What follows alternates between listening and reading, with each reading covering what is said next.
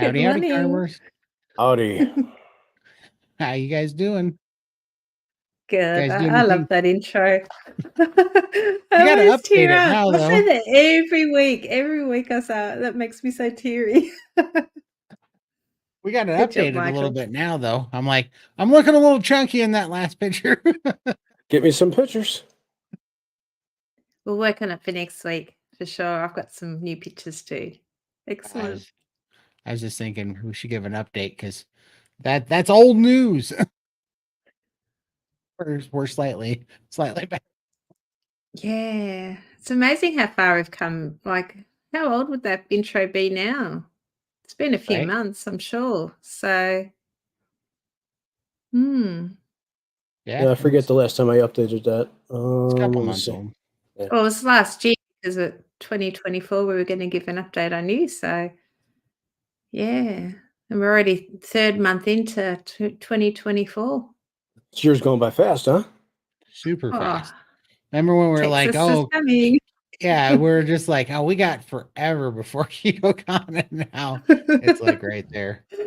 Oh, I'm getting so nervous. It'll be good. It'll be good.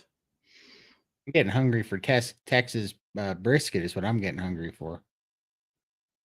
I'm just wanting to give everyone a hug. Like everyone, just meet all my carnivore friends. It's It'd gonna be be a good awesome. time. And be able to put a face to all these names and yeah. I For just sure. want to. Put in the chat if who all's planning on being around or for keto or hacking your health. I just gotta stop calling it KetoCon. It's hack your health. I keep Yeah, calling it yeah. KetoCon. Yeah, for sure. No, it's gonna be a good time. Good evening from the dark side. Dark carnivore. That's I awesome. like being on the dark side. It's more fun. Did you guys do anything fun this week? Last week I spent a bit of time with my daughter at the shop and we got to do deliveries and we set up a wedding at a wildlife park, which was really cool. So yeah, it was fun. Really stepping out of my comfort zone, meeting with strange people, like had to deliver bouquets to brides and I think my customer service is not too bad. I was actually really, really good, very chirpy. They all seem really happy. Just so out of the norm for me because I'm usually really shy. So definitely, yeah, it was fun. So that was a big thing for me. I felt really good. Yeah. Right? Let's Yeah. see. I was just going How through some of about the. you? Did you do anything interesting last week, Todd? I went to a restaurant yesterday for the first time in like, I don't know, 2 or 3 years. I don't know. And I had water because they had everything was cooked in seed oil and it smelled terrible in there. It's so weird. When I got back in there, the food that was coming out, I could smell the putrid oil on the food. And I never noticed that before, but it was actually making me a little bit nauseous. I was smelling that stuff and it's Yeah. like, what is that crap? Everything had the same weird smell to it. That whole place did. And it was not pleasant. And I was like, wonder if our body remembers being poisoned by seed oils. Oh, I'm sure. A warning signal that there's like carcinogenic, burnt cancer causing seed oils or something. But I had 3 glasses of water. It was delicious. Not really. They even screwed up the water. They didn't bring out enough ice. It's like, how do you screw up water? But it Not definitely bringing Yeah. enough reminded ice. me why I eat at home. So did you eat before going out? I Did did. I you had top a up? I Yeah. did. I had a rib. Oh, and I'm doing a new thing because I've been stalled out on weight loss and I just been feeling kind of blasé. And I had a few conversations that made some pretty good sense to me. And so I just upped my fat. And so I'm doing a 2-to-1 fat ratio right now.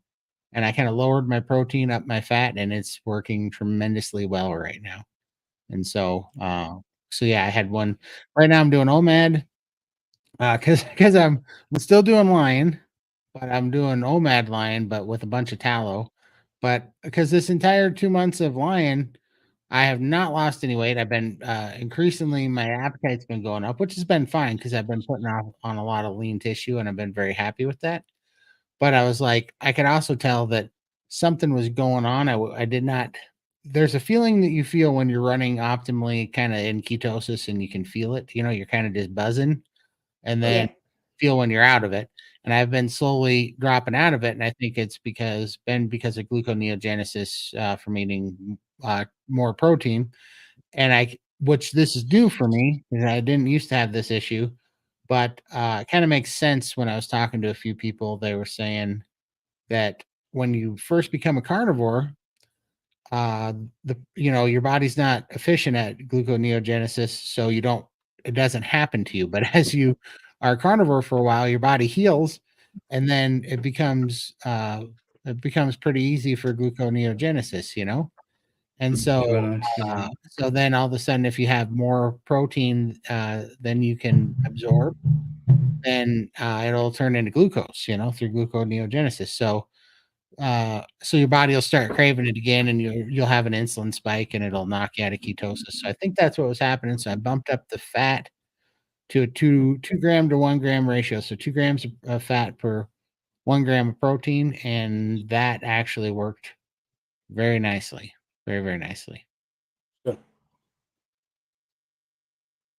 Yeah. And you've started having more fat too, haven't you, Michael? Yeah. I've been feeling out of it for the past 5 weeks now or so, and trying to figure out what it was, and it looks like it was not enough fat. I started taking some tallow and MCT oil, and feeling better. So that's a good thing. Now I did my fast for the week. I did about 95, 96 hours, whatever it was. So Hmm. we'll see what That's happens. good. I'm glad you're feeling better. So hopefully it's Oh. all on the up now. Because So am I. yeah, Yeah. you're a bit down. Feeling pretty good. I know I'm running well, and and I'm showing the highest ketone readings that I've ever shown in my life, which is pretty funny. And and then I broke my stall with eating the fat. It's so funny. It's sitting there literally eating spoonfuls of Fat to tallow. burn fat. Yeah. Frick, frick, breaking the stall. I mean, I know that it's true. I've I've been around it too long. I've seen it too much. I just what happens is as we heal, our bodies is just changing a little bit, and we kind of have to adapt to what it needs next. And I got in a rut, but and my old brain kicked in. It's like what we need to do is we need to restrict, cut it down to lion and fast and exercise. And I did all of those things, and all I did was put on muscle, but my body was holding on to the weight. And then since I've been doing this, I've been dropping like 3 pounds a day, which obviously is fluid, but that makes sense because when you go through gluconeogenesis, that's burning glucose. Glucose holds on to fluid. And so that makes a whole lot of sense. So, funny stuff, but that's why we're here. Show this crazy roller coaster on in real time so we And can all share learn our from it. stories so we can all Yeah, learn from it. Yep. That's how you for do it. sure. Hey, DC, what are Yeah. you doing? Hi, DC. Absolutely. Yeah, I've ordered my tallow, so yeah, I've been having a little bit of butter, but I think tallow might be better. So I'm going to give that a go. And definitely might help just get the food down because I still struggle eating bits of steak. So I could make it like a dip and just sort of dip my meat in, and hopefully that'll help it slide down a little better. Hey, there's Russ. Shout out to Russ. We should put Hi, his Russ. channel in the chat if we can. Yeah, I will. I appreciate it. Appreciate it, Russ. He's got him and Adam do the Keto cookout. keto cookout, and he's got a homesick Buckeye channel, and Adam's got Carnivore Today. You guys should go check those guys out. They're awesome. Yes, sir. Yeah, the keto cookout's all sorts of fun, lots of laughs. I've been on there a few times as well. Good time. I think Russ, remind me, can people still just pop in on the do you open it up for people? Remind the people so when they go there they come joke around with you guys. Whoops. That thing keeps moving. I keep clicking and missing it. Hi Jill. If you eat an 8-ounce burger that is 85/15, how much fat do you add in, or do you add any? Hold on. I have to use because I don't know what the percentage is. So, and also, here's what I'm finding out. Here's the mistake I was making. I was calculating all my fat to protein based off all these apps and what's actually in it, but then I put it on a Ninja grill that melts all the fat off and it goes in my grease tray and I don't eat it. So that's Yeah. where I was having a fat problem. Is that you know I and I pretty much knew it because every time I was cleaning out this massive amount of fat every 3 days out of my drip tray, I'm like, how much fat am I really getting? Not enough. Yeah. It's Yeah, deceiving, isn't it? Yeah. it is. So 85, 15. We're gonna say you said 8 ounces. So what that is, 85, 15, 8 ounces is what? Hold on. Something's wrong with this thing. That didn't make any sense whatsoever. 8 ounces. I have heard of people pouring that oil or the fat back onto their steak, but for me, I don't have a gallbladder, so that would just pop me on the toilet straight away. So you have to be careful with that too. Yeah. So that's why I think Exactly. the tallow would work for me. If you had 85, 15, you'd be getting, according to this app, you'd be getting 42 ounces of protein, you'd be getting 130 ounces of fat. If that's the case, you don't need any. That's perfect because your goal is to get 2 to 1 per gram. So if you're having 40 grams of protein, you want to have 80 ounces or 80 grams of fat. But You're who drinks cooking it all the off. grease? Yeah, who drinks Right. all the grease in hamburger, right? Right. Yeah. And the worst part is that when you do try to drink all the grease in the hamburger, it's rendered and it goes right out your butthole. That's a real problem because your body doesn't absorb it and you can't break it down. So, what I found to be amazing is that I'm just assuming that there's not much fat at all in what I'm actually eating, like maybe half or quarter of what is stated because I've cleaned out my grease trap too many times and I've looked in the bottom of the pan after cooking the hamburger and it's just not there, right? It's not in there. And so Yeah. what I've been doing is taking tallow, and I know for a fact that I do better when I have fat and vinegar mixed like at the same time. I get an energy spike out of it. I digest it much better. I have a way better my mind, like I'm happier, my mood's up. It's almost like an endorphin fix in a way. It's kind of great. So I mix Tabasco hot sauce because it's vinegar, cayenne pepper, and salt is all it's in Tabasco, and I mix it in with the Chicago brand Wagyu beef Oh, tongue. And so I measure out whatever I need in grams, 'cause I have a little food scale, measure it out, mix it up. And then that makes a pretty fantastic dip to dip my steak in. You can't put it on the steak because then it'll just melt and you'll be in the same problem. But you can Yeah. dip it just before you eat it at the same time. And I've been doing that.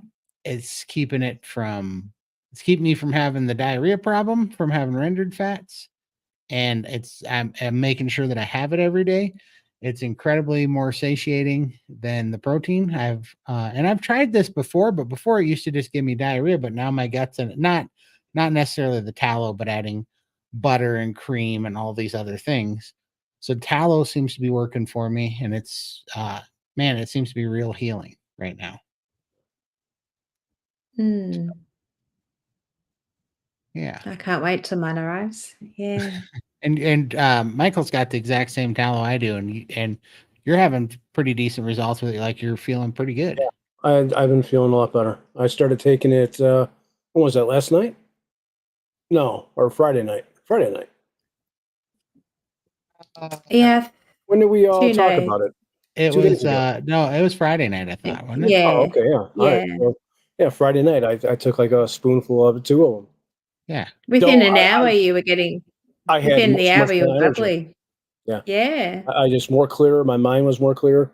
Though I took it before bed last night. I took a little bit before bed, and I had so much energy I couldn't sleep. I was back like I was on my fast. It was unreal. Right. For sure. I laid down at like Ah. 11:30 and I couldn't fall asleep till like 2:30 in the morning. I'm like, wow. Right on. Hey Russ, we put the link up usually in the second hour. So in about an hour and a half, we'll put that up and we'll finish out the last hour. So you're more than welcome to hop on. Yeah, it is incredible, right? And yeah, and I don't know, when I was having that conversation and it just dawned on me that not dawned on me, but we're having this conversation and it was presented to me that a lot of carnivores end up healing enough to, like, especially because we have a lymphatic drainage problem, right? And fat stores are accessed and transferred through the lymphatic drainage system. So those are stored fats. Plus, we also have toxins and stuff in our fat that our body is a little bit hesitant to burn, like it's a little bit stubborn because it's also a detox and it can cause stressors that make you hold on to it. It can cause a lot of things, and your body wants to be pretty healthy and equipped for dealing with it. So at a certain point, the path of least resistance in your body to energy is still to take protein through glyconeogenesis and turn it into glucose. And then that's the same thing, but it can only do that if you have excess protein. And everybody's body is a little bit different, but right around 40 to 50 grams of protein is what they say is for sure everybody can absorb, And then, but it could be much more than that. But clearly, when I was giving it like 200 grams of protein at a time, it was too much. And I think that's why my body was calling for so much protein because it was really wanting the glucose that it was going to make. So it was saying, "Eat up, big boy, eat this glucose." tricky little carb addict is what that. So I went ahead and dialed her back. Which, let me tell you, my wallet is gonna appreciate. Oh yeah, big difference. Yeah. Yeah, I was eating 4 big old ribeyes a day. I was like, I'm gonna have to go refinance my home and be paying for these ribeyes. So I'm not sad about it. And and what's great is I know it's not like I was gaining a bunch of fat. But that's the cool part. I was gaining muscle when I was eating all that, so I don't feel bad. And I was healing and I was watching my skin heal, my lymphatic system heal, my lymphedema heal. It was all good things, but it does stall you out and it's not helping insulin resistance all that much. But you also kind of got to make, you need priming, but you also need ketosis, and there's a time for both of them, And I don't know. It's working really good now for me. So this is my new plan. I'm staying on line. I'm just adding a bunch more tallow to it. So, and I'm quite enjoying it. And I had my sister do that today too, and she was quite enjoying it. And she Was said that with she the got it. tallow? Yeah. Did she mix it with hot sauce too? I did. Yeah. She came over and I cooked her and Josie steaks, and I was like, "You got to try this." And so I portioned it out so there was 2-to-1 ratio, and she was real hesitant to try it because she's like, "That's going to be gross." And I'm like, "I promise you, you're going to like this." And then first bite, she was like, "That is friggin' delicious." I'm like, "I tried to tell you, it's freaking awesome." And she's like, "Yeah." So I sent her home with a big mixed up scoop of it, and I'm like, "Yeah, eat that with your next one." And I called her 2 hours later. I'm like, "How'd you feel?" She goes, "I came home, I cleaned the house, I did a bunch of stuff, and I'm still feeling great." Yeah, a lot of energy. It's unreal. Yeah. It's funny how people are hesitant until they try it, and then it's like, "Oh my god, this is great." But Yep. yeah. Eating it the first time is a little weird, yeah. Yep, Yeah. for sure. Hi, Rachel. Rochelle, how do you recommend starting? What would be the first 7 days look like? If I had to do over again, my first 7 days would look like an orientation meeting in the SBG gang so that I had a community because it's hard. And they like, look, I'm not trying to sell you something. I get nothing from telling you that. We are admins over there just because we believe in it so much, but we don't get paid to do anything or any affiliate links or anything like that. But it is so much easier when you have a community. And if you that's $30 a month over there. And if you just try it out, the information you get for $1 a day over there, I should have done that way, way sooner. It is so handy. That's worth it. Yeah. And so, That's how I started. Yeah, I started with the community because I did try and do carnivore for 6 months on my own, couldn't do it. I just had too many bad habits to break, and there's a lot of information out there as well, which is confusing, eat more fat, eat less fat, more protein, yeah, sardine fast, so many things, and you try and fit all of these things into your diet and do the right thing, but it's not one size fits all. And I found in the community they help you and they guide you with what you're doing at that time and make things work. They give you a lot of options you can try, but yeah, no, they're fantastic. So definitely, yeah, I think community is so. a good thing. Because you're going to have so many questions, and they're gonna come up every day, and you're gonna run into these problems. And at the SBG gang, there's like 50 to 100 people in there on all these calls that have all gone through the same thing. They're in some part of the journey that they've already gone through it. They're going through it now, and you can hear what worked, you can hear what didn't, you can hear all the struggles, and it's just amazing. Because and then the coaches are there. They have the fasting and priming calls. They have the non-scale victories. You can actually see it in real time. You can reach out to all the people. There's so many helpful people in there that are willing to help you. And if you have some some real struggles, or if you're just having a real hard time, you can even hire coaches for a week or two that can get you through it and build you a plan. It's pretty incredible. And it's I don't know, it's the community is why I keep going to there, because listening to the people and the NSVs and the group information that all comes together, it keeps me laser focused, and it keeps helping me bust through these walls. And even if you don't do the challenges, there is a free forum, and the community there is fabulous. Everyone is friendly, welcoming, and can give, there's always somebody there that's going through the same thing that you're going through. And it's sometimes you sort of think you're the only one, but there's always someone there that can help out. So you can just post in the free community and you'll probably get a ton of responses and on how to deal with things. You can buddy up with an accountability buddy. So you've got someone that you can have chats with and go through it together. So you don't even have to pay a cent. That's all free. Jill, I would just say add, take a little bit of tallow and add it to it, and add something, that's clean, that's vinegar based to it too, because I find that helps, think about it. They put vinegar in mayonnaise, they put an oil and then like vinegar or some sort of emulsifier like that in mayonnaise to make it, because it emulsifies fat. Well, that makes it easier to digest and less likely that you're just going to pass through you. And so just try it, and if you start feeling more energy, you start feeling better, you're going to know right away that it's working. Like, it's not going to take long to know if it's, what it's doing for you. So, And then I posted a link to Bella's, the SBG girls, email address to request access to the free forms. You're not going to get access to the paid section, but you'll get access to the free side of Yeah. SBG.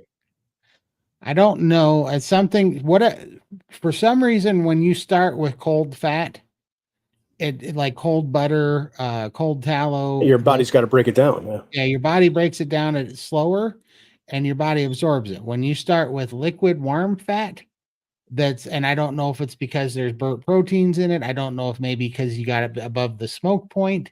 I don't know what it is, but I can tell you it gives a lot of people the screaming meanies. Oh, so I don't know. Cleans you out like a whistle. Yeah, exactly. So I mean, I use hot rendered fat when I was getting constipated, when I was having too much stuff, and that was a Yeah. good way to break that. Get you flowing. Get that log jam up. So.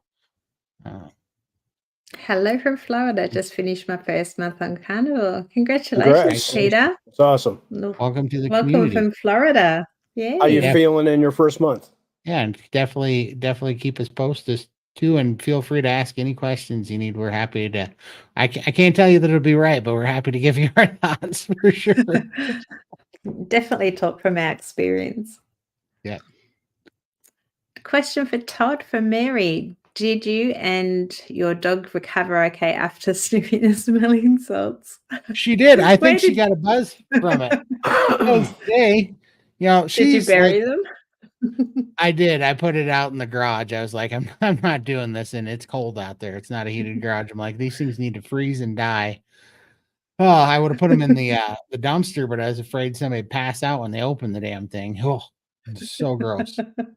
I don't know who does that. Like, if somebody, why don't they say smells like urine on the bottle? And then I would have been like, no, thank you. I don't feel like sniffing urine today. I didn't smell like pee.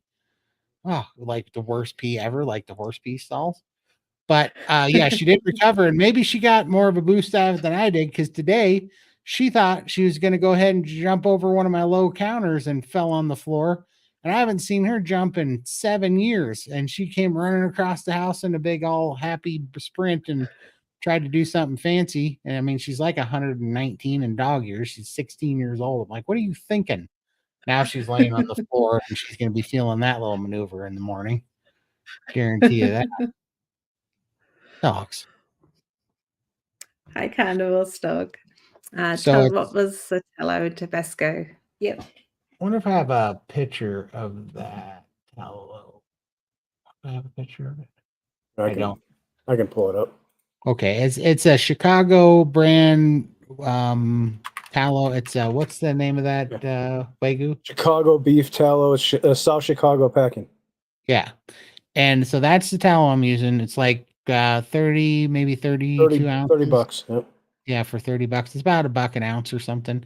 And I'm a pretty big guy, and I'm taking quite a bit of, I'm eating about 3 ounces, maybe 4 a day, to make sure I get enough. But and then I just use Tabasco, just the regular red stuff, and it's already vinegar based. And then the only thing else I put in there is right at the end of it, I put finishing Celtic salt on top, so that it's got a little bit of little crunchies in it, and I really like that. And then I put it in after I mix it, I put it in the fridge and I let it set up so it's nice and cold. And then I take it out of the fridge and I just knife it on my steak pieces and eat it together. And what it gives you is a vinegary, spicy kick, spicy, salty kick. And it's basically, I think of it as an infused, like, have you guys ever had like infused butter, like a compound butter? Yep, that's the stuff right there. Yep. From the exact site that I bought it on. Amazon. Yeah. A little website you guys might be aware. Yeah, I can't get it here. It was all on back order. So I ordered some from Tasmanian Tallow. I think it's tassietallow.com.au. I think Yeah. for any Aussies or for Carnivore Keith, you might be able to get it from Tasmania. It's all grass-fed tallow. There you go. Mm. No, not 2-to-1 on the vinegar versus fat. It was 2 scoops of the tallow, or 2 grams of tallow to every 1 gram of protein that's in the meat that you're eating. So it's a 2 grams of fat to 1 gram of protein ratio. The vinegar Tabasco, just do that to taste. I put, basically I've been doing 3 to 4 ounces of tallow, and I've been doing like an ounce of hot sauce, an ounce of the Tabasco. And then I have to whip it pretty hard until it all incorporates, and it takes a little bit of time. But then, because it's an emulsifier, it does, and it changes the texture a little bit. And then I put that together, and sometimes, I don't know, probably an ounce and a half. I like it pretty strong because the vinegar helps emulsify the fat, and I just get really good energy out of it. So Very nice. Question: any tips for cleaning grease stains off clothes? My regular detergent doesn't do the job, and my whole family has been staining our clothes since we eat so much more meat now.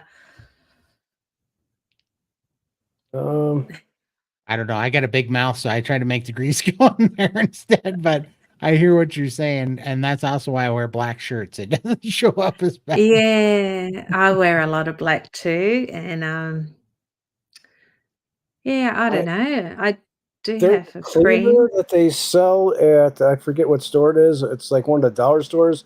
It's a yellow liquid. I can't think of the name of it Is right it now. Shout? No. I can't think of the name of it, but I got a bottle of it here. But that's out of What's the name of it? Let me see if I can find it. Hold on. It's a degreaser, and it works We've great got on clothes. some comments in here too as well. So anyone that can help with a cleaning thing. Let me see if I can find it. Dawn is the best. Dawn dish soap. The There Dawn you works. go. Awesome. It's called Totally Awesome. Totally awesome. It's concentrated. It works really good. I'm not gonna lie, I haven't done a load of laundry since 2009. So I don't know anything about the grease stains. I know that if they don't come out, I buy new shirts. The other ones become shop rags, so I don't know. Here we go. Yeah, no worries. Yeah, tallow. So we do the Chicago brand tallow that Michael just put up, and we do Tabasco, and I like to sprinkle a little bit of Celtic finishing salt on it, so it's got those little salty crunchies in there. Those are really good. I've been doing about I don't know, I guess really I've been doing about a 4-to-1 ratio, 4 times fat, 1 times Tabasco, maybe a little bit heavier on the Tabasco, but that's how I like it. And I actually had some hard-boiled eggs the other day. I don't normally eat hard-boiled eggs, and I popped some Tabasco on there, and geez, that went down really well. Enjoyed them. So if you're not a big egg fan like me, give that a go. I'll definitely be doing it again. Just sprinkle the Sure. salt and just Tabasco. Yeah. Yeah, I like it. I like it that way too. I fried Eggs.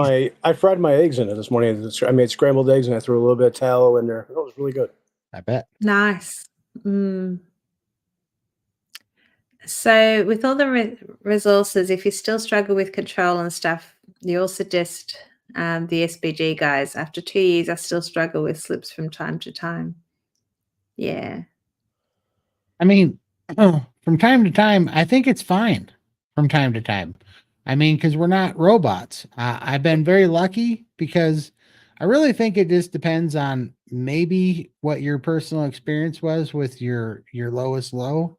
I know that in my mind, I've failed so many times, and it's taken me to a pretty bad place so many times. I just something inside of me broke. I pray a lot, and I think that helped a lot. To be honest with you, I think that put me over the hump because I really have not had any slip ups in 14 months, but I did for the previous 39 years.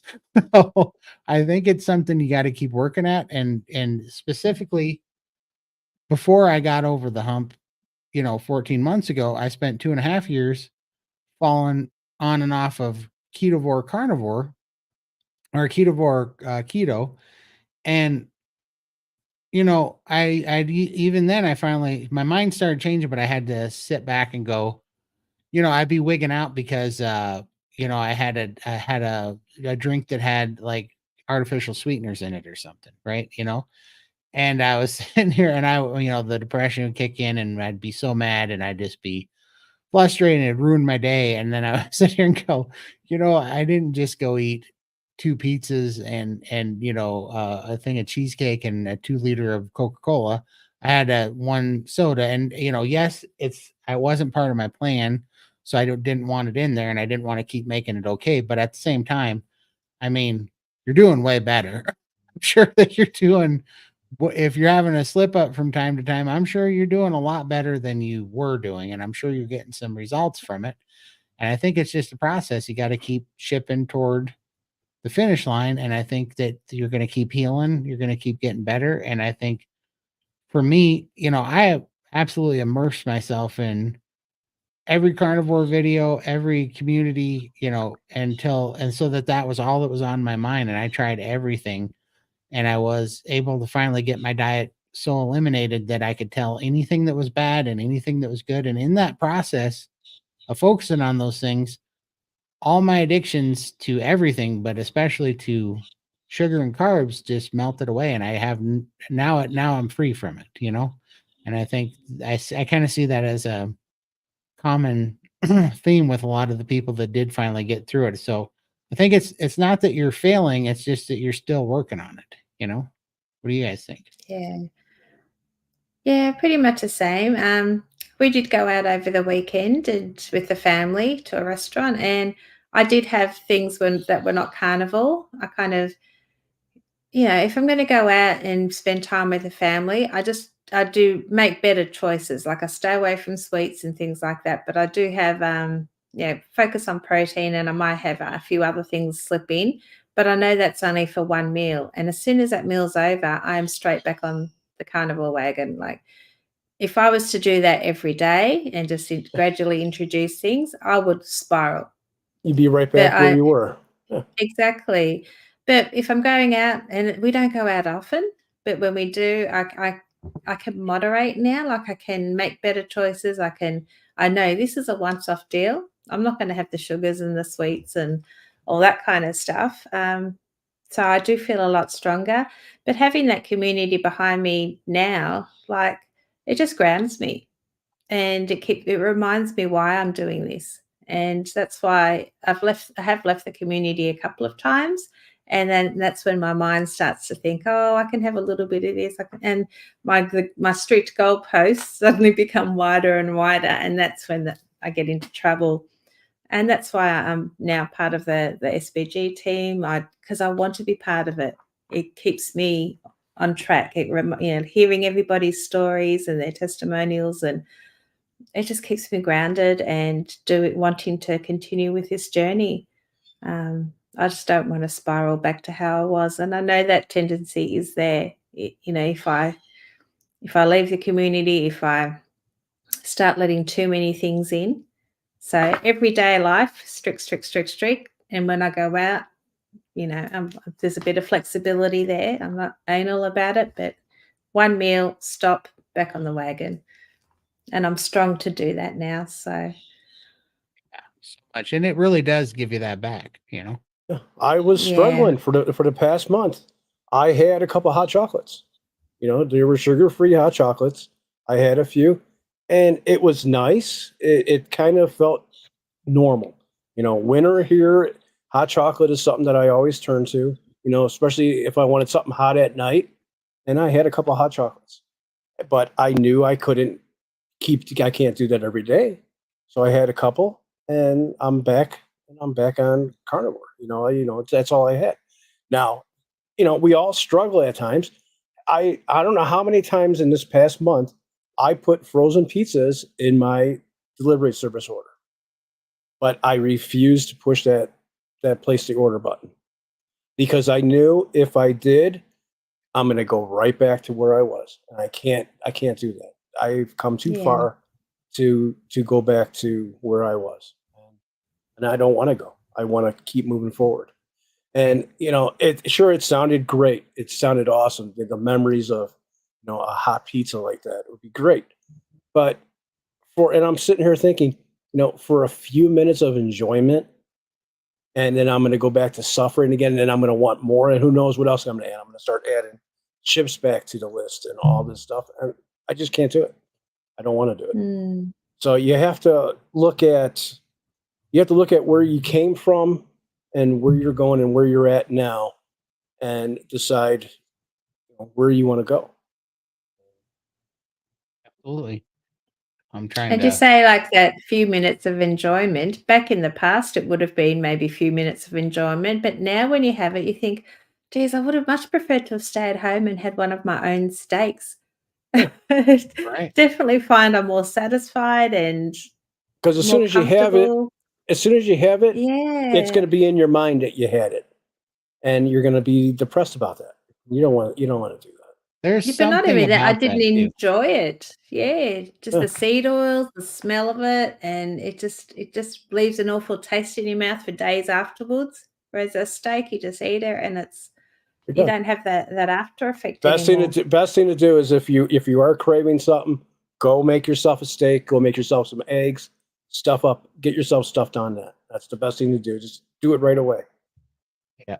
Yeah. Yeah, and this is just what Michael was saying. This is one of my favorite pictures Exactly. because Suffer or that suffer. You're yes, suffering both ways.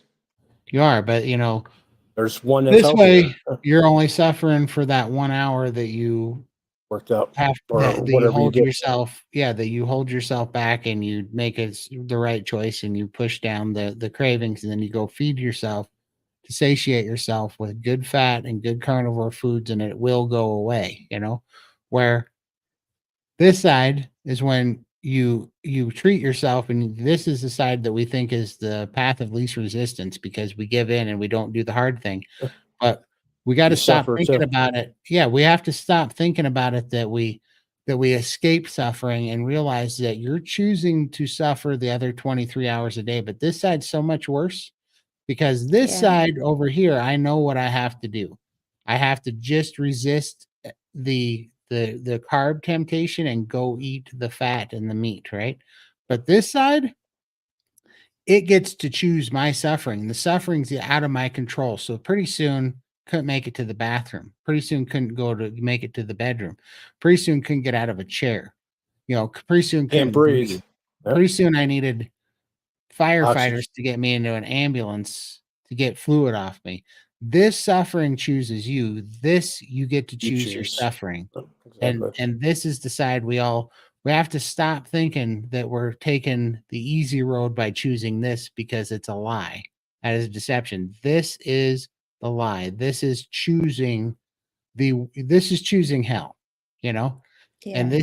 this is choosing to live and to get strong. And what happens is it's just a muscle that you start building and you have to rely on that and know it and trust that, and it'll get stronger and stronger and stronger. And pretty soon it's nothing to resist it anymore. And not to get all preachy on anybody, but I mean, this reminds me of the Bible because it says, resist the enemy and he shall flee, you know, and that is what this is. It's hard at first, but you get very good at doing it repeatedly, and it's not even a struggle anymore. It's not a struggle anymore for me at all.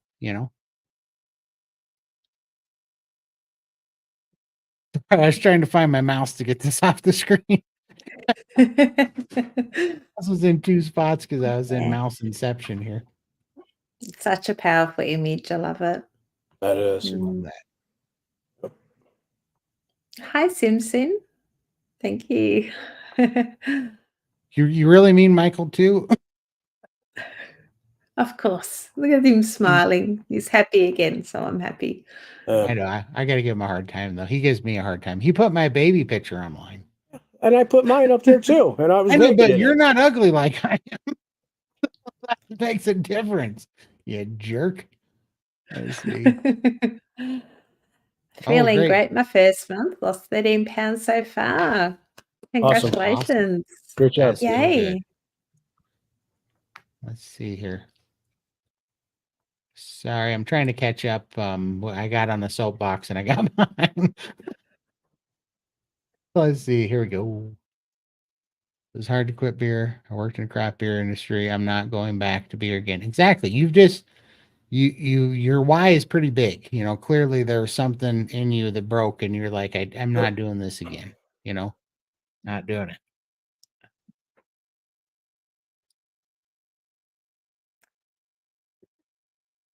I've always subconsciously believed I could get to a point where maintenance wouldn't be a struggle, and I realize I will always require work to maintain my health.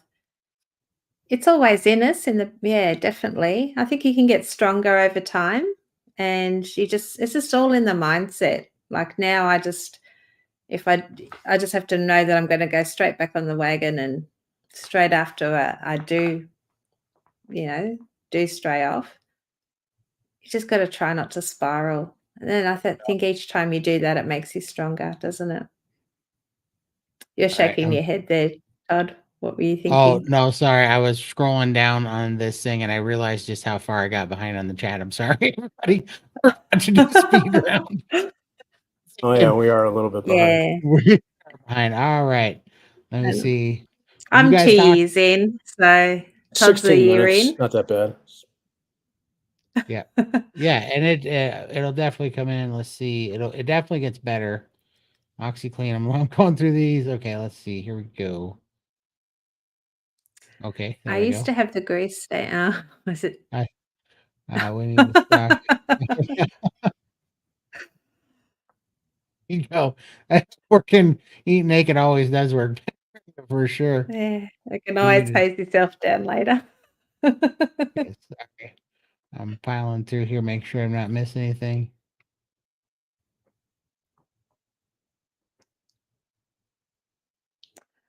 Thank Hello you. from Iceland. Yay. Lonely carnivore who loves to see your chats and results. Oh, thank you. You shouldn't be lonely. We have a fantastic community here. So I'm glad you stopped by. Appreciate it very much. Thank you. Thank you. Yeah. DC, well said, Todd. Thank you very much. I really, that was one of the things that I've figured out, and the reason why I say it so much too is because when those things started changing in my mind and I stopped looking at the eating carnivore as the hard thing and I started realizing that it was actually the sugar and breaking down into that stuff was the hard thing, it really made it drew a line in my mind that made it easier not to cross anymore. I guess it's just showing, a simple way to put it would be it is showing up your why or whatever everybody talks about, because you really you got to build that why wall up.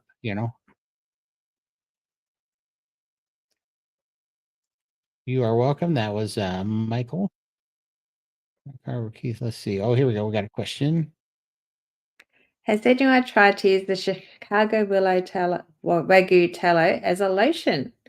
Things marked as tallow lotion seem expensive. Wasn't sure what the difference between. I have heard of people using it as a skin lotion. I put some on my lips. I don't know if it's I can't see why not. I haven't tried it. No, I can't. It doesn't make it past my lips. As soon as I get out of the thing, it goes to my mouth. So I haven't tried that yet, though. I wouldn't recommend it if you've got pets. Right? Yeah, you're gonna get licked all the time, all night. Your dogs are gonna be licking your legs or whatever. You taste like beef. Yeah, community kept me accountable and strong. It does. It does. It keeps reminding you. Sometimes you do stray, and just like when you stop watching YouTube videos, you just tend to get pulled back into that old vortex, don't you? For sure. So we need to stay in the community. Absolutely.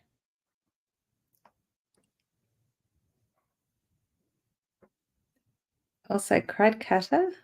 Don't know what that is. Has no fragrance. There's no smell at all. Really, none of heavy piercing lemon scent.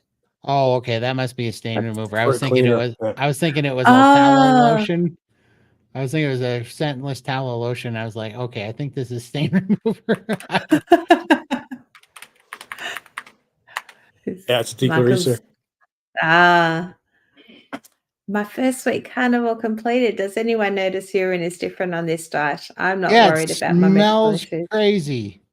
This is what it Yeah, does. it's funky. You're like, Yeah. your pee smells funny, and you're gonna have to get used to that for a good while.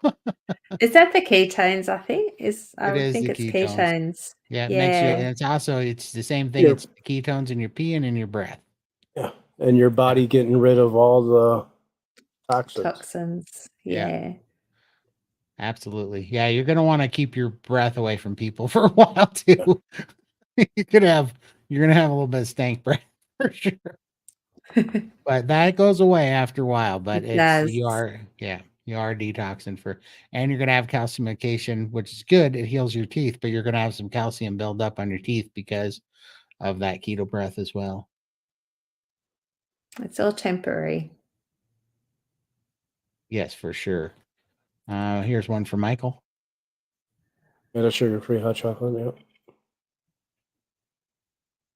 I have Exactly. keto hot chocolate. Yeah. Yep. Absolutely. Oh, wrong button. Yeah. None of us do. None of us want to go back to where we were. Can't. There we go. Got too much to lose now that I found my freedom back. So Oh yeah. hi Diana. I too went out with family and ordered a mixed grill, nothing else. And I took 2 boiled eggs with me also. Took my own salt. Excellent. That's a way to do it. Yeah. Here we go. Sounds like a homemade version. avocado oil, and then what essential oils you like to smell. It's heavenly. That'll work. Yeah. I've actually got some. You're not affiliated, Tassie tallow, and that's got, I think, lemon myrtle, and that's really nice. If I can open it. Yeah. It's like a tallow cream as well. Does that work pretty good for you? I just ordered some Yeah. tallow lotion for my legs because they get dry. And Yeah, especially for your legs because of the lymphedema and how they Yeah. go off scales. This is beautiful. Yeah, but I like to have a bit of essential oil in there just for the scent. That's Yeah. why I order it. I'm too lazy to make my own, but I'm sure it wouldn't be too hard, but it's just work that I can't. Yeah, I'd rather spend my time doing something else. Yeah, ask for it to be cooked in no Yes. sweet oil. I just Yeah. wonder, I thought I was thinking about doing that last night, but then when I smelled all the smell in there, I was like, I was just like, man, it's gonna still be on the grill where it's gonna get cooked, like I was like, Yeah. I just assume not have it because it just smelled not great. Will do. I will keep it going. Oh, we're getting another one. Wow. Let's see. I've always loved Michael's smile and the golden curls of precious Todd. Oh. I was a fat little cherub. I needed to be on a Hallmark card shooting arrows at somebody is what I look like. Gosh. Oh, we need to see the picture again. It's been a while. I don't know, I'm gonna probably get yelled at. I don't even have it anymore. I burned it. I got it off the internet. I got paid it. people. Oh, son of a bitch. How do you have it still? Thank you, I think I V-Bob. do. I gotta find it. Let me see. I hope not.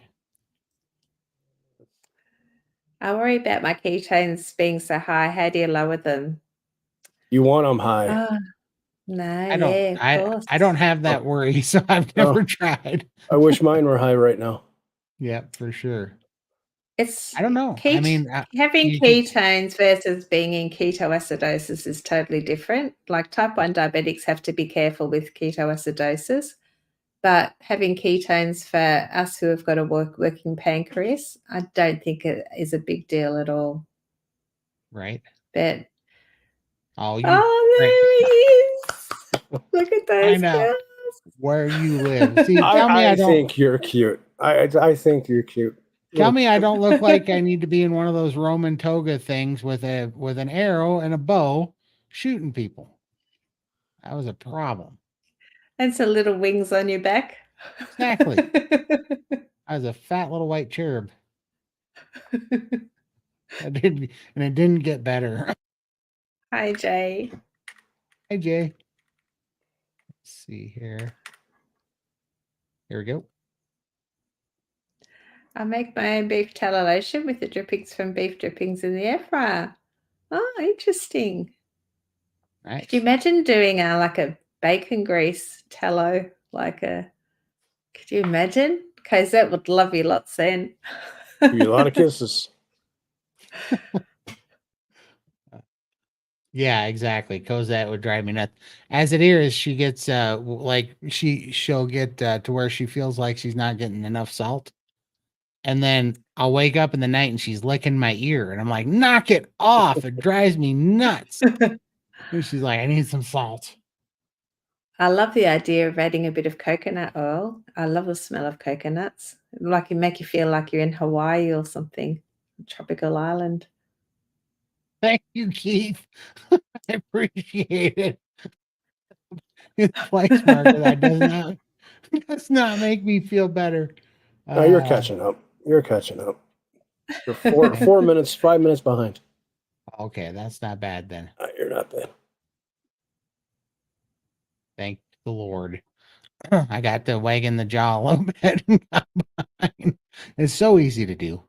And people wonder why this thing's 3 hours long. It's like we got so many awesome viewers. Like, how is it, 3 hours isn't enough most times. Everybody's awesome.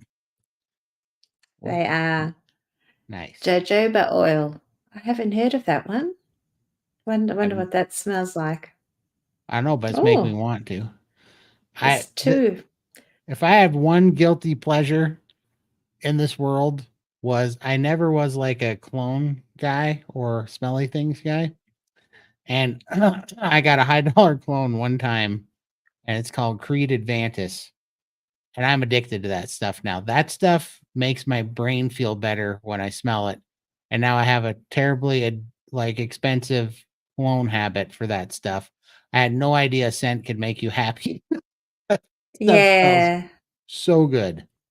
It's crazy. Oh, I love putting perfumes on and things now. I never used to. I didn't have like personal care was just out the window. What's the point?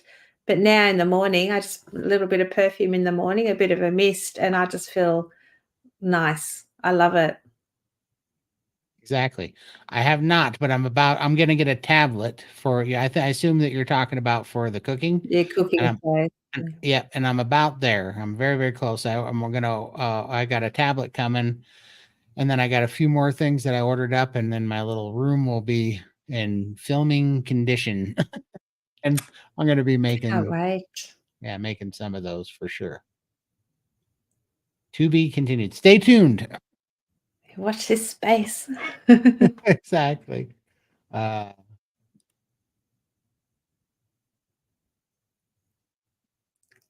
Well, thank you, Yeah. Keith. Thanks, Keith. Let's see.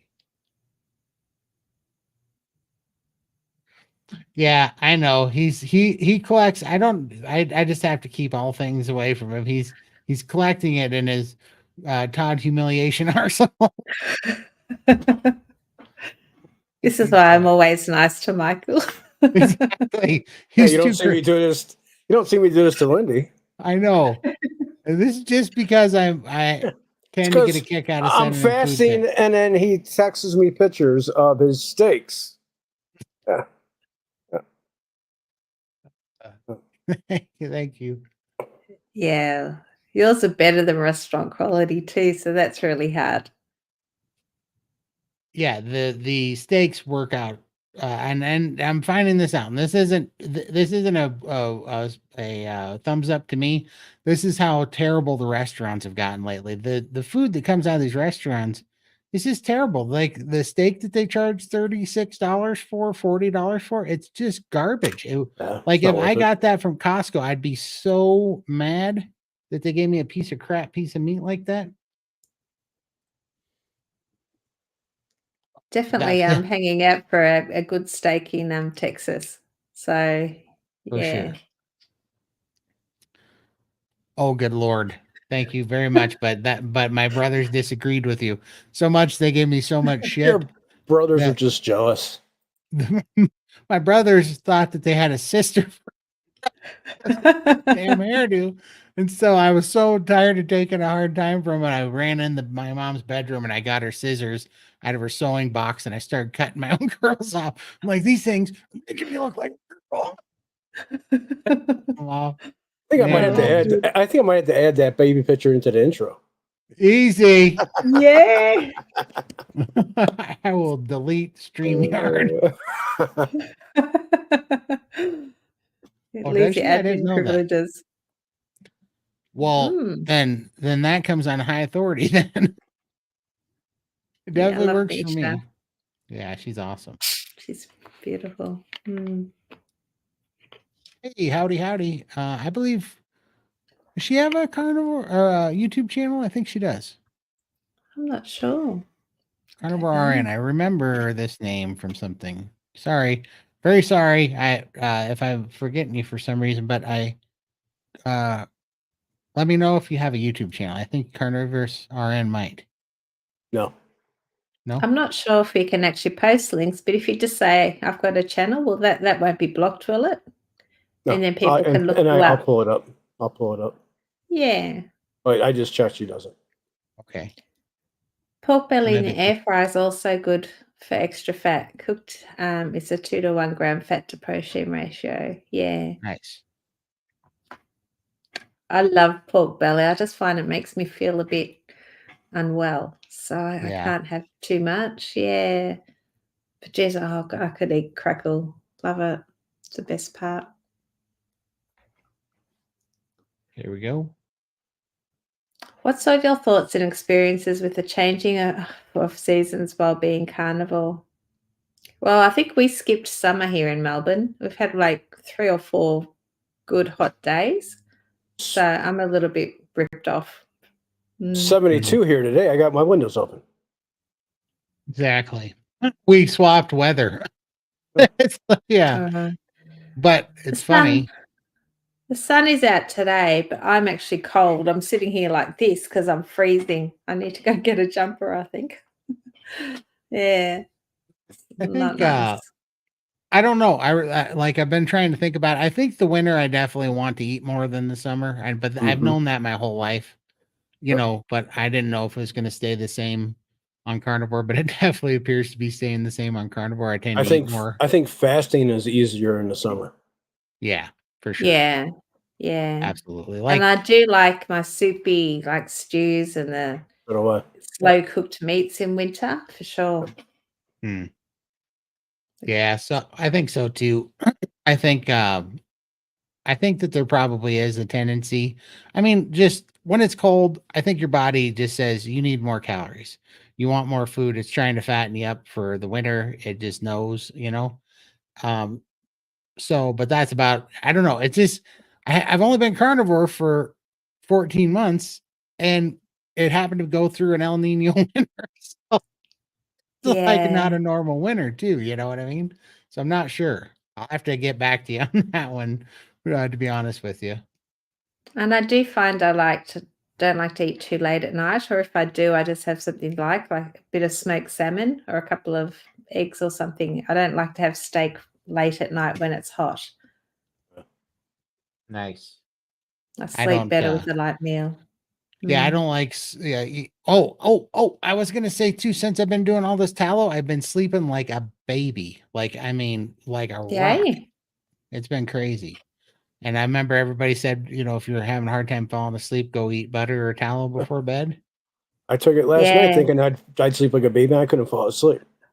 But your ketones aren't there yet because this is only your second day. I think Yeah. I think in another 2 or 3 days you'll get there. So, and maybe just up the fat, like kind of, somebody said you should do it until you start having diarrhea and then back it down just below that and just ride that for a little while, you know? Good idea. So that might be Think to see how much. yeah.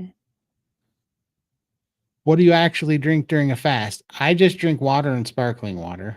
And but Yeah. that's all I've drank, period, for the last 14 months. So, For my Yeah. 21-day fast, it was just all water. Um, for this last one, this 4-day fast that I just did, I had some coffee in the morning and Yeah. water. But other than that, that's it. I also don't makes mind the you hot sleep. water at night as well because being summer here or supposed to be warmer, I do like my hot drink at night. So just Hmm. hot water works for me. Sometimes I put a bit of salt in it just for a bit of flavor. Your teeth feel better. Yes. And it's funny. I don't know why, but sometimes, some months, what about you guys? Some months I'll just get that calciumified buildup stuff. Do you guys ever get that? Yeah, I do, I guess. Oh, but my teeth are so much better. Like I had very bad periodontal disease, and my teeth are like they should have been ripped out, but I think I've saved them. Yeah, so much Yeah, better. they're so much better than what they were. So a little bit of tartar or whatever build up, it doesn't matter. They don't bleed anymore. They're feeling really good. They feel clean. Yeah, eating Yeah, carnivore, it keeps your teeth a lot healthier. yeah, Yeah. and they're Stay not away from all the wobbling anymore. sugars, and yeah, it's. I was dealing with a toothache for about 3 weeks, so I had to buy these things.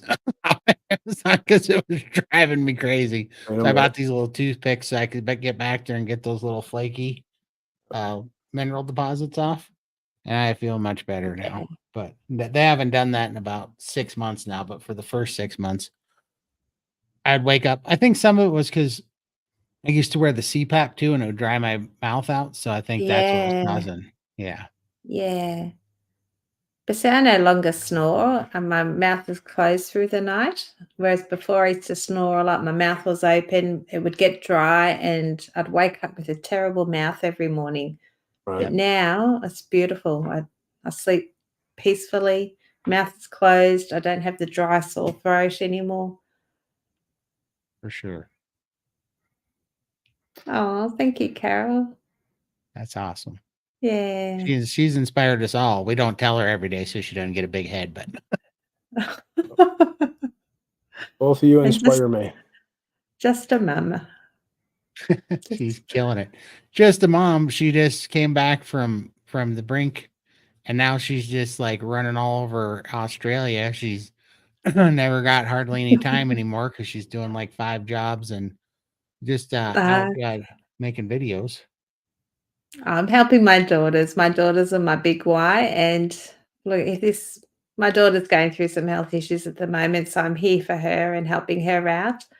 I'm just glad this didn't happen 2 years ago because I would have been useless, stuck on the couch feeling terrible that I wasn't here to support my daughter. But it's just amazing how all the timing has just sort of fallen into place that I can be here for my daughters at last and be a proper mum. So, yeah. Amazing. Absolutely. Well, it's pretty awesome to watch you driving around everywhere. And Yeah. like, yeah, that's day and night different, isn't it? Oh, it is. Yeah, it feels good too that I'm just more confident as well. I love it.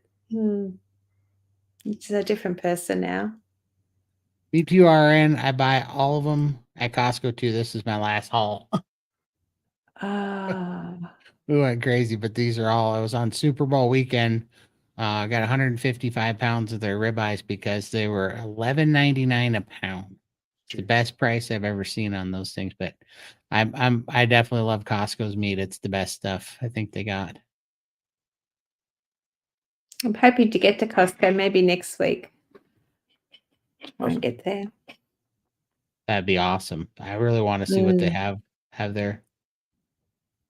There we go.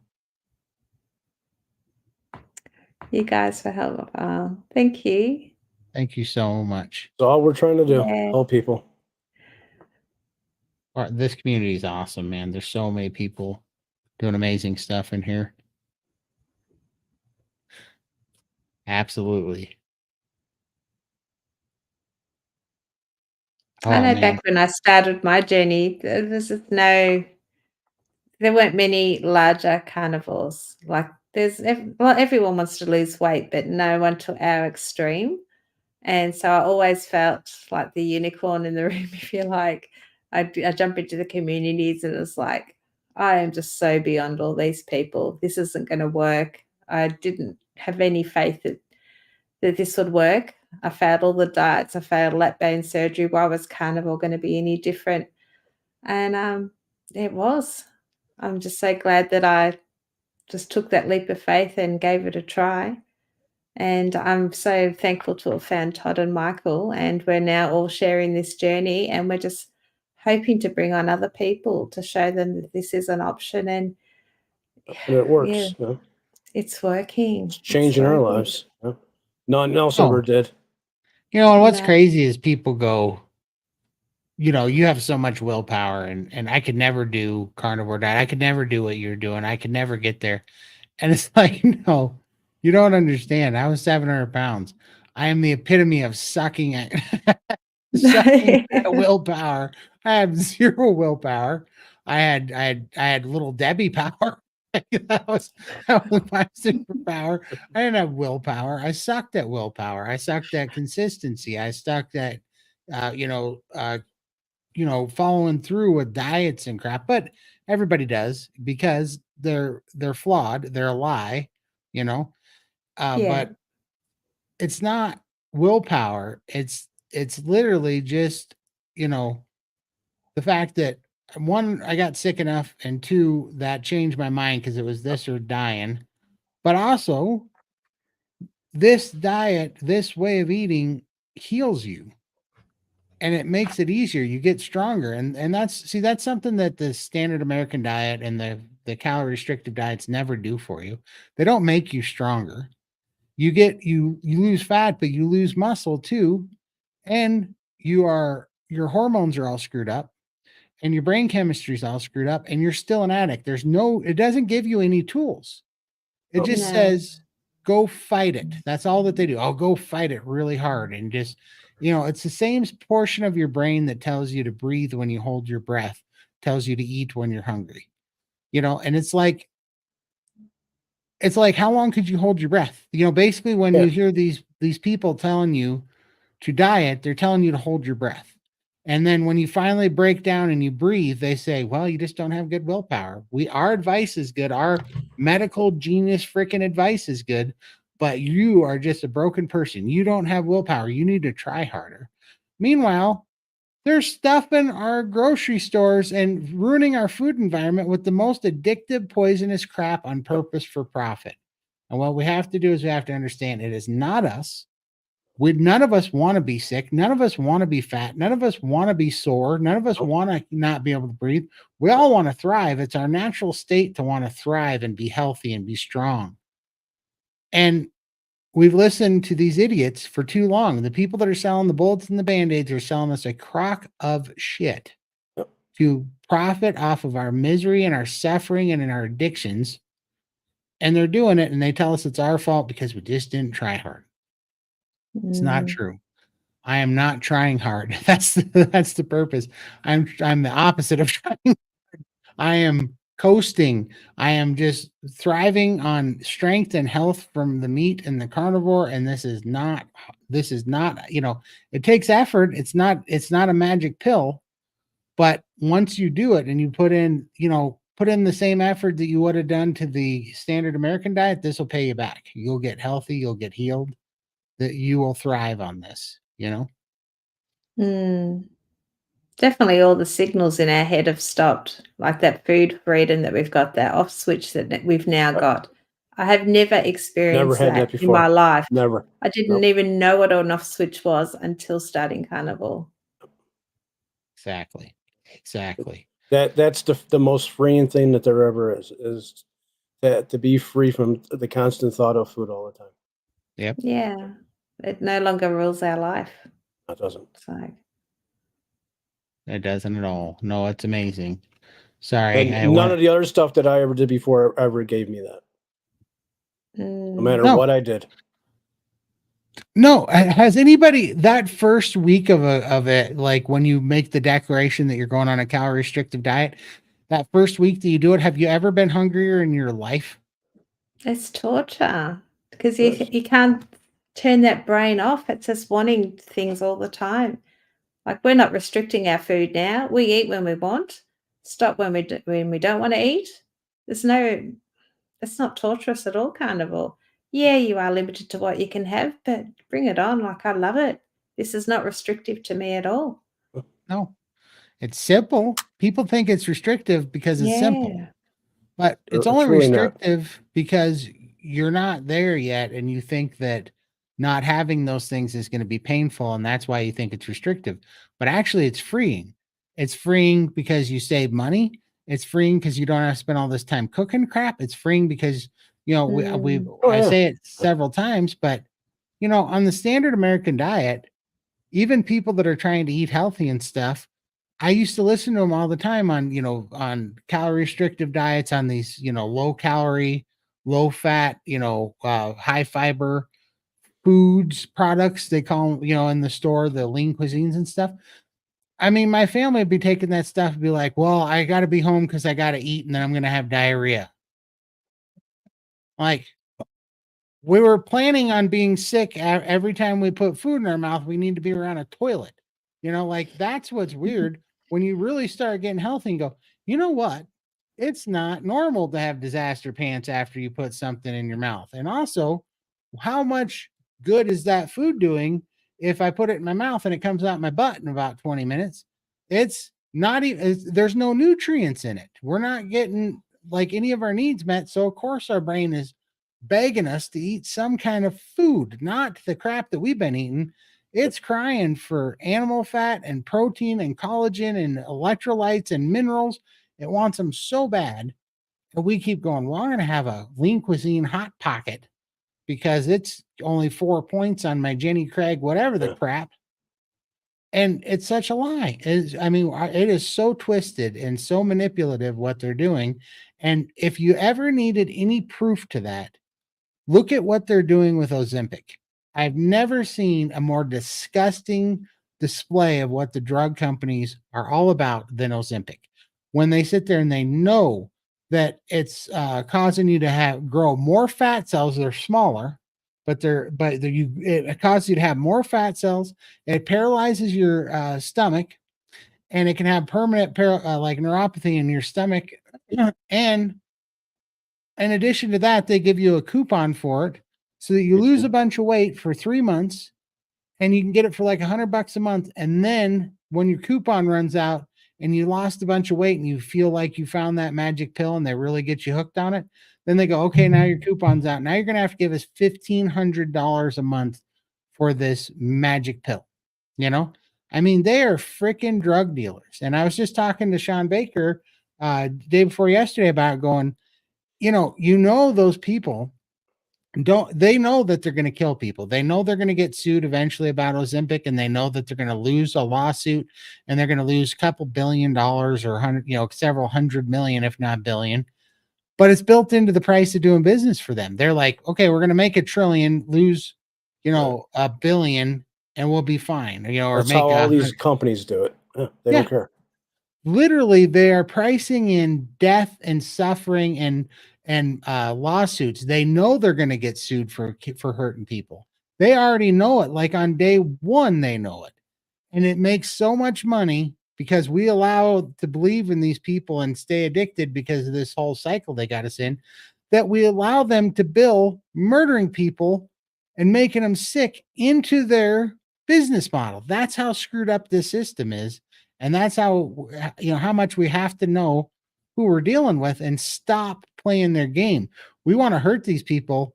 We just stop listening. Get off the freaking ride. Do not play these guys' game, and eat the fat, eat the beef, get healthy, and just stay away from all that stuff. We got to bankrupt these pieces of shit. It's so terrible. And they're targeting all the vulnerable people. I know in the lymphedema community, I'm in quite a few groups which I follow, and all the women there are just they want these drugs. They want the Ozempic and the Medina and all the other ones. And here's me on Carnivore. My lymphedema is so much better. Like I don't have the swelling and the pain that everyone else, the heavy feelings gone just by eating meat. And anyone mentions carnivore or a low carb diet, and the girls, they pounce on you. Like I'm too scared to even talk in those communities, which is really sad because I feel like this is working, and the other girls that are struggling and asking for options, I'm just too scared to even talk in those groups because they're vicious. It's just so sad. It is super sad. We're probably gonna have to do another turbo around here because I went on 2 rants and now we're even further behind. Good Lord. 15 minutes. Oh, I used to eat high fat. Yeah, I found my hair was falling out until I upped the butter a little bit, and it stopped falling out, but I want it to thicken up now. So, yeah. For sure. Oh, Mine fell out when I was 18, but I've been growing it back since I primed and started upping my protein, fat, and amino acids. Hey, John, everybody go check out Big Man Alaska. He's got an awesome channel, a super good dude, really good content. Thanks for stopping by. Oh, wrong. yeah, I can't wait to go back to my dentist and him to tell me that he sees big results in my teeth. Right? Yeah. My wife just tried an Impossible. Oh, she said it tasted like high school cafeteria hamburger patties. Is that why it's impossible? They used a time machine to bring them Yeah. back. The patties from the past. That's gross. But yeah, so crazy that it's impossible to digest one, I bet. Yeah. Interesting. Yeah. Let's see It's just a here. bit of a balancing act, isn't it? And I think you need to change things up as we found out as well. You can't just stick to like OMAD and do that for the rest of your life. It's just tweaking as you go. Your body needs things at different times. Absolutely. I brush my teeth with cacao powder and it works so well so far. I used to have issues with my teeth before I started losing weight. I've never heard of that. Is that chocolate cacao powder? Yeah. I think so, yeah. Okay. Yep. Wow. Yeah, I've never heard of that either. I've heard bicarb soda, but then I heard that's also very abrasive, so to be careful with it. There it Again, is. a lot of mixed messages. I so enjoy listening to you guys every week as I paint in my studio. Been Carnivore since July 23. So much healing. Thrilled to share the journey with you guys. That Oh, is awesome. So when I Thank you so started much. July 23. That was great. How are you feeling? Definitely keep us up to date and we'd love to hear your experience. yeah. Let's see. Sorry, I'm going through these. Here we go. Any tips to help with running to bathroom due to getting used to the fat? No seed oils, just animal fats.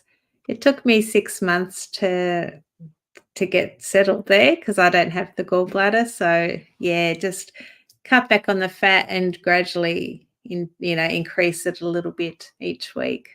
Yeah, like try the leaner cuts of meat if you're having trouble with the fatty cuts of meat, and then add in Mm, your fats with like cold tallow or cold butter, because yeah, the cold fats, or even just you know beef fat trimmings, but eat them cold. Some people eat them right out of the freezer like little pills and take them.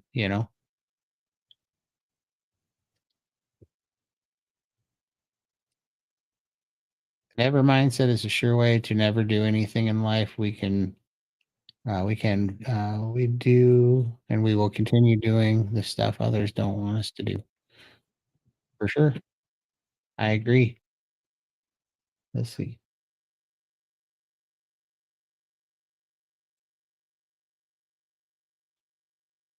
There we go. I did keto and Atkins on and off for years. Hard to shake the mindset and only eat meat. Yeah,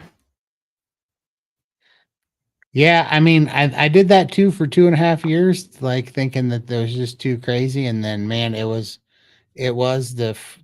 like taking the chains off when I actually did it, and I was like, okay, now I see it. Like, yeah, and up until you experience it, you can't understand it until you get that freedom, and then you understand. yeah. And I do still struggle with the fat, no fat kind of thing. The more fat you eat, the more weight you're going to put on. But yeah, so like I do tend to restrict it lots. But then when I do add it in, I find I actually benefit from it. The scale starts to move downwards again and the hair loss stops. But I think it's always going to be a constant battle. Exactly. Yeah, this is Yes. exactly right. Yep. Yeah. Once you get over that hump, it does become second nature. This is all you want. All you crave is meat. But it's Exactly. just that you need to get over that hump. And that's hard for some. Takes time. Yeah, I have seen the new the new drug commercials. Basically, they're just drug dealers. They're so crazy. We're Loaded with better. sugar. Bill Gates saying we're better off eating peanut M&Ms than meat, and then you look at that guy and he's an inflamed phlegm ball walking around. I don't know what kind of crap they're pumping into him to keep his heart beating, his little pudgy, weak tail heart beating. Yo, guy's probably run off of freaking Microsoft. Probably an android, half android, pumping his whatever. What a You're going to freak. get a shadow band. Okay, I don't care anymore. I think it's the fat. The fat's making me feisty. The tallow. That's my feisty juice. I never had to use willpower to be a carnivore. From the first day I started, my body and mind thanked me. Oh, that's great, Keith. You've come such a Awesome. long way too. You had an amazing journey. Yes. Yeah, see right here. Exactly. But once you get past it, it's so funny because Yeah. at first you're past it, but you're just like, am I really past it? I mean, am I just like, how long before I fail? And then pretty soon, if you just, when you have those cravings, go stuff your face with bacon and eggs, just Yeah. stuff your face. And then pretty soon you've strung together like 90 days. And then you're like, I am past it. And I remember how hard that was. And now it's not hard. So then you don't want to go back there anymore. But you have to remember that Yeah. because there's a part of us, I don't know what it is, but I did this for 39 years where I would go, I'm doing X, Y, and Z to get better. And I would do it. And there would be an improvement. And I would start feeling better. And then I would go, let's celebrate Yes. Yeah. ice cream and pizza, Yep. and I would just tank it all. And I don't know what was in there. And before you know it, you're right back where you were, and with Exactly. more. I've done that Yeah. many times. So. The Sucks. old spiral. And And that's where the priming comes in because you just focus and eat like it's your job. Just eat meat because you're there to heal your body and you shouldn't be focused on the numbers on the scale. That you can tweak later. You've got to get over these cravings and that hurdle. And when you're comfortable with the eating, then you can worry about the scales. There's so many tools you can use to drop later. It's all about healing your body first. absolutely. It really is.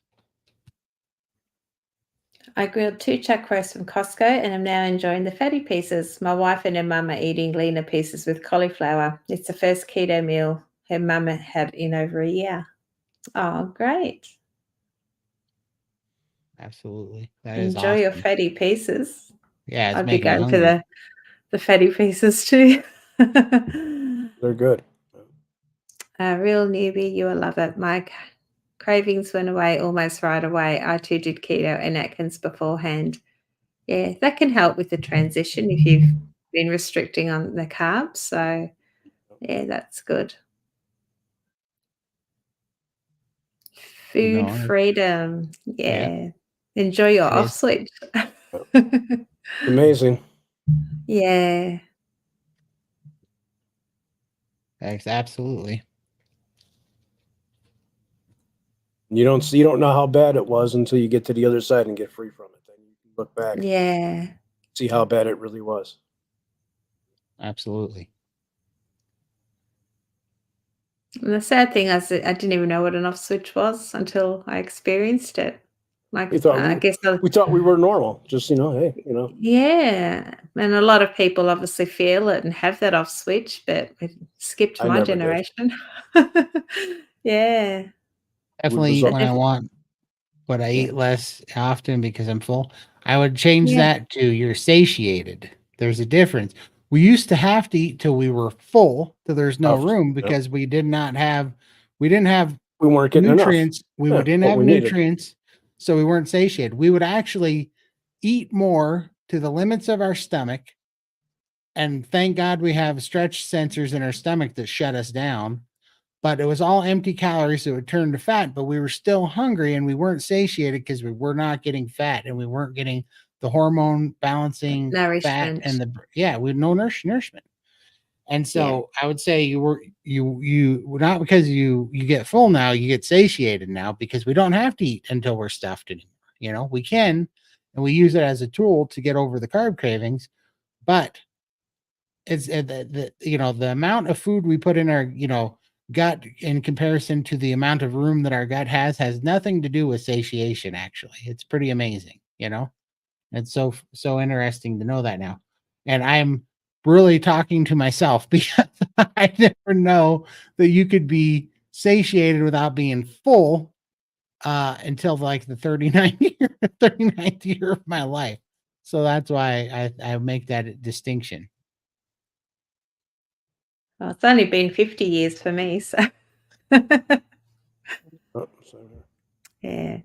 If I'm stupid enough to add something I know I can't moderate to my grocery order, then I'm in trouble. If I don't have it, it's easy.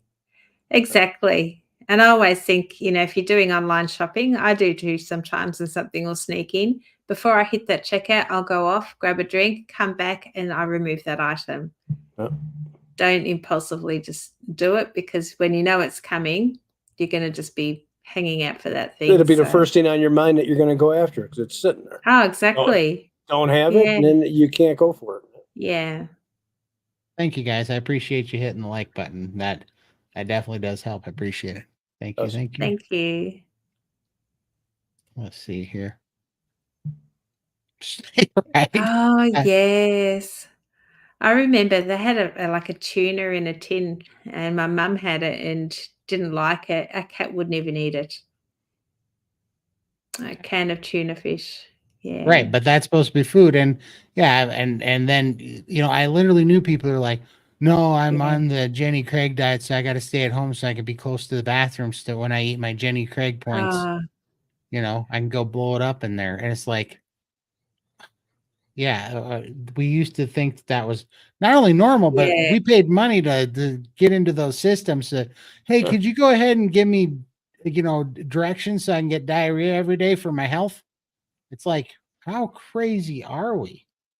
Yeah, and you know that seed oil smell that you smell in restaurants now, Jenny Craig, every food item smells the same. There's something in it that I think they just use in every I think it's a every laxative. ingredient. Probably. They're Oh, like, they can't gain weight if they're blasting it out the back Out of door. you. yeah. They want it out of you, so you go buy more. Yeah, and the portions are tiny and you were starving. It's not sustainable. Ozempic's such a horrible idea for weight loss and time. Yeah. Absolutely. Amen, DC. That's a fact. We'll leave it there. I researched Carnivore for months, binge watched Dr. Kills, Dr. Berry, Dr. Baker, and rewatched his videos over and over, and even listened through my AirPods while I sleep. It's the best way to do it is to just binge watch all these beautiful doctors. They've got so much wealth and knowledge, and even the community, just listening to other people's stories, getting inspired. But then you follow your own journey. You do what works for you. So You know what I'm loving too on that road is that I watched every carnivore influencer 14 months ago, and I'd watch every video every day, and I would wait for him to come on. There are so many Yeah. carnivore influencers now, I can't keep up. I'm Yeah. behind on all of them now because a bunch of yokels like us keep popping up here I because know. it's awesome because it works. And people are like, hey, over here, watch this. Hey, turns out you can save your life. Turns out they've been lying to us. And I love the spread of information that's happening now. That's why we're all going to have to get over to Rumble or something because this will get shut down eventually because it's too successful. But yeah, but we got to keep doing this. It's incredible. I love that I can't keep up with all the information now. There's too much of it. It's awesome. Yeah. I was prescribed Ozempic, and after research, I tested out. Thankfully, it wasn't a diabetic because some people actually need it, but not for weight loss. Exactly. I think I told you all about my experience. I went to see a skin surgeon, and he asked me, how did you lose all that weight? And I said, carnivore diet. And he goes, oh, not Ozempic? I'm like, no. And he goes, would you like some? I just lost 500 pounds. Are you asking me if I want Ozempic for the rest of my journey? I don't think so. I was just like, But I said, no, yeah, thank you. give me one of those shots. I'd like to shove it up your ass. I know. I was like, why would you even ask that? Some of these doctors don't make any sense. No. Yeah. Well, it's so ridiculous. No, and I mean, really think about this. This is when it really started sinking in. When I was in the hospital and for 11 days and they drained off a bunch of lymphatic fluid off me after I got COVID and I was 700 pounds and all this crap was going on. They drain all that off me. Nobody comes to talk to me about diet. My cardiologist doesn't talk to me about diet. Nobody asked me what I'm eating. They did not care. They didn't say a thing. They did all these tests. They set me up with more tests. They said I got to see a cardiologist. I got to see a sleep apnea guy. I got to see this pulmonologist. I got to see all this crap, right? They gave me a long laundry list that I'm sure that they're so happy to give me because, well, that's business, and I blew off most all of it. and I started doing carnivore very shortly after that. I lost 200 pounds. And finally, because I had, last time I was in there, they said I had recently gotten congestive heart failure and it was real dangerous. And that's why I was getting this off. They charged me $38,000 too for that 11 days in the hospital, by the way. Nuts. Wow. And so it goes on. They send me home with oxygen. Now I got a oxygen bill every month. It's, that comes cranking in. I'm supposed to be taking these new prescriptions and stuff. That's all coming in. And 6 months later it goes by. Actually, I guess it was about 7.5 months later went by, and I was down just over 200 pounds. And I was off the oxygen. I was off all medication except for a little bit of fluid pills, but it was instead of being twice a day, it was like twice a month, just for a little bit of upkeep. And I finally answered my cardiologist phone call because he wanted to do a Zoom checkup to check on my regimen, how I was doing. And he said, it's very serious. I have your chart here because I missed a bunch of checkup appointments I was supposed to do with him because I was just like, I'm not doing any of this. And I called him, did a Zoom call, and I told him, and I was excited to talk to him. I thought he was going to be like asking me what I did, be kind of excited about it. I thought he was going to be on my team. I thought like we were going to have like a congratulations, high five over the Zoom call together. And I told him all this stuff in great enthusiasm. I was very happy, upbeat for the first time in forever, wasn't suicidally depressed anymore. And he goes, well, that's a good improvement, but I have to tell you, I'm extremely worried about your diet. And something just clicked in me. Because I was like, you didn't give a damn when you guys had me racking up a $38,000 bill, pumping lymphatic fluid off of me while I had congestive heart failure on 5 liters of oxygen and didn't look like I was going to make it. You didn't give a shit about my diet then. But when I'm telling you that my heart's better and my oxygen's better and I'm not taking any medication and I don't need these things anymore, and I tell you what I did now, that's a problem. Does that not sound like they were worried about losing a customer to you? Exactly. Yeah, it's like, and that was when I told him, I said, I think you are mentally ill. I'm worried about your brain, doc. I think you need to go see a medical professional because there's something wrong with your damn head. If you can sit here and see, all these just think about it. improvements. Yeah, if he had prescribed me some jack off pill that cost $2,000 a month, Right. that gave me the same results that Carnivore did, he would have blasted that from the mountaintops. He would have told everybody. He would have asked me to come in as an example to all of his patients to sell him some freaking ridiculous pill every month. Even if it made you have, oily gas and grow a third eyeball on your forehead, it still would have been a resounding, wonderful thing because he's a genius. But boy, if you do it with meat, they're worried about it. This is a problem, and it's like, man, I don't know. I haven't been back to a doctor. I don't plan on going back to a doctor. I mean, unless I have a bone sticking out of me, I'm not going to see those pricks. Just not doing it. Ugh. Am I behind? How far am I behind, Michael? 20 minutes. Sorry, guys. Sorry. I'm trying to. You're doing well. 1 pound. If I miss any of your comments, I am so sorry. Post them if there's something you really want to see up here. Please post them with a Q in front of them, and I will definitely pick them back up. I'm just I think the fat is making me feel better, and I'm ranty today. No break today. My brain's working. Okay, I'm going through here. Let's see what this. Since I've gone high fat, I have energy, but also getting the oxalate dumping under control has been really good. I would get depressed with dumping and eating carbs. So far, so good. That's excellent, Shelley. I'm glad to hear you're feeling better. That is so good. I think we're all kind of experiencing that right now, actually. Yeah. Are you having tallow, Shelley, or are you doing the butter? I've just bought a big tub of tallow, so I'm looking forward to trying that. A cheaper version of the vibration plate is in the mail and hoping it helps. Yay. Mine officially broke. the other side snapped, and I think a piece has fallen in. So when I turn it on, it doesn't sound very happy. So I have to look into getting a new one. I have to Todd, say yes because I had diabetic neuropathy in both my feet and my shins. And yeah. since going I couldn't tell you. I mean, I did several things at once, so I can't tell you which one did the most for it. It was kind of several things. It was I got a bed that raised my feet above my heart. I started doing really strict BBB and E carnivore. I started using the shake plate.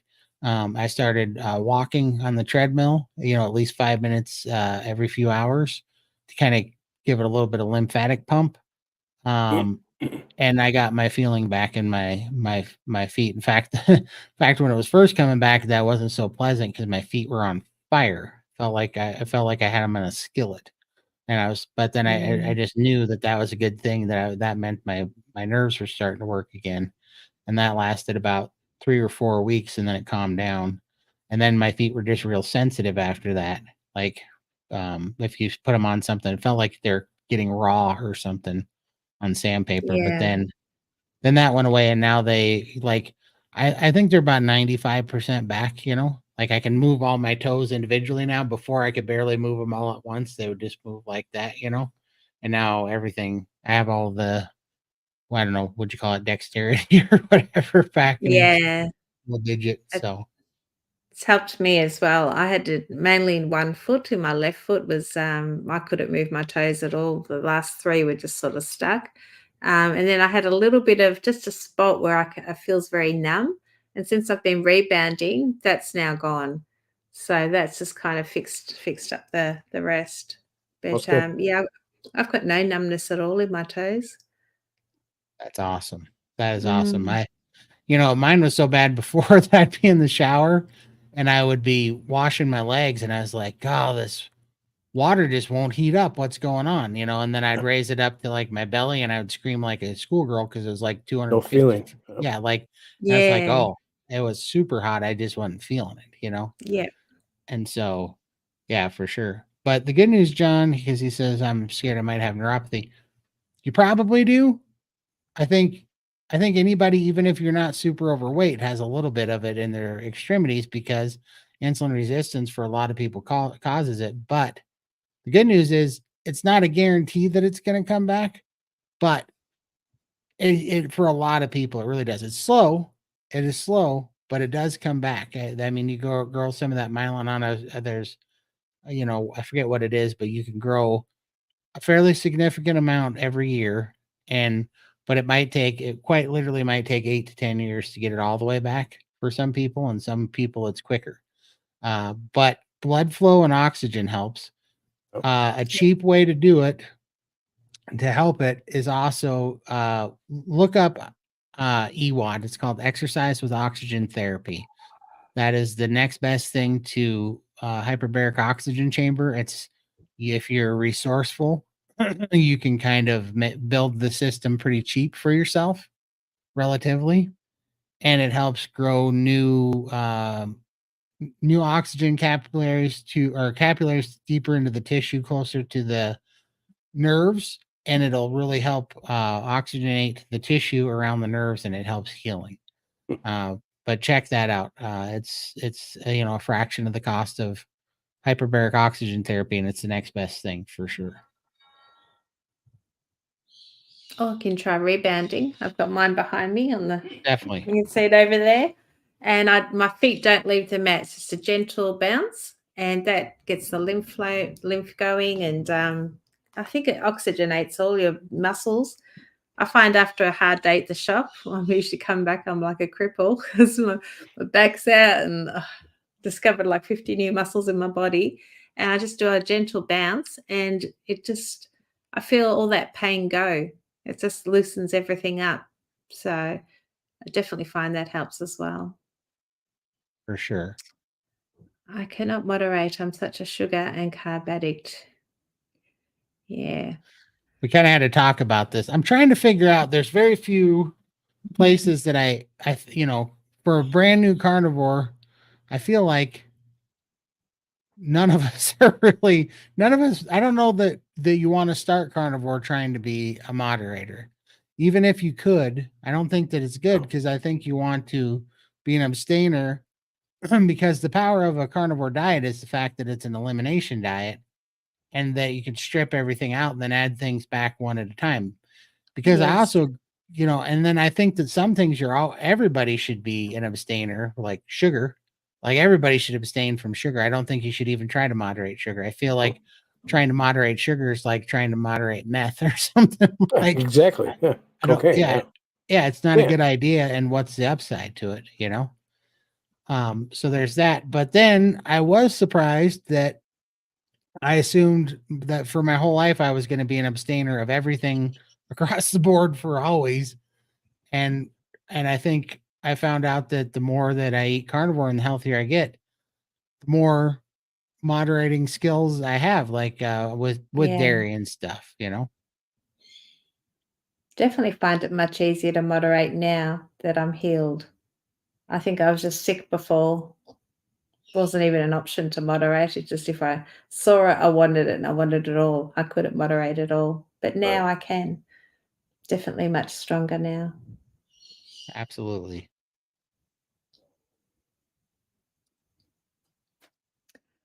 My last carb detour was on the 26th of Feb. I'm putting a cross on the calendar for every day I'm 100% carnivore. I had to cut out bacon and cheese. Oh, that's awesome. I love the idea of putting a cross on the calendar. That's, And I love yeah, that you said detour, not fail, because Right. it's not a yeah, fail. You're doing Right. better. You're still moving forward. And that's Little all yes, this is. setback. Yep. yeah. Bacon and cheese. I don't have those either. They don't do well with me. So good on you. Great job, Shelley. Tips to eat this way with someone that doesn't. Snacks everywhere. Oh. It's hard. Thankfully, my husband can eat whatever he likes when he's not at home. But at home, we eat carnivore. So if he wants a snack, he can go out and buy his snack because it's not coming back in the house. He can eat it in his car. I don't care. If we go out, he will have his snacks at a restaurant, and I'm fine with that. But if your other half doesn't or wants to have snacks at home, it is very difficult. But you just have to remember this is your journey. Why are you doing this? And why don't what will happen if you have those snacks as well? Is that going to help you reach your goal by eating those snacks, which is probably won't? That's the reason you're not going to join him and have that snack. And it's hard. It is a mind game. Maybe go and if he's having a snack on the couch, go and run a hot bath. Put a candle on, turn the lights out, nice and dim, have a nice hot bath, and treat yourself in a positive way rather than eating the sugars. That's my advice. Anyone? I'm glad I don't have to deal with it. Yeah. I think you make them put it away. I think, I think the problem is, or one of the problems, and I haven't really had to fight with this too much. I mean, I kind of did, I do take care of my mom. She's got Parkinson's, but she was not carnivore when I was carnivore. In fact, she was the opposite of carnivore. When I was carnivore, she had brownies and donuts and cheesecakes and, everything on the counter at all times in the kitchen, and the kitchen smelled like a sugar bakery. But I made a little room, and I didn't intend to do this, but I did because I couldn't get out of this chair really, and I was pretty sick, and so I made this little room, and my world was about 12 feet, so I didn't go in that room, and I didn't look at that stuff, and I knew it was there, but I stayed away from it, and I just built a little room around me, and that was what it took. To not look at that stuff, to not be tempted by that stuff. And so mainly I say it all the time, but I had to make the path of least resistance carnivore foods. And I had to make the things that I wanted to stay away from hard to get to, Right.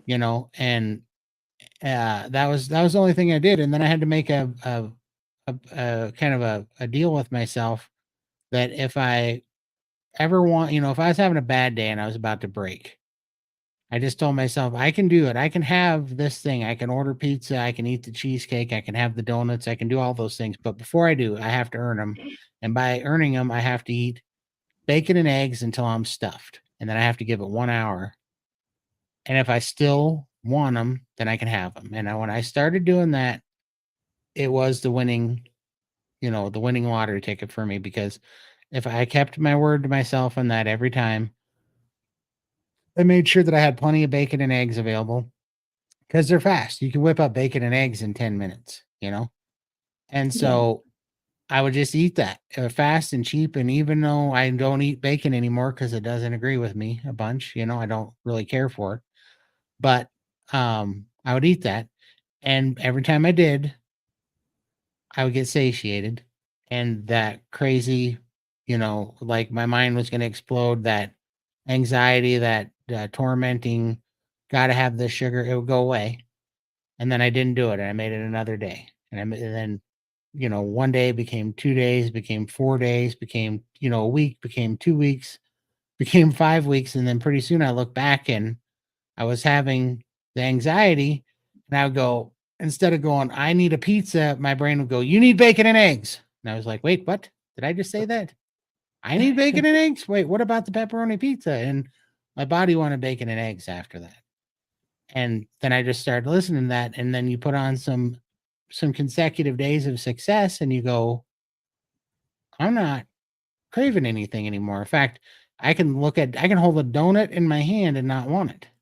I can remember it tasting good, but I don't, has no power, it's completely gone. And it just doesn't bug me. And so, yeah, I mean, it's crazy, but you can get there and it happens faster than you think. Think about when you're doing something fun, like on a vacation or, doing something you like, or the summer, a season that you look forward to. Think about how fast the weeks in that time go by, they just fly by. And so when you're in the thick of it, it feels like it's a long time. But when you look back, you're like, man, that 3 months went by in a hurry. And look how far I've come and look how much better I've gotten in the last 3 months. And I didn't think I was going to be able to be this free in a year, and it happened in, weeks. The thing you need to remember is the feeling that you have being free from it and getting your life back and feeling better is so much better than anything you can stick in your mouth and eat. Absolutely. It's just not worth it. Nope. And you got to experience it. So do yourself a favor and stick with it. Do whatever you can to be successful. Plan, build it, let everybody around you know that this is the thing you're doing, to take that stuff away from you, and they should want to help you. They should want to see you get better. Yep. Instead of trying to sabotage you. Yeah, and then do it, and then be free, and then lose weight, and then you can tell them how they're all poisoning themselves. Yes, and then they're going to end up seeing the change in you, and that's going to inspire them to make the change in themselves. For sure, absolutely, it does work that way too. It does. Yeah. It's when you see something is when you really can believe it. Hearing it doesn't do it. It's when you see that change in somebody else. It's just like the change that I my future, when I sit here and I look at Todd and Lindy, that's my future that I see right there. I see Lindy driving out, going out and being with her daughters. I see Todd going out now. That's my future right there. Just months ahead of me. That's why I got to keep doing what I'm doing. That's awesome. And it is only just months. And it's going to be days pretty soon, It takes time. It's a slow process. We all wish that we can just do it overnight. It's a slow process. It takes time. You just got to stick to it. But I know I'm so much better off now than where I was 7 months ago. And that 7 months went by fast. And 2 years for you, Lindy, how fast did that go for you? 2 years for me. Exactly. At the time, it felt like it was never going to happen. I was like, I can't wait for it to be a year in Carnivore. When's this going to happen? And now looking back at 2 years, and I was literally blinked, and I'm a new person. Look at our opening intro shows us at our worst. Okay. And you can see the changes that we've made in ourselves in a short time. So if we can do it, you can do it. Believe me. We were at our rock bottoms. Yeah. Absolutely. We did not think that we would ever get where we're at today. Did any of you guys think that you would be here today doing this and feeling No. as good as you feel right now? No, I threw a Hail Mary and was just hoping that this might work, basically. And then lo and Yeah. behold, it accidentally did, you know? We all knew that we had to give it our all one last try. I was literally on my deathbed, 1 foot in the grave, and it was either I can die, keep eating this way, or eat meat and have a heart attack. I was like, well, obviously what I'm doing now is not working for me. I'll go for the heart attack. At least it'll be quick. It didn't happen. Here I am. I go to bed each night hoping that I don't wake up in the morning. That's how I was living. Yeah. Yeah. What's the Absolutely. difference now? Well, thank you so much, Peter. I sure appreciate it. Thank And you, keep Peter. doing what you're doing, Peter. We're doing great. You're only a month in. Keep doing it, man. 13 pounds you're down. Absolutely. Yes. Sorry, we're doing a Fantastic. quick speed round to try to catch up again. You guys are too awesome. Yeah, there's so many influencers now, which is fantastic. And yeah, the more people out there sharing their stories, the better. Eventually, to all the people that are going to see it, and they're going to say, look at all these people that have changed their lives. Yeah. Absolutely. Yeah. You won't be able to deny it no more. Absolutely. Oh, I appreciate that. I used to fall asleep all the time with all the carnivore people in my ear. It's awesome. I'm glad that somebody likes the 3-hour videos because we get some people going, what are you guys doing? I can't watch the 3 hours. And I'm like, you do have a pause button. And it remembers where you left off. Exactly. So that's awesome. Yeah. Now our videos also come with little cherubs in your sleep, so that can't be too bad. Yeah, exactly. Sprinkling the sleepy dust over them. Exactly. Hardy hard. That would be a terrible dream. Me and my curly locks floating over you. Little sleepy dust. Absolutely. He Yeah. asked about it because he wants his Yeah. kickback. Yeah. Yeah, exactly. They want their Stupid. monthly fees, their monthly subscription. That's what it's Well, all he about. got a big fat no from me, so quite happy to continue with my carnivore journey. I'm in no hurry. I don't want to. This is my magic pill, so and I'm happy to fund Yeah. it myself. I have to sit and watch my patients eat the sad diet diabetics with cookies. Will be their tray Yeah. dialysis nurse here. It's horrible. Absolutely. That would, oh my Lord. Just look at the food they serve you in the hospital. It's no good. None of this shit is good for you. So how are you trusting them with your health? Yeah. It's rough. It's rough. And especially, I wish I had that picture where it showed all the health ministers of like, like the Yeah, I've 4 seen that. Western I've countries. seen it before. Yeah. Yeah. Yeah, and they're Yeah. all huge, you know?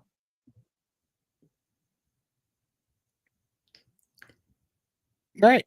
I know Yeah. that's what Exactly. like, seriously, I felt like instead of him being my doctor, he was my insurance salesman, and I just called him up and told him I was going with another company. Right. That was more or less what that was like. It wasn't about it wasn't about me or my health, and it couldn't have been more cold and robotic. He didn't hear a thing I had to say, you know?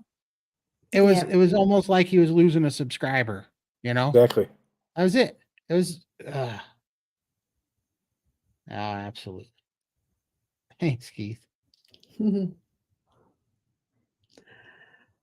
Oh, yeah, it's the fat, John. It's a tello. Yeah, freaking industry for sure. Oops. There we go. Appreciate it. We gotta get this stuff out there and get it through people's head when they're all, I get the stupidest freaking comments sometimes from people that don't know. And I mean, they're not stupid in the fact that I understand where these people are coming from, but the brainwashing is so bad. Like, I had a comment the other day that said, well, it's great, Todd, that you've had so much success, but what about when you get colon cancer? Or what about if you get colon cancer? And it's like, first of all, What about if I eat the sad diet and get colon cancer? Right. What about if I'm a vegan and get colon cancer? You think that that vegans and sad diet people and paleo people and all these different people don't get colon cancer? They all get colon cancer. And I understand that they're going off of some absolutely skewed epidemiology studies that demonize red meat because it's good for profit to demonize red meat. As you can see, that there's a war on red meat right now.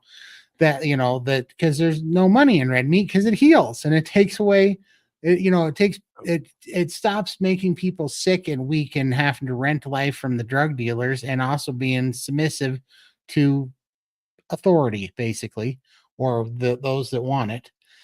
And so it's like, how crazy is that to worry about getting colon cancer at this point? We're like, I would be right now. I'm blessed enough to have gotten healed enough that if I ever did get colon cancer, at least I lived long enough to get it. I wasn't going to live long enough to get it the way I was going.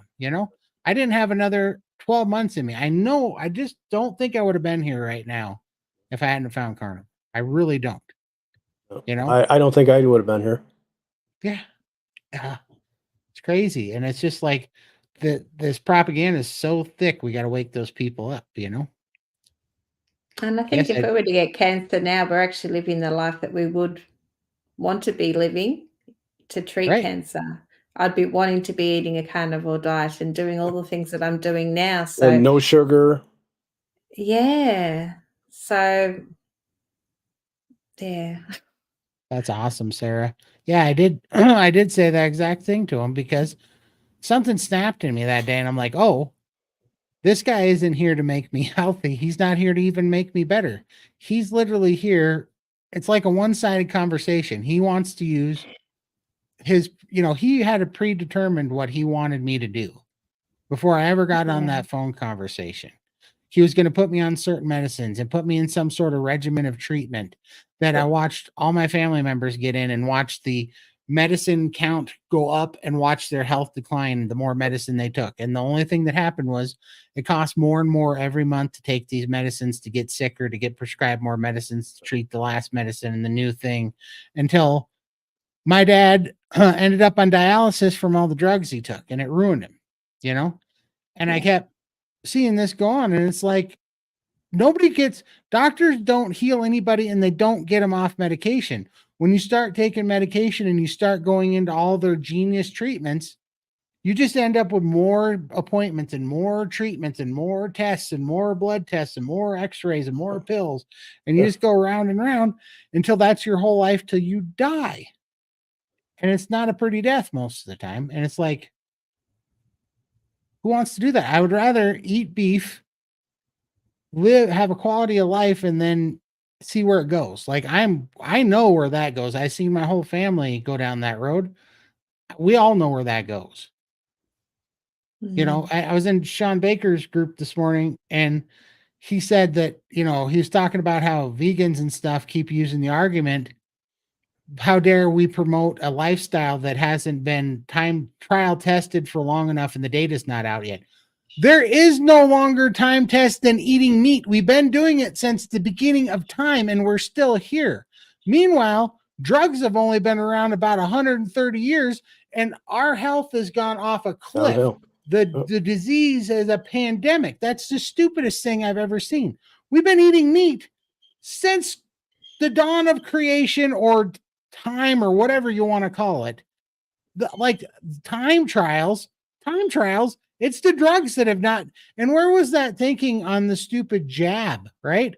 They were taking people's jobs if they didn't take them. And our argument was that it didn't have enough testing on it, that we couldn't take it because we didn't know what the effects were going to be. And they didn't give a crap. And now they're worried about time testing meat, beef. That's the stupidest shit I've ever heard in my life. What is going on with these people? I don't know. Todd, how many people out there that are in the spot you were right now? The hospitals are needing new education. I worked in the hospital for 28 years. It makes me angry that I was part of that. Absolutely. Absolutely. And I watched my mom do that, my sister do that, my dad do that, my brother do that, and my brother died at 40 years old. Dad died, and he was all they ever did was go to the doctor, get blood tests, and get more pills. And my mom, and they've never gotten healthier from it. Meanwhile, everybody I know that's a carnivore is exponentially healthier. Yep. And they Yeah. want to sit here and stand on a soapbox and tell us that we are being dangerous and we aren't educated enough to, share our own experiences and share how we saved our own lives and how our lives are exponentially better and that we don't want to eat a bullet anymore because we're in such bad condition. That's some bull crap. I mean, it's clear propaganda. Oh, I thought that was for us, but I think it's a question for somebody. Let's see. How many of us have been hurt by doctors? What happened with the Hippocratic Oath? Doctors have hurt. Yeah. Absolutely. To do no harm.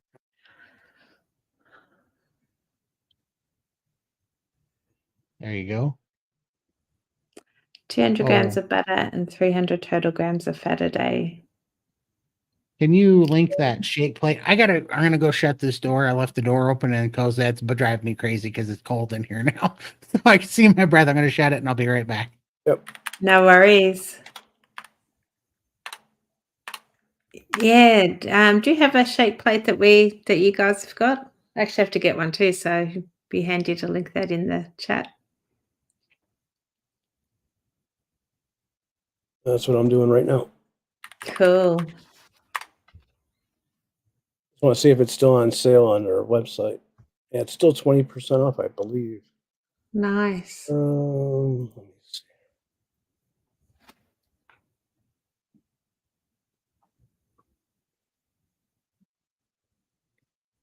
All right. And if you wanted to check out the ones that we have too, the Life Pro ones, you can check out Bill Knott's video too on it.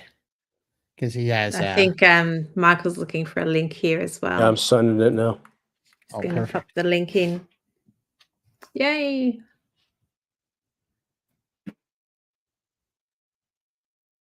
Todd and I have the Rumble Plus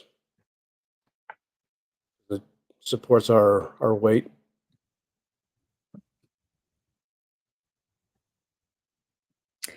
Yeah. Absolutely. Yeah. My daughter has type 1 diabetes, and it's all about, eat what you like, just top up with insulin, enough insulin to cover it. And she's had very unstable levels for 23 years, and now she's got complications because of it. And since being carnivore, week 6, her levels are actually becoming more stable. So finally. Awesome. Can you eat pork rinds on carnivore? You absolutely can, but you got to find the clean ones. Yep. Yeah. Again, Australia, we've got Pascals. I think they're my favourite. Pascalls.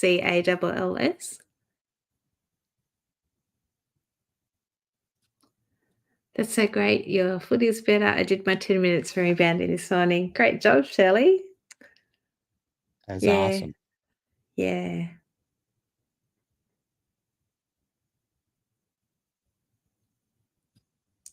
Yeah. I think Carnivore helped a large part of it, and then just doing this, the rebounding and the shake plate have also helped a lot as well. So I think it's a lot of tools, but hopefully you can get some improvement.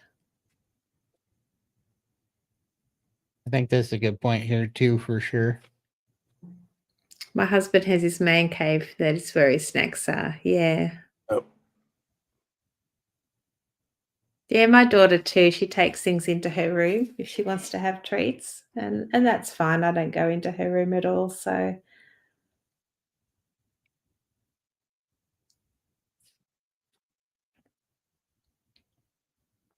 Sorry, I'm looking.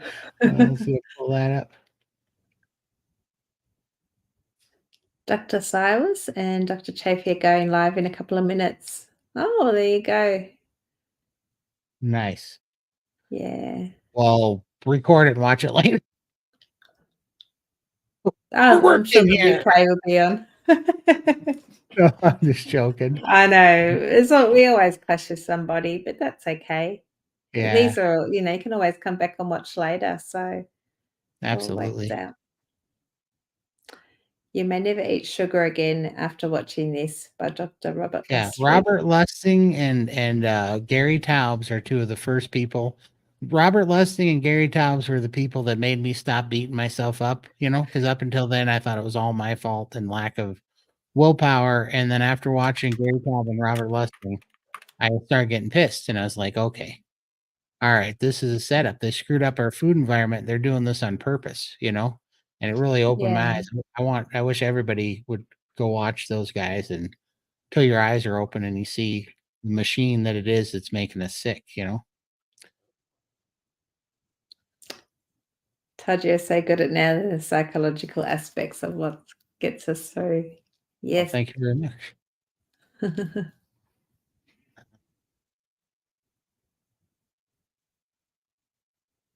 There we go. I'm finding with carnivore, if I add something like cheese, my body sends signals that I've learnt to listen to now. And for that, I'm thankful. Exactly. Absolutely. Yeah. Carnivore Brothers said nothing tastes as good as feeling good feels. Exactly. I do have to Right. say the creator of that was Michaela Peterson. She was the one that made that famous, but it's absolutely true. Oh, wrong one. There we go.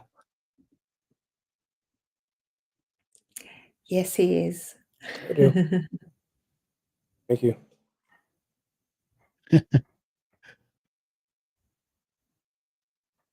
Yeah, more than once, right? That's okay. I do too. Oh, thank you, Laura. Thank you. I love Thank you so you. much. So all we're trying to do is just help. Thank you guys. Yeah, that's right. I often listen to YouTube videos while I'm working. Either lives or long videos are best, and you have to keep changing them. Thanks, Shelley. Enjoy cleaning your oven. You can come and clean mine when you're done. I'll volunteer mine after that. My doctor is vegetarian. Yeah, I wouldn't go to that guy anymore either. Ask him what he's doing eating your food all the time. See, people are dummies, he'll do that. Exactly.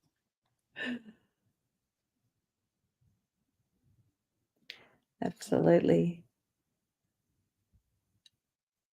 Are we almost caught up or still a few minutes behind? Yeah, I think about 10 minutes. Not that bad. Yeah. My 1-year-old brother has a return of esophageal cancer with lung cancer. Oh, don't. He still eats a Western diet. Oh, dear. That's sad. Very sad. Sorry to hear that. And it's like, what do we do for those people? Because they don't. It's like it's so hard to change people's mind, and it's really sad to see it when they're in a shape like that. Like blessings on my journey. Um, Jeff DeProsperous, he's always talking about that, doing the chemo treatments and stuff, and while they're trying to give those people chemo treatments, they're giving them cookies and juice and all this crap, so they're sitting there killing his immune system with trying to kill the cancer and then feeding the cancer with sugar. It's incredible. Worst thing you can Yeah. do. Exactly, DC. I think that most of us are, in this on this live stream right now. I think we're all pretty much that way. Yeah. I agree with that 100%. I wouldn't be here right now. Yep. And Mm. I wouldn't want to be here right now if I was still doing what I was doing. No. I was trying No, to get out before. we weren't It living. was it was It's no miserable. life. Right. I know. And it's just like what we got to do is we all have to eat beef, support our farmers, get healthy, and then then when we're healthy and we stand on our own 2 feet and let's not go to the doctors, let's not take drugs, let's not eat sugar. And let's spread this message and get healthy and thrive off of not doing those things and just eating the beef, and the healthy things. And then all those systems will deteriorate and die. They won't have a choice. they can't thrive. Like capitalism really does work. It's just we have to stop buying into this cult of so-called science. I mean, it stopped being science when they started calling it the science and the settled science. There's no such thing as settled science. And just think about how many drugs have been recalled and harmful, that you've seen in your lifetime. And think about how many things that science has corrected just in your lifetime that they were wrong about. There's no such thing as the science. And these guys, we got to do what's right. And history is the best science, in my opinion, of what worked, of what the past showed us, what our ancestors showed us. And it all showed us, meat. It's the constant here.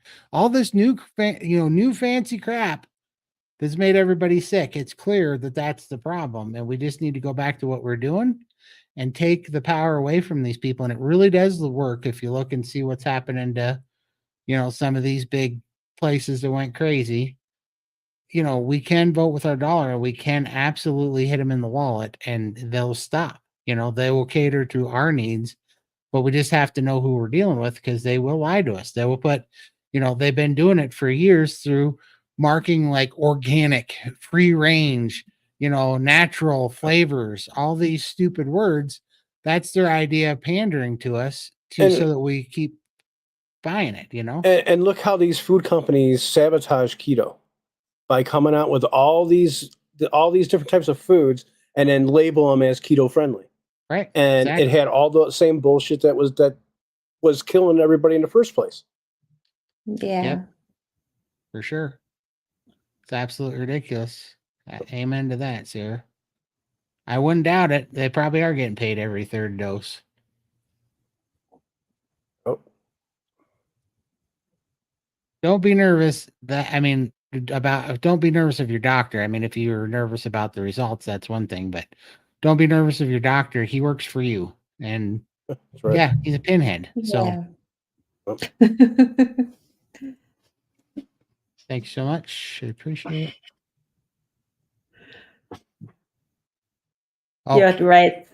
oh boy, I'll definitely get shadow banned if we target my rants.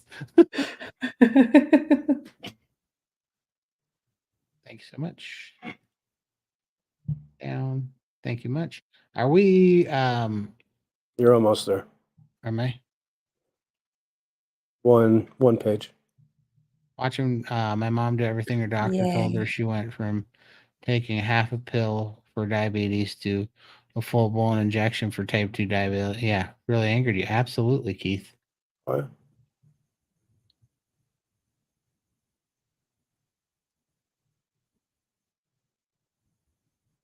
That has neuropathy. I think she needs this. Absolutely. Yeah. Helps. Does help. Yeah. I was so glad that he got in touch with us because I was so happy that after he got his bed and he got the shake plate, he went from losing like 10 pounds a month to he lost 37 pounds that next month because that's clearly that inflammation from that Yeah. fluid that's hurting him. So Awesome. I was super happy about that. Oh. Let's see. I'm going to try to catch up on these. And then I told some people that we'd open up the chat today and they wanted to come in. So I'm a little bit behind because you guys are so awesome in the chat. And I got a little mouthy today. So behind. I think they all love your mouthiness, so go for it. We're gonna have to bottle this tallow with your name on it. Exactly. Yeah, I'll put on there Todd's piss and vinegar juice. That'd be a good brand. I'd buy it. Did you know that 9 out of every 12 diagnoses made by doctors are wrong? That means 9 out of 12 people get the wrong treatment and are damaged by it. I didn't know that, but I Wouldn't doubt it. absolutely wouldn't doubt it. Yeah, I mean, wouldn't doubt it. how crazy is it that the number one treatment for all disease, which is medications, is also the number 3 biggest killer in our country.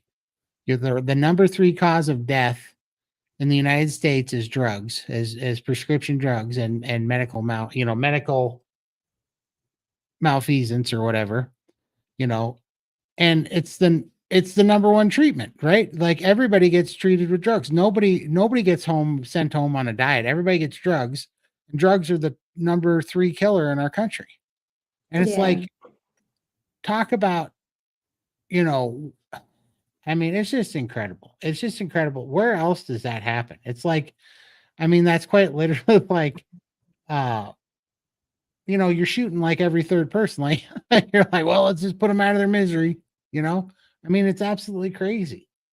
It is so crazy what's happening.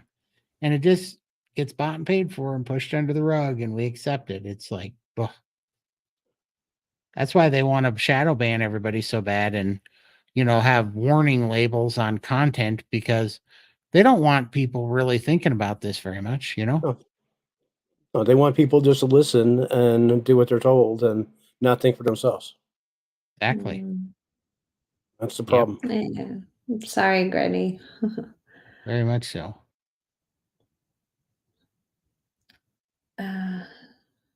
Follow Jehovah's diet instructions, since he answered my prayer about it, if I should give up on pork by showing me the results of the study that remains meat has anti-cancer ingredients. Absolutely. Like, I know we're not supposed to eat pork according to the Bible, but also, I live kind of by the grace message. But that said, I feel better not having pork. So I kind of got to say, spot on that one. I do feel better not having it. It's not, there's other things that make me feel a lot worse, but it's not the optimal meat for me. And so I just don't eat it anymore, even the bacon. And I'm not saying it like you're way better off eating bacon, in my opinion, than Pop-Tarts and, and pizzas and things like that. Eat your bacon. But just once my diet got really clean, I realized that I feel far, far better on beef. Absolutely.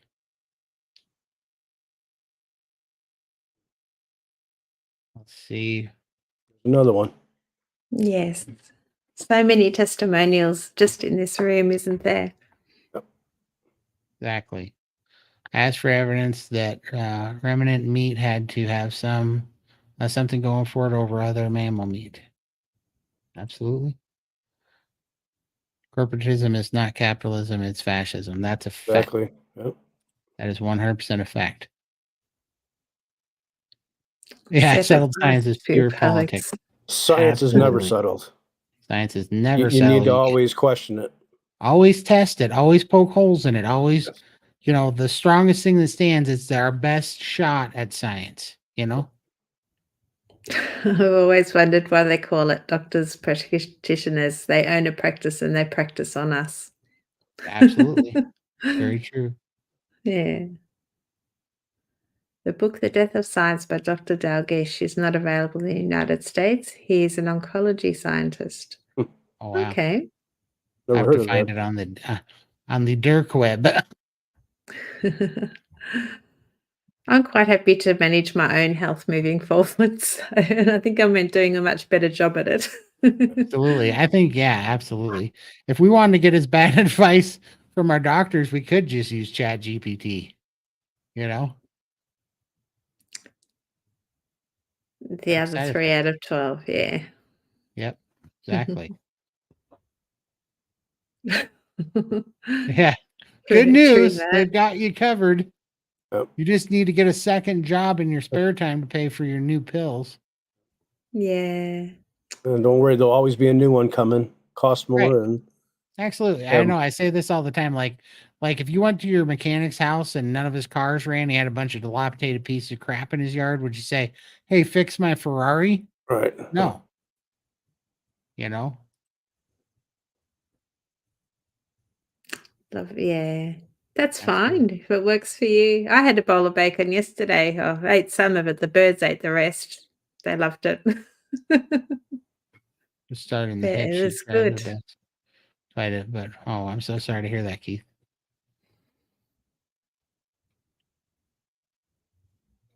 Ah, that is a Never rough easy. one. Yep. All right. Shall we invite some people? Absolutely.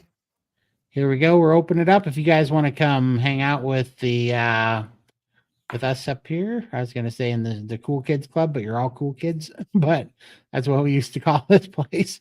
And people started poaching the term. But hop on in here. You just click on that link and put your name in, and you're good to go. Come and visit Russ if you're out there. You can hop on. And if you're a little shy, you can leave your camera turned off. Exactly. There he is.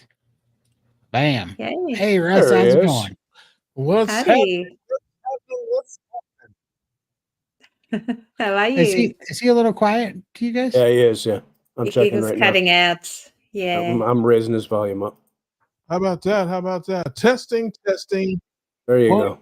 3. There you go. What's going on, Russ? I'm good, man. I'm good. You know, I just noticed something today, no. He's cutting out again. Are you in good connection? I don't know. I'll go out and come back in. How about Okay. see if that makes a difference? Is he cutting out for you guys too? Yeah, he Yeah. is. Yeah. I raised all your volume all the way up too. So just back out one time and come back in. Yeah, I'll back out and come back in. Hold on. Okay.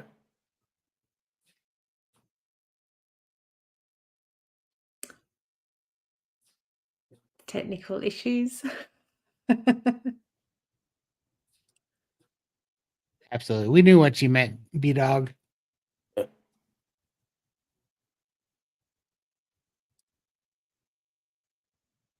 Nice. He's gone now. He's coming back.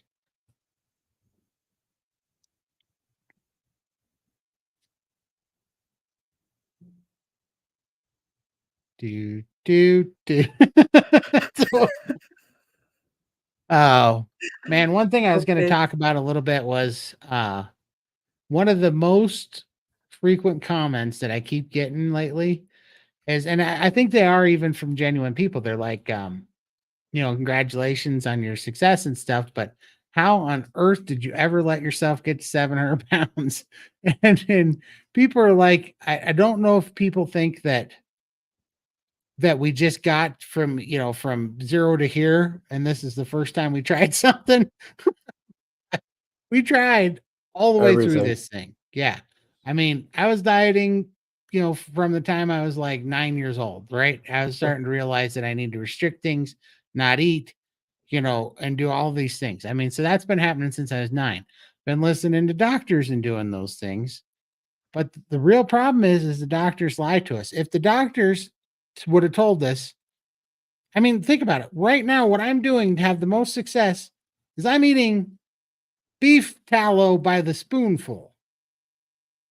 No doctor ever told me to do that. In fact, they told me definitely don't do that, And so there we go. How's that? Hey, yeah. Can you hear us? All right. How about that? That seems better. Is that better? Yes. Seems a lot Yeah. better. There you How go. about that? It's the magic of the There we go. internet. What's going How- on, everybody? We are How you doing doing, great. How Russ? are you doing, man? I'm good to be glad to be here, man. You leave the gate open, anything's liable to wander in there. Exactly. We got a buck. You got to be careful when you do that, man. That's right. You got to back out. Hey, listen, I don't want to talk to you, Todd. I'm here to talk to Lindy and my man, Mike. I There talk you to go. Todd all the time. Exactly. Take it away. I'm just kidding. Come on, brother. You know better than that. Todd is my guy. But I just want to shout out to you guys, man. You guys are great inspiration to everybody. And I love what you're doing. My man Todd has been on here preaching tonight, man. I feel like, I need to be baptized, brother. I feel like, you put a little something in the offering plate for you, brother. You've been on here giving them the gospel. I got fired up tonight, Russ. It's that fat. I'm Yeah. telling you, it's a tallow. Hey, Huh? listen, I might have to call the Reverend up and tell him he's got some competition out there. Maybe so, man. Oh, it's just funny, but I don't know.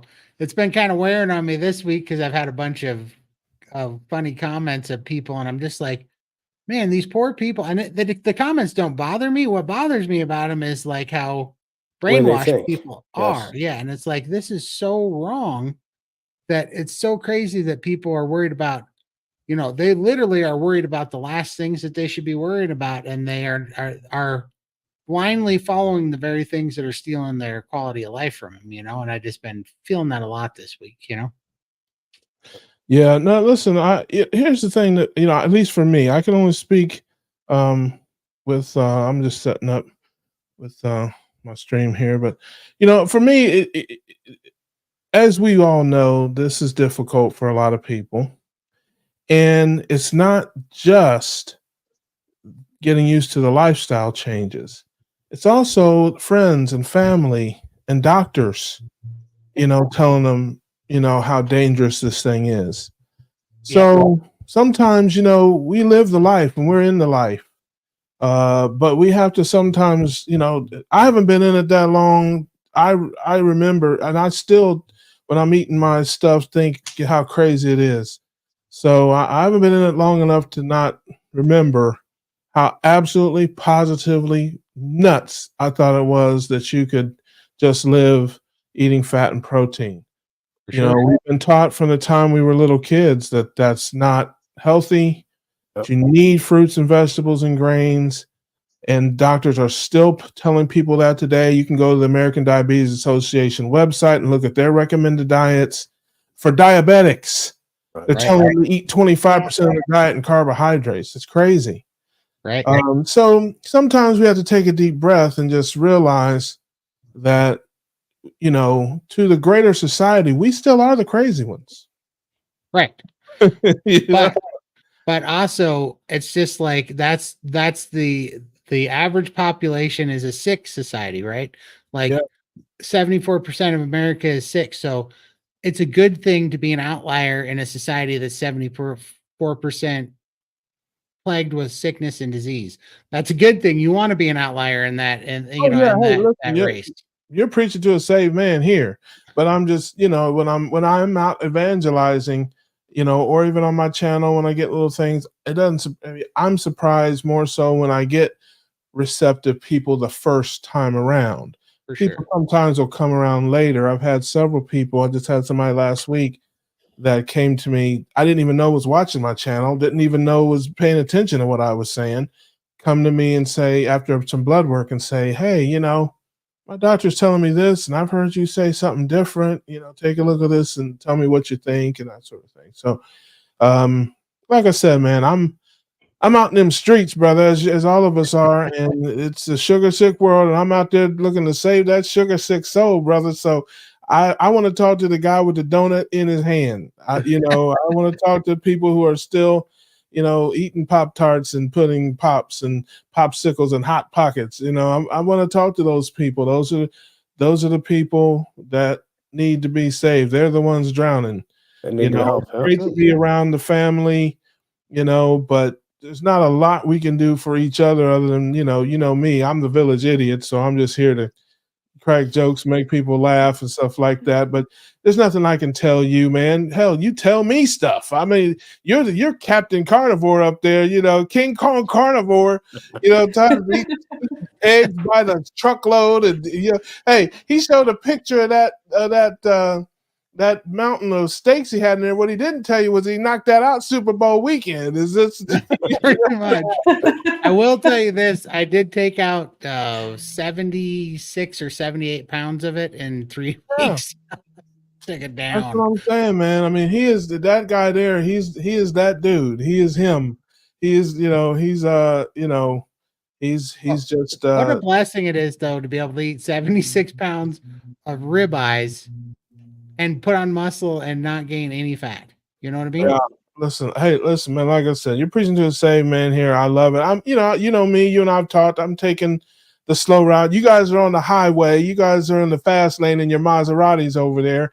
I'm over in the, I'm over on the on the moped of the slow lane. But that's where I'm at this point. And in fairness, it's important, I think, to designate or to just to share that, I didn't have any of the problems that you guys had. Right.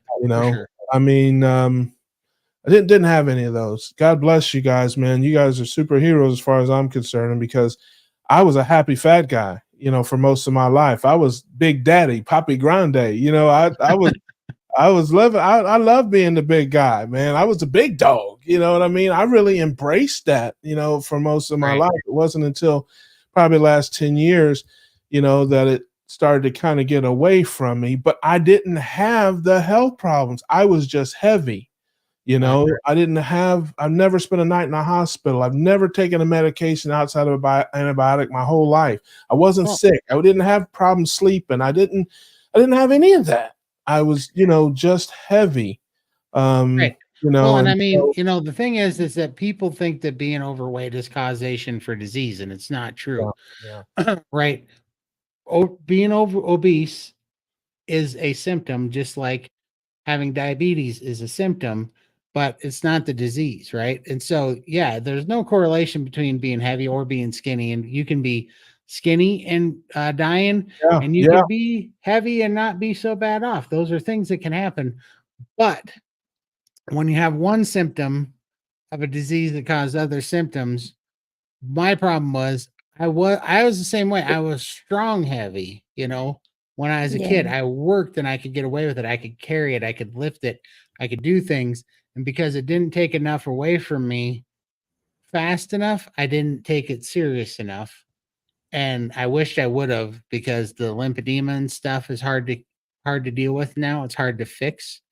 The neuropathy is a slow road, so I know, and it's so tough because I am a hypocrite by saying this. I really am, because I did not listen to other people that are giving the same advice that I'm giving right now to everybody, which is don't let yourself go that far. You're going to Right. regret it. But because I really want people to find healing before you have to hit a brick wall, because you don't know what the damage is going to be. You don't know if it's going to heal up. You don't know if you're going to make it out of it.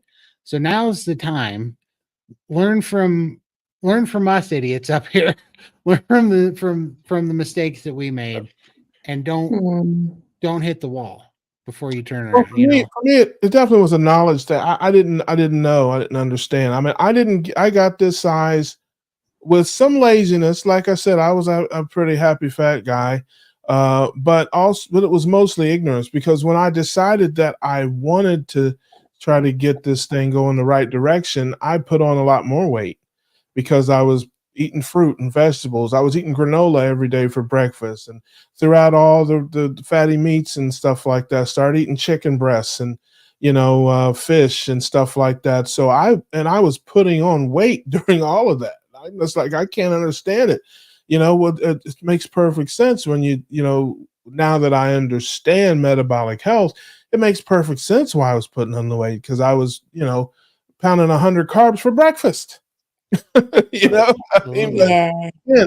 again, I didn't know what I know now. So now that I have the knowledge, and again, my approach is different.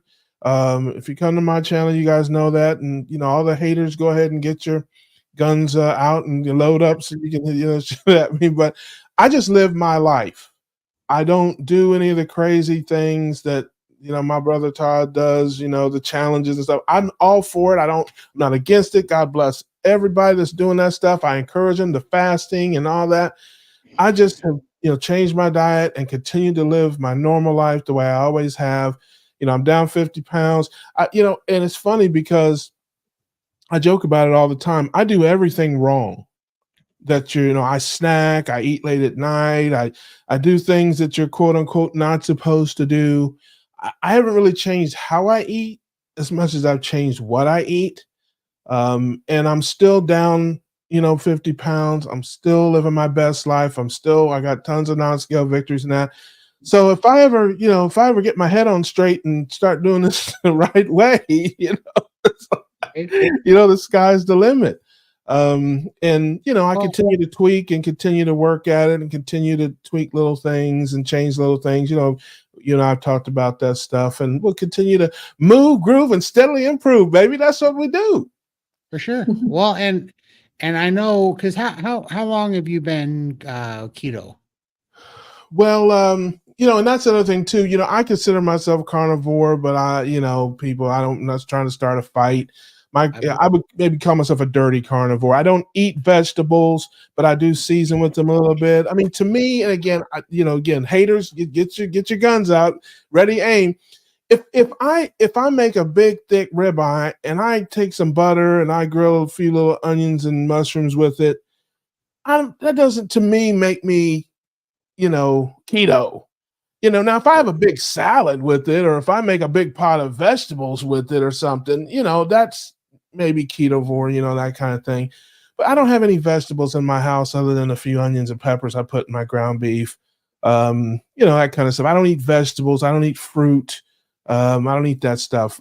But to answer your question, I started, I would officially, if you really want to say, I would say in like May of last year. But I was definitely like ketovore then. I ate lettuce and tomatoes every day. I ate vegetables, fairly regularly. You're being called out, Russ. My brother Bob. OH, that's my man. That's my man, semi-retired Bob. That's my Buckeye brother. But yeah, there's no carnivore police who's gonna kick in your door and knock the steak out of your hand if I happen to grill a few onions and stuff like that. But since May, I would say really that's when I got in ketosis. But at that time, I would consider myself ketovore. It wasn't until probably August or September that I would consider myself, like I said, where I stopped eating vegetables, no more lettuce and tomato, no more. I threw out my guacamole and some things. I still eat a little bit of salsa, but that's really it in terms of. I never liked fruit. That's the thing about fruit was not a problem for me. I don't like any fruit. The only fruit that I would pay my hard-earned money to buy is a tomato. Any other fruit, I'm not interested in it. I used to, coming up, I had, the Southern influence, the whole, how we do if you, have that Southern influence in your life. But we had the cobblers and all that stuff, and I used to get my mom, my sisters and stuff would get mad at me because I would scrape all the fruit off of it and just eat the crust and the part, the sugary, buttery, part of it. And so there'd be this like a big pile of peaches or blackberry or whatever cobbler in there, and they going, who ate all the crust and didn't eat any of the fruit? That was me. It's one of a million things I got in trouble for. But so fruit was easy for me, but I ate it, man. I used to pound fruit bowls and stuff because they told you that you need it. They told you it was good for you. Yeah. Fruits and vegetables. And so I was pounding fruit and stuff thinking, man, I got to have this. And for years I thought the only reason that I'm not sick and I don't have any problems, I don't have any health problems is because of the fruit and vegetables I eat. That was what I thought. I'm like, thank goodness for these pineapples and grapes, buddy. Otherwise, I'd be 6 feet under. So it was when I figured out that I didn't need that, I was happy. Man, I was so happy. I was like, I don't have to eat this fruit anymore. So yeah, so that's not what gets me. You want to get me? You want to trap me, man? You get your. Oh, this is my girl, Adrian. What's up, Adrian? We went to high school and grade school together. Love you, sis. Good to see you. But, man, you want to get me with a trap, like Wile E. Coyote and Bugs Bunny used to do it, man. You set out a bucket of chicken and some mashed potatoes next to it. That's how you get me. That's how you get me. That trap will work. I will walk right past that chocolate cake and jump head first into those mashed potatoes and gravy. I'm telling you, man. So, but I want to backtrack. One thing you said about being healthy. I met a guy came to me. The guy I was talking about with the blood work came to me. He's literally about 15 years younger than me and half my size, but I'm metabolically healthier than him. Yeah. Everything in his blood work, his glucose, his A1C, his liver numbers, his triglyceride, everything was way higher than me. His ratio of triglycerides to HDL was over 4. Mine is 2.1. I mean, this is a guy literally, like I said, that's 15 years younger than me and half my weight. Guy weighs 240 pounds. So, yes, just because you see somebody that may look a certain way, it's not necessarily an indicator of their metabolic health. And that, to me, is what's important at this stage of the path that I'm on, is getting stronger, getting healthier. And the weight, man, listen, I've been a big dude my whole life. That is not of any concern to me how much or how fast I lose weight. It's of no concern to me. The only reason I weigh myself is because my followers and my subscribers threaten me with bodily harm if I don't tell them how much I weigh. Yeah. So I weigh myself once a month, and it's simple as that. And I weigh what I weigh. I don't care. I report it, the good, the bad, the ugly. I know that as I get healthier, as I get stronger, the weight will take care of itself. And we don't live on a scale. We live off the scale.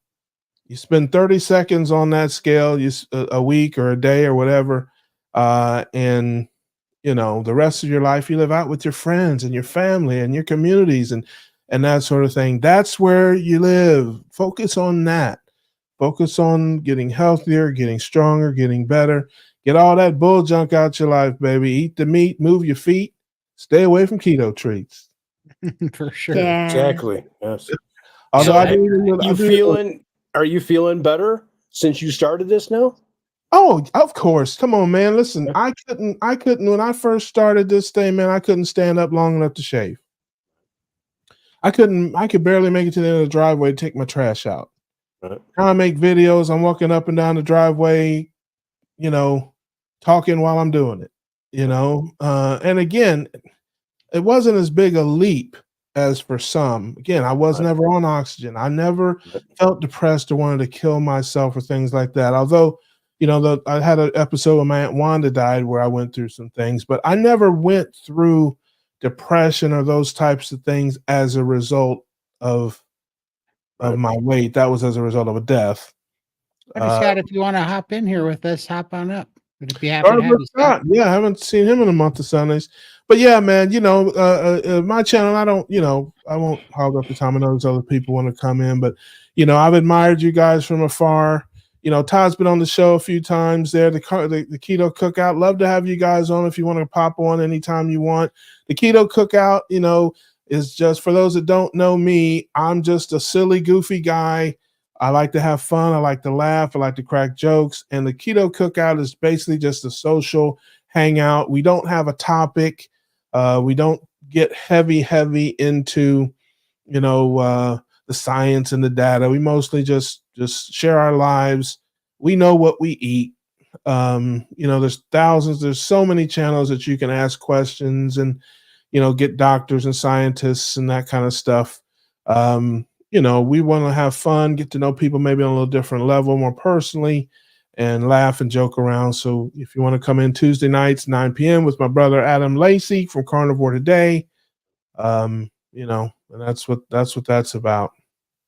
We have some depth of knowledge and information too. We have doctors on and things like that as well. But mostly it's just a place for us to come together as a family, just hang out, laugh, enjoy each other's time and company, and just have some fun. I'm always on there doing or saying something ridiculous. That's what it's all about.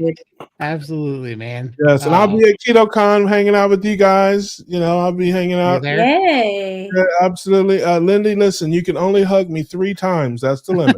I'm just telling you. Yeah, I'm a hugger. You got to watch out. You just have to run. Eat more meat. Otherwise, yeah, I'll be catching up with you. No worries.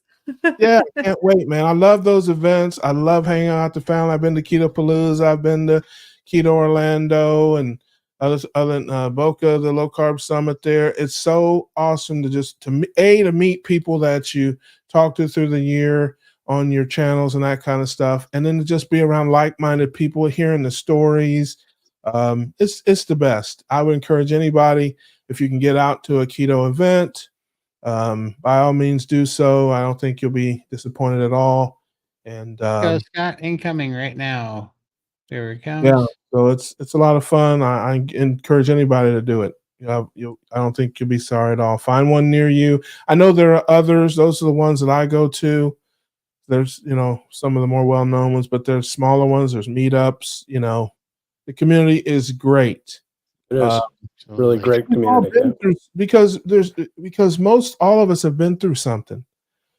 And that's what makes the community. That's why there's so much joy, there's so much love and happiness and community feeling, because every one of us has been through something, most of us, to get here. Very few people do you meet in the community who just were pretty healthy but wanted to maybe improve or whatever. No, most people get to this place through sickness, through pain, through suffering, all of it. So man, when they get through that and they get to the other side of it, or even when they're in it and they can see a way out of it, right? It just brings so much joy, man. And they've got that joy in their heart, and it's nothing but smiles and laughter. And there's some tears too, but it's tears of joy. Right. It's tears of joy because, like I said, man, when you're in a dark, there's nothing but darkness, that little bit of ray of light, man. That's all that keeps you going. Right? That's right. That's right. That's right. I see it's Michael. Does anybody call you Mike? You like to be called Mike, or is that not? Doesn't matter. Are you sure? Because some people don't like that, and I don't want to be listen, I don't want to be that guy, but like that's so big came on as long here. As you don't call me Todd or Kip or this is Big Daddy McStreams over here. No, man, it's like, I offend lots of people, but I don't ever do it intentionally. Never on purpose. Never on purpose, man. Sometimes the jokes get away from me, man. They get out of control. I was hey, listen, I saw the picture of you as a kid there, Todd, and I was just my first question was tell me about the transition. But I don't think that's appropriate. I don't think that was appropriate. Yeah. Michael, can you post it? For some reason, Scott's not seeing the link when I'm posting it. Okay. Let me see. I don't know why he's I'm not sure where he's coming in from. Where are you coming in from, Scott? Are you on Lindy's channel or Mike McStream's channel? Let's see. Are you on Buckeye? I think he's on Russ's. Yeah, I think he's on Russ's. We go over there and I don't know. Yeah, I would just click the. You sent him. Did he click the chat in the link, or the link in the chat, or did he? Yeah, he's on Russ's. Yeah. Well, yeah. Can you come over? Because for some reason our chat I got it. Oh, you got it. Never mind. Michael's on it. Michael is the man. Yeah. Shout out to Mike. Here you go, Sarah. I saw that little picture of you, man. And I didn't think it was. I didn't know if it was appropriate to ask you when you transitioned, but I don't. I don't. I know. It's just something we got to deal with. Hey, I was born pretty. What do you want me to say about it? That's where I get in trouble. See, if I ask that question and then my stream goes dark, see that I know I went too far. It's no hold barred here. I'm not shy. I know. Listen, we're friends. We're good enough friends that I can say that to you, and I know you're good with it. So yeah, man. That's the only way I would say that to you, brother. I appreciate it. What's going on, Scott? Hi, Scotty. Hey, Scott. I'm busy trying to figure out how to get my lighting right. I rearranged my studio, and now everything is different. I would say turn them on. That'd be my first thought.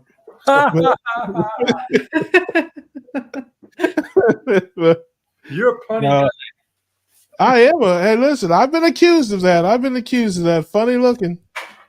Yeah, that too, perhaps, but no, it's all good. We're just trying to get comfortable, trying to figure out what I'm going to do and how I'm going to do it. You know the routine. I understand, man. I understand, man. You take all the time.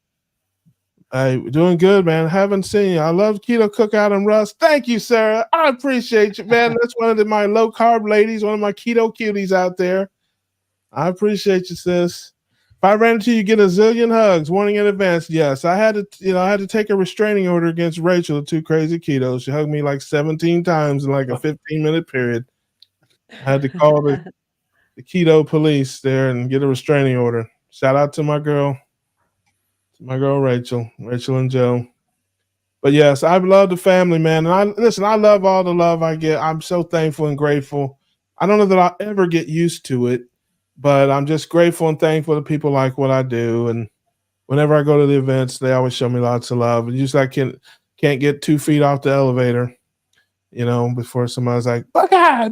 And I'm just like, wow. But I'm just grateful and thankful. People like what I do and try to bring some joy to their lives a little bit. That's all I do. Best thing you can do. Absolutely, man. Just, there's enough stuff in this life. We just got to laugh at it, Yeah, gotta man. laugh at the ridiculousness of it all. Yeah. All So where right, you been Glenn, hiding, man? I haven't seen you for a while.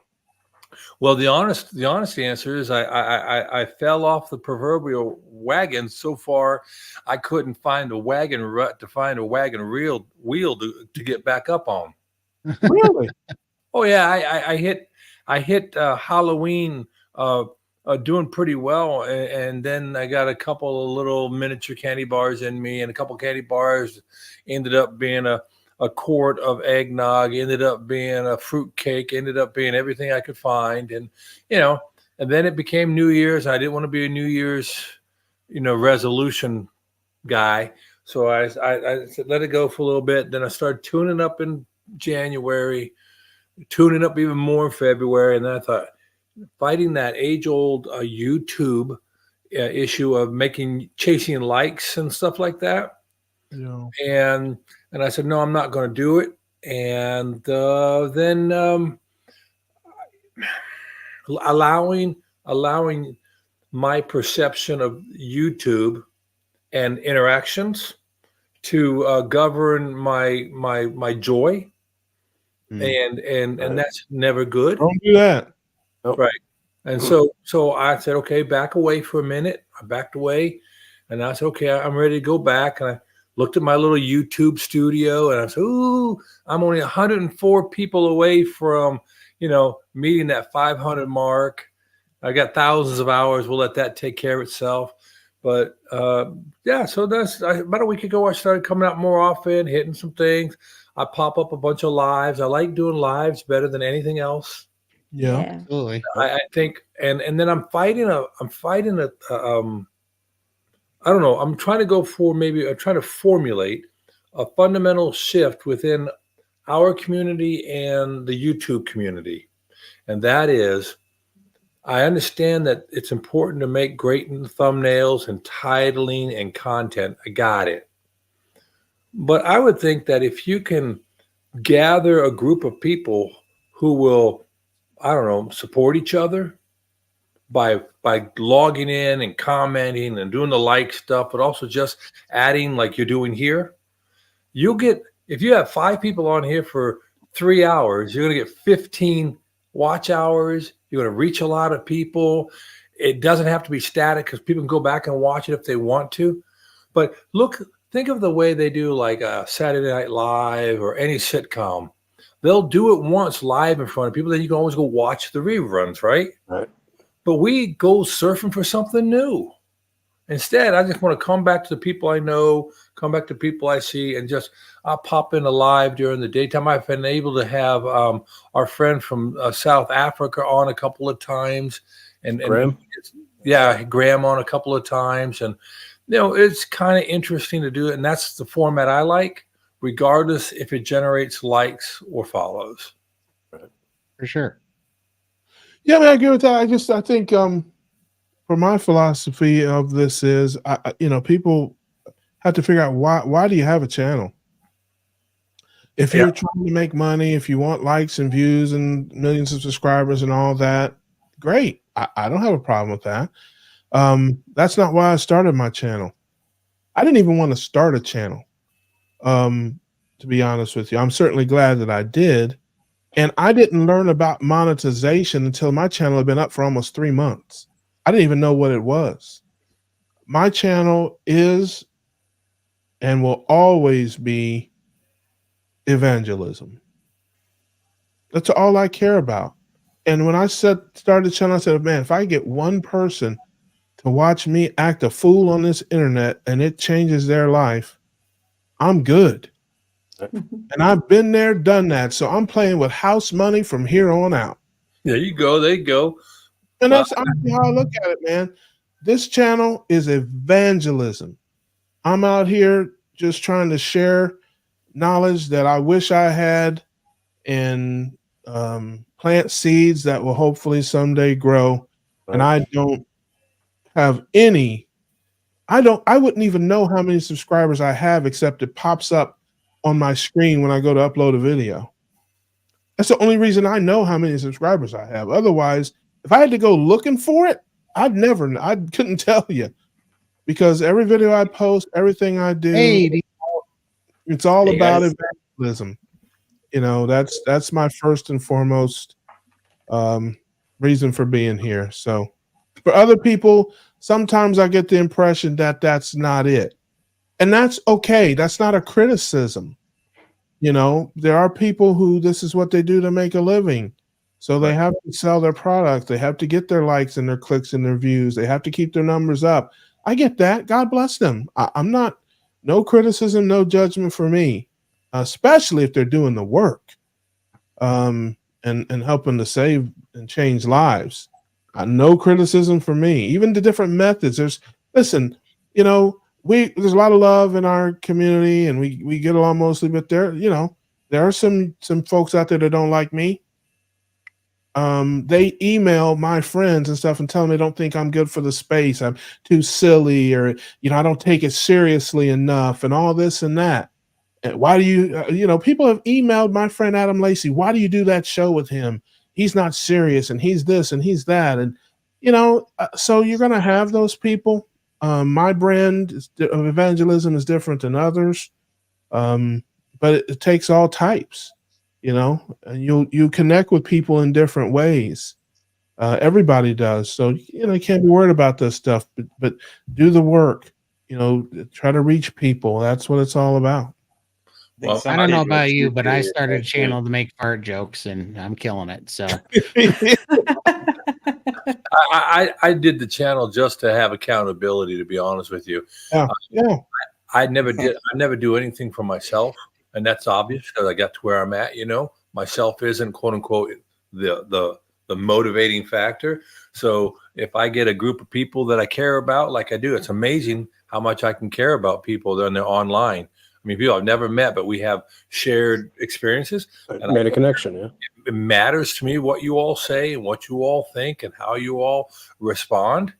Well, then I got to use that because I've got to figure out decode the ring, to figure out what combination of efforts are going to make it a long-term lifestyle, sustainable thing versus spits and spurts and radical changes, and so that's pretty much for me. Love it. Absolutely, man. I don't know. I feel like if we just, all that me and Lindy and Michael do is we come on once a week, we have a conversation, Yeah. and we're friends and we're in the same boat and we just talk about the stuff that we're learning and the stuff that's changing our lives. And I think that's all that matters. And try to help motivate others. Yeah. Yeah. Yeah. I haven't heard a lot and haven't watched much with DC. I'd be interested in learning more about DC. And yeah, you want to give a rundown of your story, DC? Yeah, I don't know how much time you got, but let me see. I have follicular lymphoma. It's a type of blood cancer. It's a reoccurring type of blood cancer that has no cure. Can only treat, and the more you treat it, the worse it gets, and the more treatment you need. I was stage 4 with just 2 months to live in 2012. Stage 4 again in 2014. I went through 3 years of solid chemotherapy, left me bedridden for 5.5 years. And, but yeah, now I'm remission 9.5 years. September will be 10 years this year. Last month, like January this year, was 12 years to the from since diagnosis, and I'm on 0 medications. I hit the gym 4 or 5 days a week. I do all sorts of stuff here. So yeah, Carnivore is working for me. I do remember now hearing late last year about that, watching a couple of your videos. So thank you for refreshing. You know, it's amazing. You step out of the space for a while, and you got to get reintegrated to a bit. I mean, of course, I remember Russ and Lindy and Todd, because we had some shared first experiences, so to speak. I remember correct, Lindy. I think you came on one of the first times. Yeah, first time on your show. Exactly. Yeah. Love So I got a question for you all. Maybe you or someone in the esteemed audience. I was thinking, I've done a lot of finger sticks and stuff looking for my blood glucose and tracking those things, and listening to things here lately. There's been a resurgent focus on there is a possibility that gluconeogenesis is happening because this onslaught of super loads of protein. You know, when you're in a very low carb or no carb state, you know what I mean? And that might have been one of the things that for me at this point in time is causing a stall, so to speak. You know, I feel good. Go Actually, ahead. I have some interesting information on that. So this is what I've been struggling with.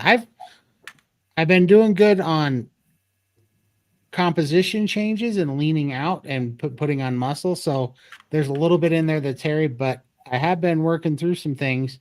And me and Michael are right now doing a high fat. We way bumped up our fat and brought our protein down. But the reason why I did that was I was talking to a guy and he had a very wise thing that he told me that really resonated with me. And he said, you know what's funny that happens to new carnivores is that when they first start carnivore, they're not efficient. Their body's not efficient at making glucose out of protein. The gluconeogenesis process and metabolic pathways in the body is not efficient.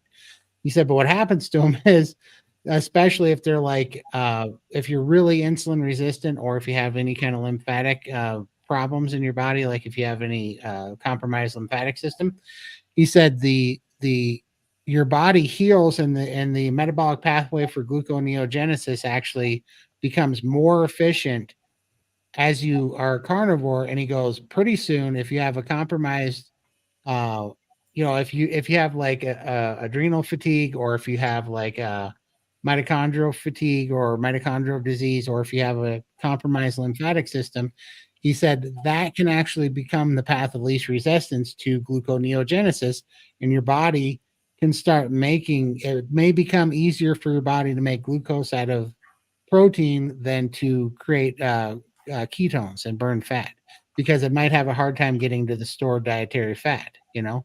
So I think that's what happened to me, because it was working like gangbusters. And then all of a sudden I stalled out, and then I started having gluconeogenesis. I was getting knocked out of ketosis.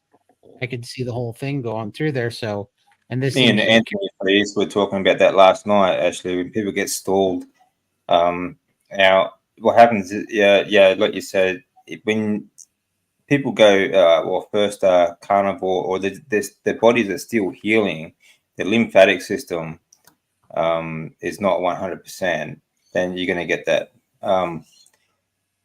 It's very difficult to eat too much protein, for example, but when your body's not used to, because a lot of us, or a lot of people, such as yourself, are also very sedentary. All right. So your body's just not used to using proteins as much. So it's not absorbing as much, and you get that gluconeogenesis sort of stuff happening. But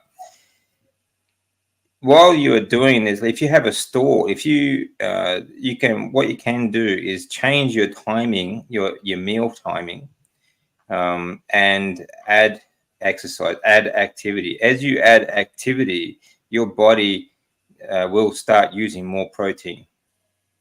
Okay. So absolutely. this is something you need to build up to, though. So, at first, like if you go on a high fat diet, this is going to heal your lymphatic system. Okay. So, and even when you do start increasing your proteins, it's good to stay on a high fat. I mean, you just need to eat a lot of food, full stop. When you're on carnivore, you need to eat a lot of fat and a lot of protein. Now, that the protein content will depend on your activity level. So if you heal your, work on healing your body first, okay, focus on the fats and slowly increase your protein as you increase your activity, your body will use it much more efficiently as you get more active. So even if you just go for a walk, do something a little bit extra each week or each month, okay, your body will soon start adapting to the protein content of your diet. Okay. And then you get rid of your stall. I think that might be where my challenge is I'm perfecting. I'm working hard to perfect the art of being sedentary and retired, and not do too much of anything. But I remember when I was going really hard, well, not hard, very dedicated to a carnivore in the summertime. I was in a 24-hour state of cramp and dizziness, right? And I was pumping down the electrolytes. I was doing everything. And I don't think that's an electrolyte problem. I think that's an under-eating problem. Well, I don't have a problem putting away the groceries. I was doing pretty good on the calories. My challenge is, I suspect, is I'm 6'5", and I normally carry about 200 pounds of lean mass. I weigh about 310. So I'm not like super out of the spectrum, so to speak, but I am super out of the spectrum condition wise. So when I eat, and if I eat the requisite 200 plus grams of protein today, I'm just miserably bloated. So I think perhaps I have like everybody, we have a lot of different things going on. And one of the things that has to heal for me perhaps is gastric acid strengths, my gut in general, and I know I need to add the exercise, but I'm gonna tell you, I have such a serious mental block saying no to exercise. Yeah, a lot of people do. You convince yourself that you can't do these things and that you don't want to. Self-talk is really important. Like when people, for example, when people are in the gym and they say, okay, I want to do 10 reps, for example, this is just an example. I want to do 10 reps of a certain exercise. When they get to 8 or 9, they start to feel, oh, this is getting difficult. It's getting difficult. And they stop at 10 because they told themselves that. Right. If you said like the same way, if you say, okay, I want 20 reps, even if you don't get to 20, you might get 15 or 16. Right. So you convince yourself that you can't do this, you can't go that far, or you can't do as much when you really can. So this is one. Oh, I'm sorry. Go ahead. Yeah, that's one thing about mental blocks will stop you from achieving what you really want to do. But what it sounds to me like, how often were you eating when you were getting those dizzy spells and feeling weak like that? How many meals a day? At least 2 good meals a day, and a third smaller meal. I would try to make sure I add a little bit of time for digestion and things like that in between the meals. And I'd start off the day maybe 5-6 eggs, 4 or 5 pieces of bacon, and whatever other piece of leftover meat I had from the day before, and then go on in the day and then go eat a pound of hamburger or a pound of chicken, something like that. I like butter. I have to. I'll be honest here. I am officially a butter abuser. I can easily eat a stick or 2 a day just off the stick. Half a pound a day. But I think there's a lot. Also, this is the other thing I found out the hard way. I was selling my plasma. I don't know if you've ever done that. Go sell my plasma to make a little extra, spending cash. And they always tested my iron. I was always good. I went to my doctor and my iron, my ferritin and everything was through the floor. It was horrifically low. And I said, okay, I'm going to stop.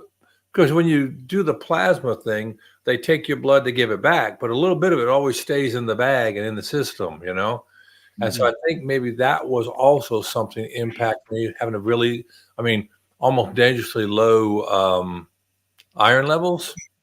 And so that might have had something to do with it also. So how much are you drinking? 1 pound, 1 pound of meat, though, is that one meal or is that total for the day?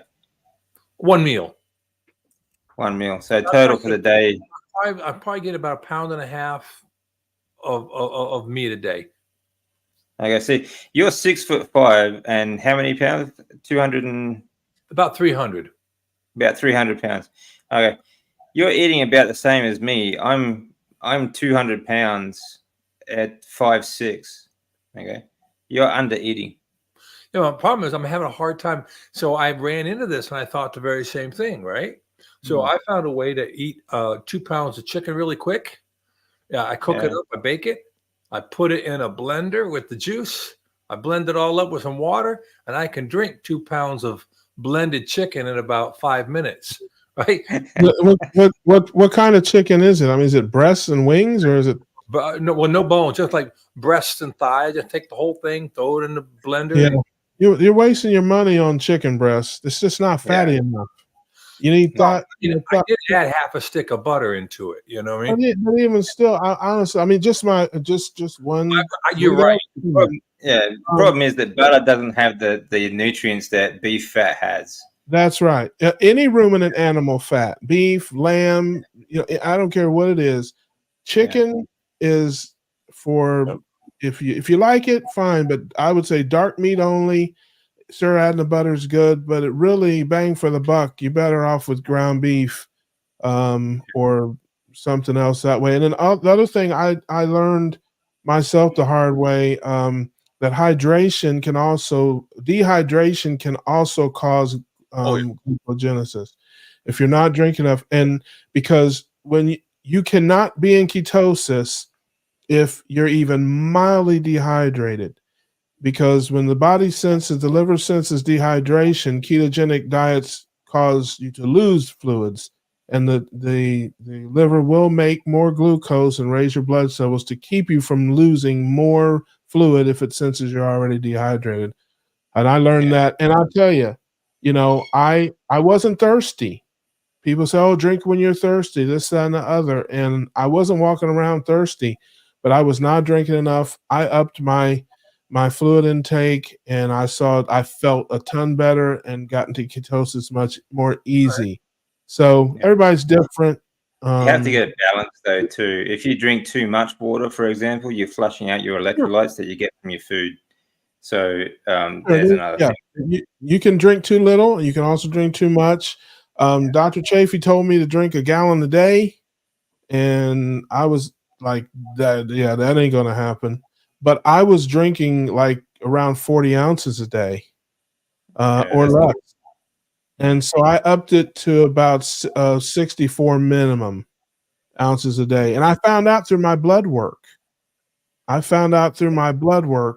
That I was dehydrated. So I'm anywhere between 64 and maybe 90 ounces a day of fluid. I make sure, and that works great for me. Sometimes I have to force a little bit of it down, but it definitely helped me. So we got a question for the group here about hamburger. My problem with hamburger, it is high in fat, but when you cook it, the fat renders down, and I don't do good with rendered fat, so I actually like to replace it with tallow because it's cold, because it goes right out the back door for me. But it is high in fat. How about you guys? Yeah, I agree. I mean, rendered fat, your body feels like it doesn't need to break it down, so it just goes straight through your digestive tract. So it depends on where you're at, but if you let it settle and eat it cold, then let the fat settle. That's all good. Or just add it out of the pan and spread it on the cold burger. Yeah. Yeah, I Not mean, at it all? depends on what. I mean, yes. The short answer to your question is yes. I do it a little bit differently. And I've made a couple videos, cooking videos about it. I make my ground beef in a pot. Usually 85-15 is what I usually do. I make it in a pot. I don't fry it in a skillet. I fry it in the pot, and then I put in actually some salsa in with it. Maybe about like a half a jar of salsa, not nothing crazy. A low carb salsa is about 70 carbs in the whole jar that I do. I use usually half a jar with about 3 or 4 pounds, so it's about 35 carbs, and it's 3 to 4 servings for me. So it fits in well with my staying under 10, 12 carbs a day. And it makes a very nice kind of broth, I guess, like a chili stock to me that I enjoy, and I eat it right up. Sometimes I'll throw a little cheese on there, some sour cream, some different things like that. But I'm kind of a dirty carnivore. Another thing you can do is if you make a burger, like I did a video the other day. It's just like one ingredient man burger. I just put like a kilo of ground beef in the fry pan, just squashed it down and cooked it. So like it was about 3 inches thick. So you just cook the outside and make sure it's cooked through. But because it's so thick, most of the fat is actually not going to be rendered. It's going to still stay in the burger itself, and eat it that way. That's a good It idea. also matters on which fat content burger you buy. I mean, if you buy that 92 lean stuff, Yeah. you're already problematic, right? Or you get the 80-20, like, or 85-20, 85-15. But I went to Walmart last week and they had 73-27, and they had 4.5 pound block of it, and it was on sale. So I bought it. It rendered out a lot of fat when I cooked it, right? But what I did is I just poured that fat off to use later to slather on, or to, on other things. And like the other day, the wife made chicken nuggets, and she makes her own chicken nuggets. She uses a Swanson canned chicken, big can of chicken, 1 egg, and a handful of cheese. She mixes it together and forms it into a nugget and bakes it, right? And I mean, so you got the cheese in there, you got the egg in there, you got the chicken, and then I put a half a tablespoon or full teaspoon plus butter pat on a little slice of Swiss cheese, and I let the chicken nuggets cool down, and so then I got in the butter, the cheese, and the homemade chicken nugget, and so that was quite flavorful. I really liked it. Nice. It sounds good. Those is I don't know why, but dairy, cheese, and chicken are both stalling foods for me. I don't do good on either one of those. Yeah, Sorry, I can you mean, guys hear my some people phone just working? can't tolerate dairy. Yeah, I'm definitely one of those people. And most So- people that can, it's a condition that people actually build up over a lifetime. We tolerate dairy, and when you think about it, we're the only species in the world once weaned off of milk that continue to eat dairy. Yeah, So I think it's more of a carnivore treat. Yeah. For sure. Yeah. For sure. And let's see, we got another question for DC. Please explain benefits and dangers of overcooking meat for health protection. Yeah. Okay. If you get a lot of people like beef rare or any kind of meat rare, but there are good benefits, like glutamine, for example, is really beneficial for the body. And if you overcook the meat, then you're cooking out all the glutamine, for example. Why you might want to do that is if you are going through cancer treatments, for example, myself, you want to suppress glutamine and what's the other one? Sugar.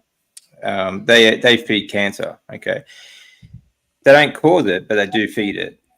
So you can get the same benefits out of cooking your meat well done as you can out of going fasting. Okay, you get the same result. Your body will react the same way. So you suppress the glutamine, and you get the same results as fasting if you cook your meat well done. But as I said, if you're not doing any sort of cancer treatment or anything like that, eat it as rare as you want. And glutamine is actually really good for you for many reasons. There are a lot of other benefits too, like electrolytes. You get a lot of electrolytes from like rare. The rarer it is, the more electrolytes you get. And obviously, the more you cook it, the less electrolytes you get out of your food as well. But there are other methods of getting it as well. So like salt is a great electrolyte, and calcium and potassium and things like that. So that's another thing, is the more you cook it, the less of those electrolytes, including calcium and some of your water soluble vitamins, like vitamin C, for example. You'll also get less of them as well. Okay, so it depends on what your goal is and what your preference is. Okay, if you want to supplement or not. I don't supplement, and I don't always cook my meat well done, but more often than not, because it suppresses glutamine. So it's up to you, really. Congratulations, BK. That's a huge accomplishment, man. Well, I can speak for, I think, the dangers of undercooking meat are E. coli, salmonella, gastrointestinal disorder, and death. Thank you and good night. And it depends on the meat too and how fresh it is. But yeah, never ever. I mean, I just avoid chicken Don't eat myself. roadkill. Yeah, don't eat roadkill. Yes. I avoid chicken at all costs at the moment because you can't get clean chicken anyway. But fish, I love, and I don't get to eat a lot of fish here. But like in Japan, we ate a lot of fish raw, and you get a lot of benefits from the raw fish, a lot of omega-3s and so on. I like, and that's another, and that's another thing is when you do overcook the meat, even your fat soluble vitamins you do get less of. So it's up to you really what you want to do. Hey, we call raw fish bait where I'm from. Sandra says I drink too much water. It's an old habit. I'm struggling to cut it back or take electrolytes. Sandra, I got to tell you that I was drinking 2 gallons, 2.5 gallons of water a day, and I knew it was too much, but I was doing that too. And since I've been eating 2 grams of fat to 1 gram of protein ratio, for whatever reason, that shut down on me. I have not, I'm drinking I don't know, maybe less than 1/2 gallon of water a day now. It's really weird. Well, you're like a camel. Yeah. Yeah, I don't know how, when I was young and athletic and playing sports and stuff, the coaches used to always tell you, if you wait till you're thirsty, it's too late. Don't drink when you're thirsty, And thinking about it, when I was playing this, I did have, issues like I would cramp up and stuff like that, late in games and things like that. And I always had a problem hydrating. I just, I wasn't thirsty or whatever. And the coaches or the trainers were like, drink, drink, drink. If you're thirsty and you get thirsty, it's going to be a problem. And so I had to kind of learn that. But just all through my life, it's been a thing. I'm just not, I guess, a naturally thirsty person. And I do kind of have to force myself to drink. I know this guy. Scott wants to know what are your thoughts on raw egg yolks? Yes. C, salmonella, E. coli, and death. Thank you and good night. But if you're eating pasteurized eggs, it's like 1 in 100,000 chance for any of that to happen. So, if you're getting your eggs from a good source, but I know that Lindy and Todd, you did steak and butter gang priming and did lots of cooked eggs. And, the other day I like raw eggs. I mean, if I could get my egg cooked and I can keep the egg yolk runny, right? I don't want the raw white. No raw white going in my world anymore. I used to drink them, but I'm not anymore. But the Avidin and all that stuff, wasn't working well. But there's just so much nutrition in an egg yolk, And sometimes I just like to crack 4 eggs and take the yolks and I'll mix a little either salt or or something in there and shake it up and drink it down. I'm thinking I'm getting all the essential amino acids I absolutely need and my essential fatty acids pretty much from that. Yeah, Well, it's I a do great raw source. egg yolks. Yeah, I do raw egg yolks too. I have for the last 2 years, and I'm still here. I love them. 2 raw eggs with my steak. I just salt it, and it literally turns into like a mayonnaise. And I just dip my steak bits in, and beautiful. So I'm with you Yeah. there. And And I I was was at my daughter's the other day. Oh, sorry. And No, she actually gave the egg whites to the dog, mixed it up in her dog food, oh wow, and she chowed down. She loved it. that's awesome. So yeah, doesn't do it every day, but every now and then she'll give her the egg whites, and she loves it. Loves it. So I think it's important to make sure the eggs are fresh. yeah, I get But yeah, farm. get the egg yolks are fantastic, like dipping sauce for your steak. Yeah. I had 3,600 raw eggs in 90 days at the end of last year doing a testosterone boost challenge, and I'm still here. I didn't get salmonella, and I ate 3,600 of them, and that's no joke. I did. I was averaging about 40 yolks a day because I was trying to keep 36 eggs down a day, but it was not happening. So I started doing 45 egg yolks a day instead. Instead of 36 full eggs, just doing 45 yolks. And that was in 3 meals. I was doing 12 eggs per meal, but then I started doing 15 yolks. And I did that for 90 days, and it was roughly 3,600 egg yolks, and I didn't get salmonella. But how is that for a priming? Because I understand y'all did that to not only just do the testosterone thing, but to get the body somehow or another excited about this excess amount of highly required fatty acids. It was, and it worked fantastic for me because I went to barely being able to eat like 1.5 pounds of beef a day to being able to eat 7 pounds of beef a day. I went from, no joke, I ate 37 pounds of beef in 4 days one time when I was doing Wow. this. It was my body wanted it, and I went from taking 7 to 9 hours to process like a pound of meat. And I could process 3 pounds of meat in 3 hours after that. It would be completely out of my stomach, like empty. And when I started doing that, I went down 2 shirt sizes. I went up 21 pounds in that 90 days, but I went down 2 shirt sizes and I built a ton of muscle, and all of a sudden my back didn't hurt. I could stand much longer, like I could walk and stand and run and do things where I had a limit on that before. So I built up a ton of muscle. So it was super healing. And I started growing freaking hair back that I lost when I was 18 years old. No joke. And he earned the title of King Kong Carnivore. Exactly. Yeah, show him the belt, brother. Show him the belt. Here, I'll show you. I'll show you a picture of my last ribeye haul that was a normal occurrence. Let's see. Let me put this up here. Yeah, that's good proof that you just it's nothing to do with calories, and it's all about nutrients. Right. Yes, that's what you call lunchtime at the Bachman's house. Exactly. That's just a normal Tuesday. Yeah. Hey, I've been thinking. I think I might try that raw egg thing. Here, you stay with me here. I'm gonna get some raw eggs, some heavy cream, some stevia, some rum, and then I'm gonna try that. What do you guys think? Is that carnivore?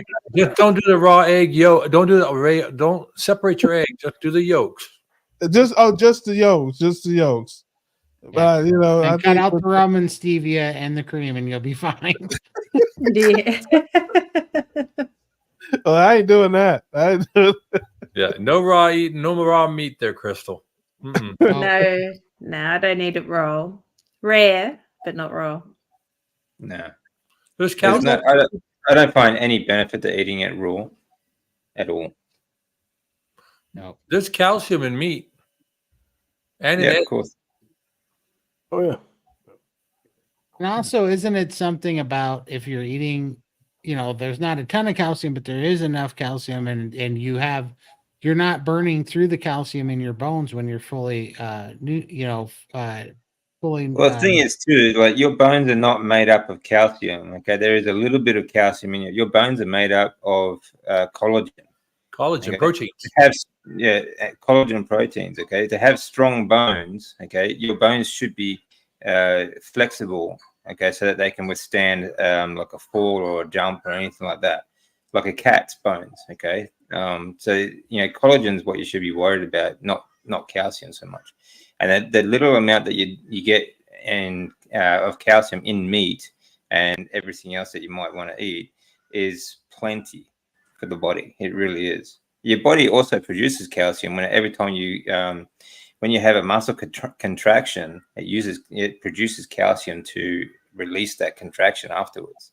So your body actually produces calcium as well. Okay.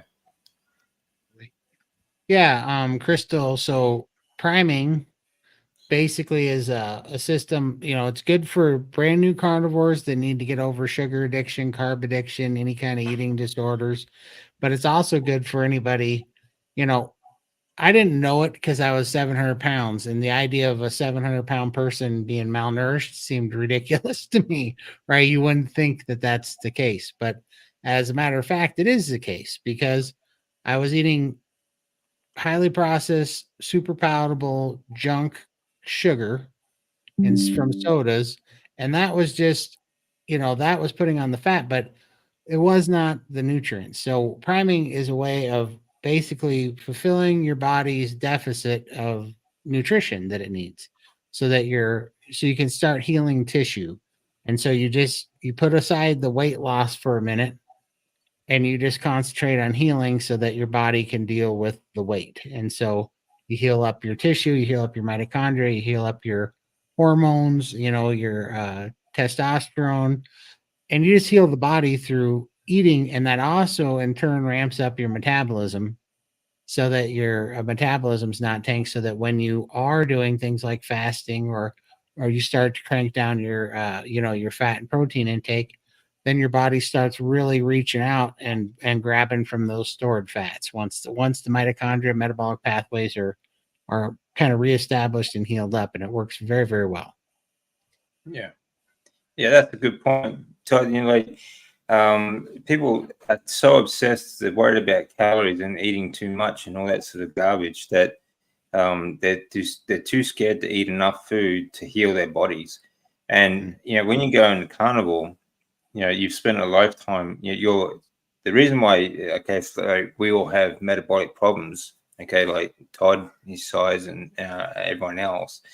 Okay, is because the damage that your body is just not working properly. It needs an enormous amount of nutrients to help recover the proper function of your body, of your systems, your lymphatic system, your endocrine system, and everything else that goes into your hormone production and moving, basically just moving your body around. So I think like that we were talking about this last night with Anthony. They when they put someone onto a new diet, they tend to stagger their diet a bit. So they'll, like, 1 week they'll eat as much as they can, and the next week they'll bring it down to their bare limit, and then the next week they'll try and force feed them again, and just you can stagger your weeks just like that, and that will help get that'll help focus your body's nutrients onto repairing the damage that you've done over the lifetime of eating junk food. Okay, and once it's healed, then your body will go into like overdrive, just because it's working so well, it'll burn fat really quickly. I agree. I got a lot to burn. Yeah. Well, you got a lot to heal first. Yeah, that depends on your definition of a lot. Yeah. But the first thing you should be focusing on is healing the body so that it can move the fat. Okay, so I think too many people go on the carnivore diet, for example, and like the first couple of weeks, I'm not losing fat. What's wrong? I'm not losing weight. The first thing you have to do is focus on healing your body, and then let the body do its job. Okay, because it knows how to do it. It knows what to do. You just have to give it the right nutrients to heal first, and then everything else will follow. Sure, and that's why the calorie in, calorie out thermodynamic hypothesis is bullshit. Yeah, Because it's complete bogus. yeah, well, it just makes me mad because that lie, that propaganda has put so many people in a prison. This stupid thing, and it's just built to completely Well, that tell them propaganda has killed that has killed billions of people. Okay. absolutely. And Yeah. it just makes me so mad because I bought into it to the point that I was suicidal because it wouldn't We work. all Right. yeah, we all did. Yeah, we all bought into it. You know, I'm a strength coach, you know, like at university, that's what they taught us. It's all about calories. My lecturers, you know, we would argue about this all the time, like, you know, the best source of food and all this sort of stuff. And all my lecturers would all be the same. Yeah, like it's all about calories. It's all about calories in and out. If that was the case, I could eat ice cream all damn day. You know, there would be no problem. I'd have no health issues. You know, I'd be as healthy and strong as anyone else. But you know, I could eat ice cream all damn day. It's Well, I owned an ice absolute cream shop, and bullshit. I can tell you that didn't work. Yeah. Yeah, 3,000 calories of Snicker bars is not the same as 3,000 calories of scrambled eggs. Amen. Exactly. And congratulations, Sandra. Definitely lean into that as my, my advice because I had to even Yeah. talk myself into that, even doing carnivore because when I started craving more meat, because I was getting healthier, my body wanted it, and I was moving more. I didn't do that, and it actually slowed down my metabolism, and I should have. Yeah. So Yeah. definitely lean Yeah, into that. when your body is craving meat, you have to listen to it because what it's actually craving is the nutrients that you get from the meat. Okay. Exactly.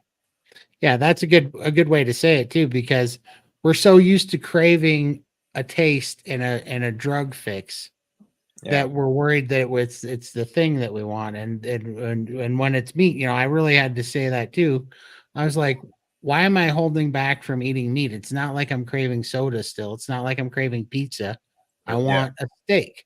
So Mm. give it the Yeah. steak. It needs something, or Because it's it's kind of safe. expensive. Yeah, that's No. true. Yeah. I was just saying that I've been Yeah. on lion diet, so I've only eaten ribeyes for the last 63 days now. And I was like, I'm really happy that I'm doing this high fat because it brought my I was eating 4 ribeyes a day, now I'm eating 1. And I was like, I was about to have to mortgage my house to keep buying these stupid ribeyes. Well, I eat that stuff too. I'm changing up though. I'm gonna eat a lot more ground beef. I'm gonna down my bacon intake and up my ground beef intake, and I really kind of stumbled across it. As far as the steaks, I mean, I've done videos on this, and I even sent you a picture, Todd, the other day Saw of that. my $6.99 beauties. I only buy steaks when they're on sale. I don't ever, do the other way. But I started. I just kind of stumbled across it. I began eating some ground beef in the mornings instead of scrambled eggs and bacon, which is what I eat most of the time. I had some scrambled eggs, and I only had a little bit of bacon because I pre-make my stuff ahead. And I had some ground beef, and when I ate that, I stayed fuller longer, and I just kind of felt better. Yeah. And I'm like, man. So then I made some more, and same kind of thing. I just felt better. I stayed fuller longer, and I said, you know what? I'm gonna up my ground beef and dial down my bacon. I was eating probably easily 3 to 4 pounds of bacon a week. And But that, same thing. I buy it when it's on sale. I try to find the sale when it's on sale, man. I'll buy 10, 20, 30 pounds at a time. They had a sale $4 a pound. I bought like 30 pounds of it, which again is only about a month and a half's worth. But so I'm going to start doing that. For me, it seems to be better, and I can get it at Costco $4 a pound for what I get. Now I know I think in places are a little cheaper, but I do like the 85-15-ish. 73-27 is a little too much for me, but well, you end up rendering it out. So you have to pick you got to pick on which side of the equation you want to work it. You know what I mean? but I don't drain it. I don't drain it. Like I said, the way I make it, I don't drain off any fat. I throw a little salsa in there, and I drink it, eat it all up. So, But yeah, I'm not saying I have the answer. I'm just Well, lending my I change. bought a cow, and I'm looking forward to taking delivery in about 12 months. I bought a calf like 3 months ago, and I got such a great deal. I think I'm going to end up paying $3.24 a pound processed. So that's for a whole cow, So but it's a smaller breed, so it's going to be pretty good. But I got to wait another year, so maybe I'll try to buy one in between, a little older one, and buy one in between. If I'm going to end up eating 5 pounds of meat a day, I'm going to have to buy a cow. I can't afford it otherwise. Yeah. Like I said, I'm eating more ground beef, and like I said, lamb. I don't know if you have Costco's near you, but Costco makes a great, leg of lamb. That's a boneless leg of lamb. It's only, $4.99 a pound. I eat that. I love that. It's much better than roast to me, and it's the same price. It's actually a little cheaper than a beef roast. So. You got to get in where you fit in, and you got to like what you're eating. If you're torturing yourself every day, you ain't going to stick with it. That's a fact. Yeah, that's a fact. That's the thing too. Yeah, people always complain about variety on Carnivore. There's plenty of variety though. I mean, like you don't have to just eat beef. You can eat fish, lamb. Frog legs, deer, any kind of meat. There's so many different things you can eat. But I think that actually I was talking just coming back to yesterday's conversation. Another way to do it, I mean, you're gonna have to work out what's best for you anyway. What works best for you is going to be different for other people. But an easy way to work it out too is if you give yourself, say, 1 gram of protein per centimeter in height. Okay, that will if you work out that'll work out how much protein you need for the day, and then all you have to do is work out how much fat. And for me, I think you should get at least 70% of your dietary needs, your nutrition, from fat. So that's easy to work out. You've got your protein set out 1 centimeter per 1 gram per centimeter in height is your protein intake.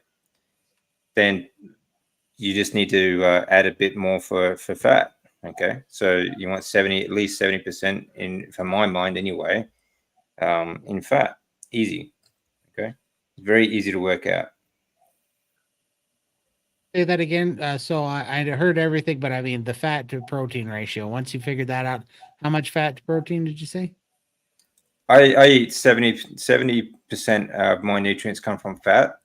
The other 30% from protein. So if you work out 1 1 gram per centimeter in height is your protein, and if you take 70% in fat, then you just need to add on top of that.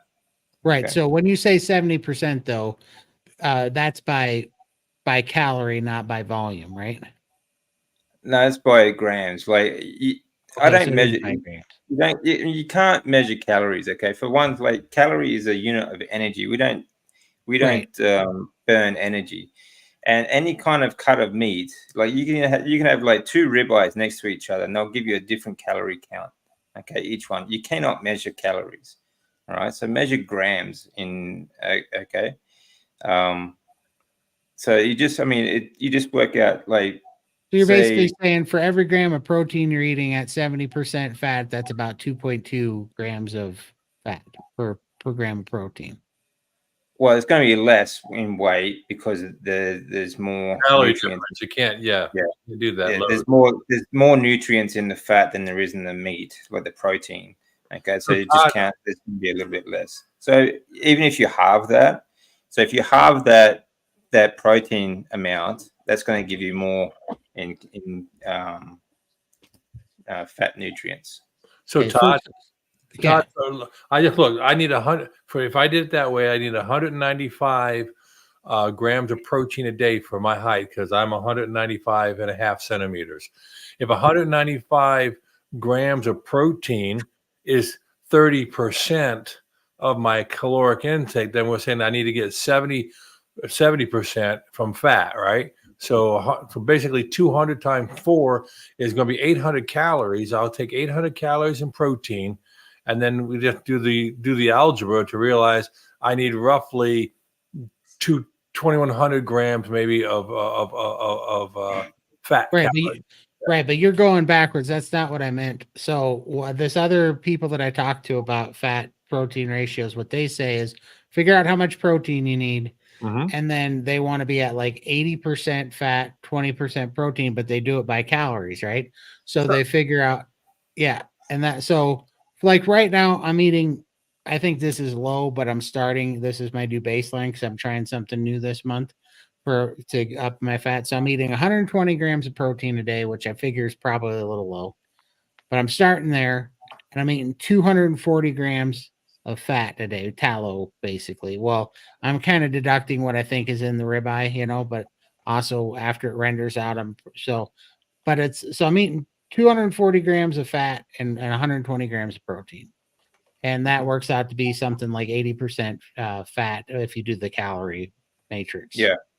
Yes, that's about right. Yeah. Yeah, Pretty good. Feeling fantastic. Yeah, they told me there'd be no math on this live stream. I can't. can't possibly. I'm Hey, the listen, same. I just eat. Pop hey, quiz.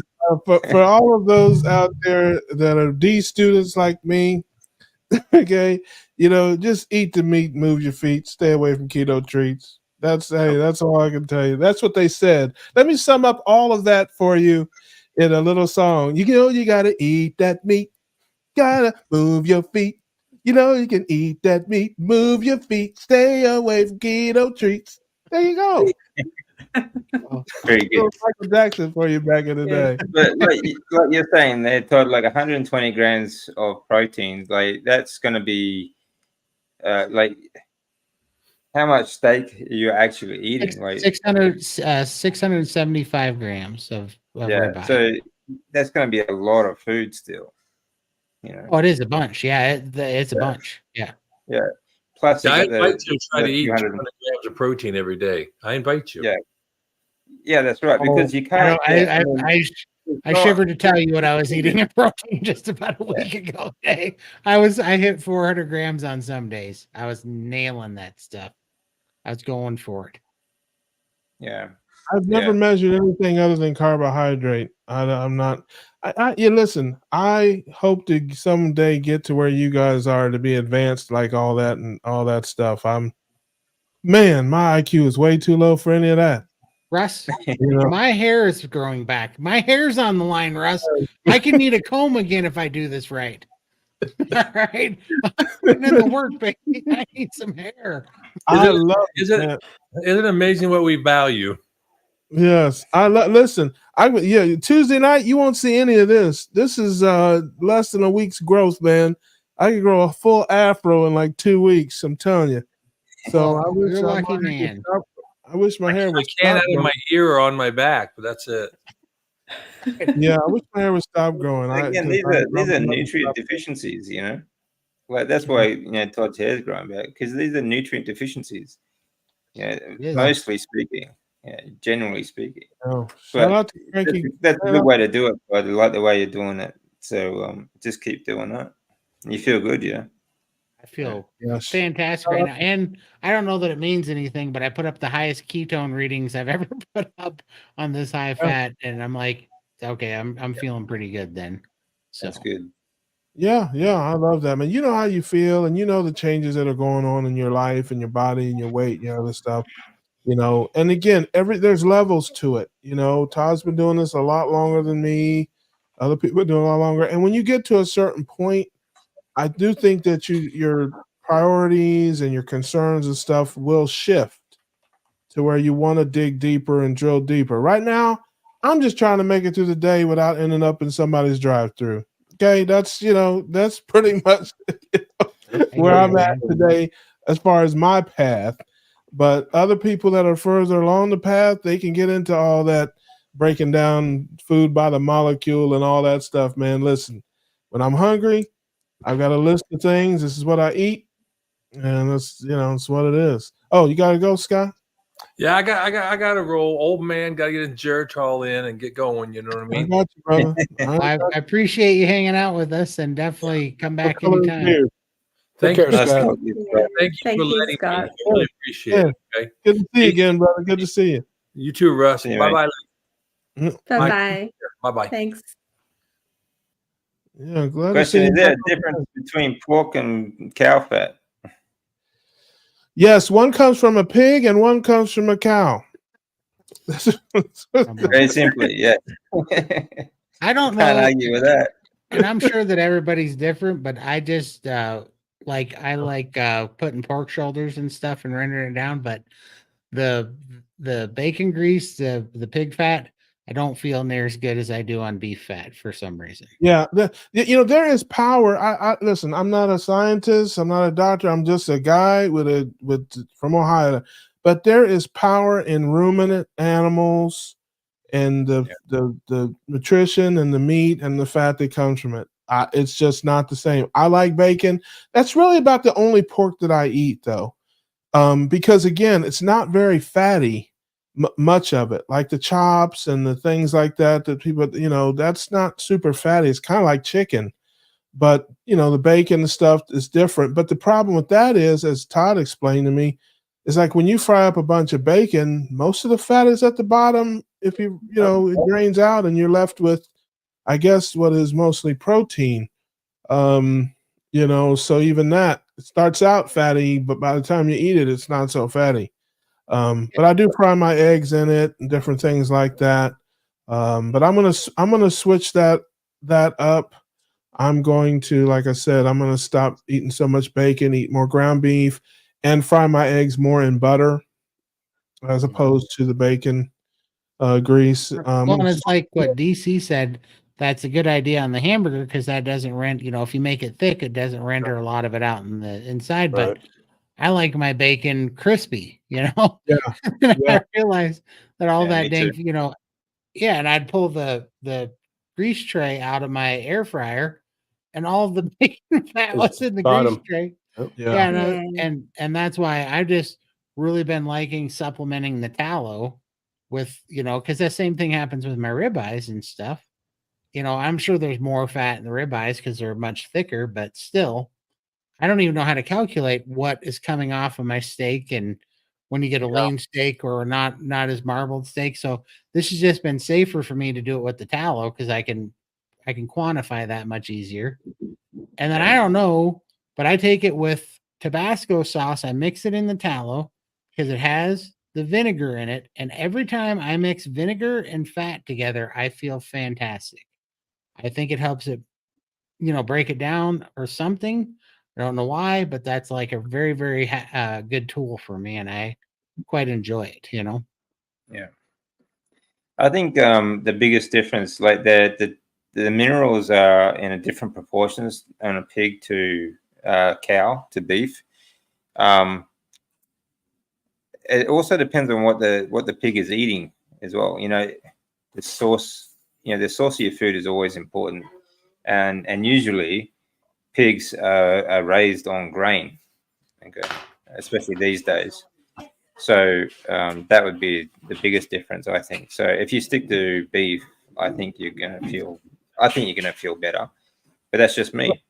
I Some think people you're 100% right, and I think the best thing to do, what I would do is I would get a pack of, or we could look it up online. I'm sure 1 pound of ground beef, read the nutritional content, and a pound of pork, ground pork or sausage, read the nutritional content and see what's in it, vitamins and minerals and all that kind of stuff. And I'd be willing to bet you $1 American. I don't know what that is in Belgium. I don't know what that is in Belgium. But I'd be willing to bet you $1 American that the ground beef, has way more nutrition, more nutrient dense than the ground pork. Yeah, absolutely. There you go. I feel even better about my dollar. It's safe. It's pretty safe. One of the scientists on our panel co-signed that, then yes, I feel good about it. Let's see, what kind of vinegar? Apple cider vinegar? Yes, apple cider vinegar is my only one that I use actually, but not Bragg's anymore since Bill Gates ruined it. It's Lighthouse is the one, or what is that called?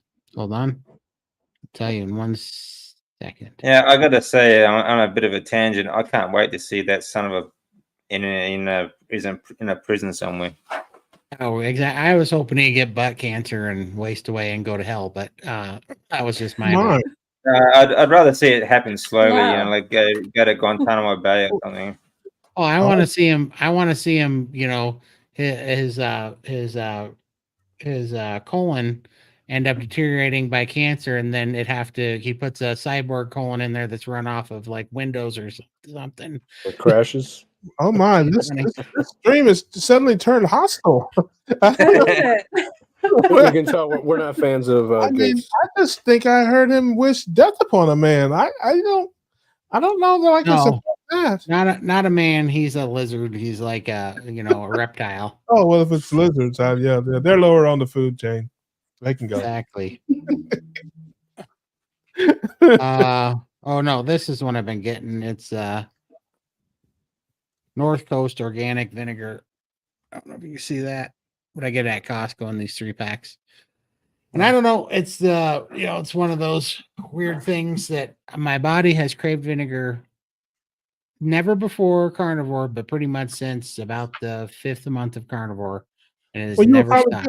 You were probably getting a lot of it before Carnivore because it's virtually in all sauces. It's in mayonnaise and mustard and hot sauces, and I don't know what you ate before in terms of condiments and things like that, but A1 sauce or I don't know, all that stuff is mostly vinegar. Yeah. Sandra, for sure. He is pure evil. And if there's anybody that deserved butt cancer, that's the guy. If there's a reason that butt cancer exists, it's for Bill Gates. Oh my! It's just the thing is that like these people like Gates and the WEF, the UN, and all the rest of they're parasites. Okay, they create nothing. They just leech off the rest of the population. I like Windows. Windows is great. I'm just saying, I hope that his vital organs have to run on it someday to keep his deteriorating, cancer-ridden self alive. Seriously, honestly, and all jokes aside, which is a very difficult thing for me to do, I might add. All jokes aside, I really believe I choose to believe that most of the people that we see really think they're helping. This guy's, I say this all the time, and I think you've heard me say it before. We have our doctors. We've got Barry and Chafee and Hampton. A great deal of them are just useful idiots. And the people that we listen to.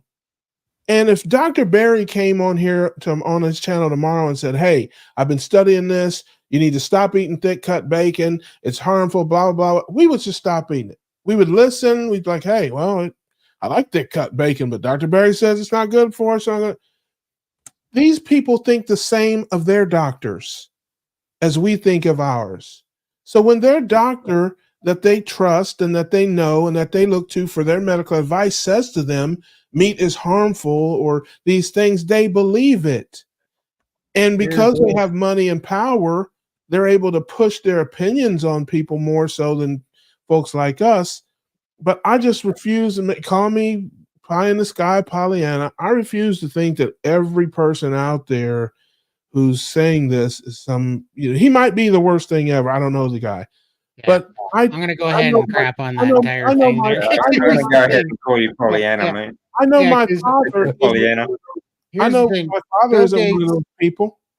Bill Gates is not that guy. I think there's a lot of people out there, like you said, but Bill Gates specifically, he is a Stalininsky, the ends justify the means. Right. And he is an upper class, and whatever he has to do for the greater good is what he's talked himself into. And he thinks that they're an upper class, a more intelligent bunch that is going to go ahead and sacrifice us little people, us little bugs, and go ahead and they're going to do what they're going to. We need to be controlled because we're just a little too stupid and reckless. So he's going to go ahead and control us by owning all the farmland. I mean, tell me what reason he bought up that apple orchard and then sprayed that pesticide on there that you cannot get out, that'll never leave your body, and they know it. They know it. And that's why he ruined apple cider vinegar. And this is just one amongst a million other things that piece of shit's done. But there's good people out there, but he is not one of them. There's useful idiots. There's people that think that they're doing good. He thinks that we're a lower class of human being that need geniuses like him in their little elite class, and that it is the ends justify the means, and if he just has to kill a few billion of us little peasants, it's for the greater good. That's I don't think it's even about that. I don't think it's about the greater that. good either. Like, Gates is just he has no empathy for anyone else around him or the rest of the world. He has no empathy at all. He has no soul. He's a soulless, classless. He's just pure evil. Exactly. And there's a lot of people around him that are the same. And the people that follow them are basically, like you said, they think they're doing the right thing because they've got all the information, because they've corrupted all the information. Okay. And these people are just useful idiots. There's a lot of them that are following them. It's, the same with the whole, vegan thing. There are virtue signalers, and there are people who think they're doing it for the environment and all that sort of bullshit. But there are those that are pushing it simply because they get paid to push it. People like Gregor and others. Okay, they are just the sons of bitches. That's all it is. Absolutely. And they are soulless. When I look at somebody like Michael Greger, okay, and I guess again, listen, maybe it's just me. I see the good in people a lot of times, but he talks about his mother and how he put his mother on a vegetarian diet and saved her life. He talks about it all the time. So it's hard for me to believe that guy who's got some type of evil, motive would, do that with his mother. I mean, I just think the guy's wrong, and he's preaching a message that he believes in, just like we do, and we just got to outdata him. We can beat him. You got to think about what he actually says and what he actually does. I mean, did he actually show you his mother and show you the results, show you the data? Like, he just talks about it. He also talks about these books that he made, like How Not to Die, How Not to Age, and look at him. Right? Yeah. When I looked at that dude, when he, because you saw the other day, he said peanut M&Ms are healthier than meat, and then you look at that soft freaking pile of turds waddling around. I mean, he's fat, he's weak, he's pasty, he's sickly looking. And he's going to be the arbiter of like health and making declarations. And we all know what all the sugar does. Like, I cannot even believe that we still pretend like sugar is not the biggest. I don't know that there's anything on this planet that's killed more people than sugar. I really don't. Well, he's against that too. I mean, he's a just your typical. I grew up with them. I mean, I grew up in the Seventh-day Adventist church, so I mean, I know hundreds of them. Most of believe it or not, much of my family is vegetarian, so I hear it all the time. But again, it's they're not telling you anything that most standard American doctors aren't telling you. So I can't. Yeah, But standard American doctors are in that realm of good intentions, and they believe that they're doing good. But it's the people that are pushing the agenda that know that's behind it. That's what I'm talking about. And that's what Bill Gates wants. I tell you the people that I think are the worst are the people the doctors and the scientists that work for these big food manufacturers. Oh, yeah, definitely. Any doctor or scientist that's working for Kellogg's or Hostess and they're putting this stuff out and they're lobbying and they're calling this stuff heart healthy and all this and that. Those to me are they're the worst of the worst because they know better. They're doing the science. They have the data. They are literally they're all complicit. They are all complicit. Yeah, that's a whole different. The guy who reads that study and tells his patients about it is not the same level of bad as the guy who made the study and hid the data and all that. I mean, I don't, I've got a question for Lindy. I think they're trying to slowly gear us out of politics. So they're asking next. They're going to start asking. Before we go on to that, I just want to add to like people like Grieger and Barnard, for example, they are just pure liars. Okay. They are just the same as the rest of them. So So Absolutely. do you wish completely- do you wish death of colon cancer upon them or not? I was unclear about that part. no, I'm not. I don't wish anything. What I wish on these people is, for people to wake up to their bullshit. Yeah. That's what I wish on them, because Also- then the angry people will take care of them. Yeah. Also, let me dream, Russ. Let me dream. Go do some research on what Bill Gates did in Sudan, Exactly. Yeah. Or and India. you'll find out what Bill Gates is all about, And why and all the he people never- that suffered with that. Yeah. And More that- aware of a that lot stuff. of that information has been removed off the internet. You can't find it no more. Yeah. And Yeah, why is actually, that you should- happening? There's an Indian doctor who's been speaking out about Bill Gates for a number of years now, since this fake scamdemic started.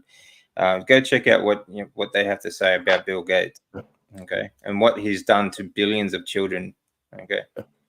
Yeah, Absolutely. I didn't know about that. Never heard about that. Yeah, he's It's that. because they hide the information that people Right. need to hear.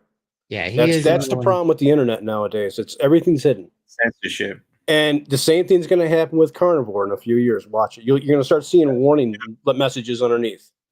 Exactly. Lindy, question for you.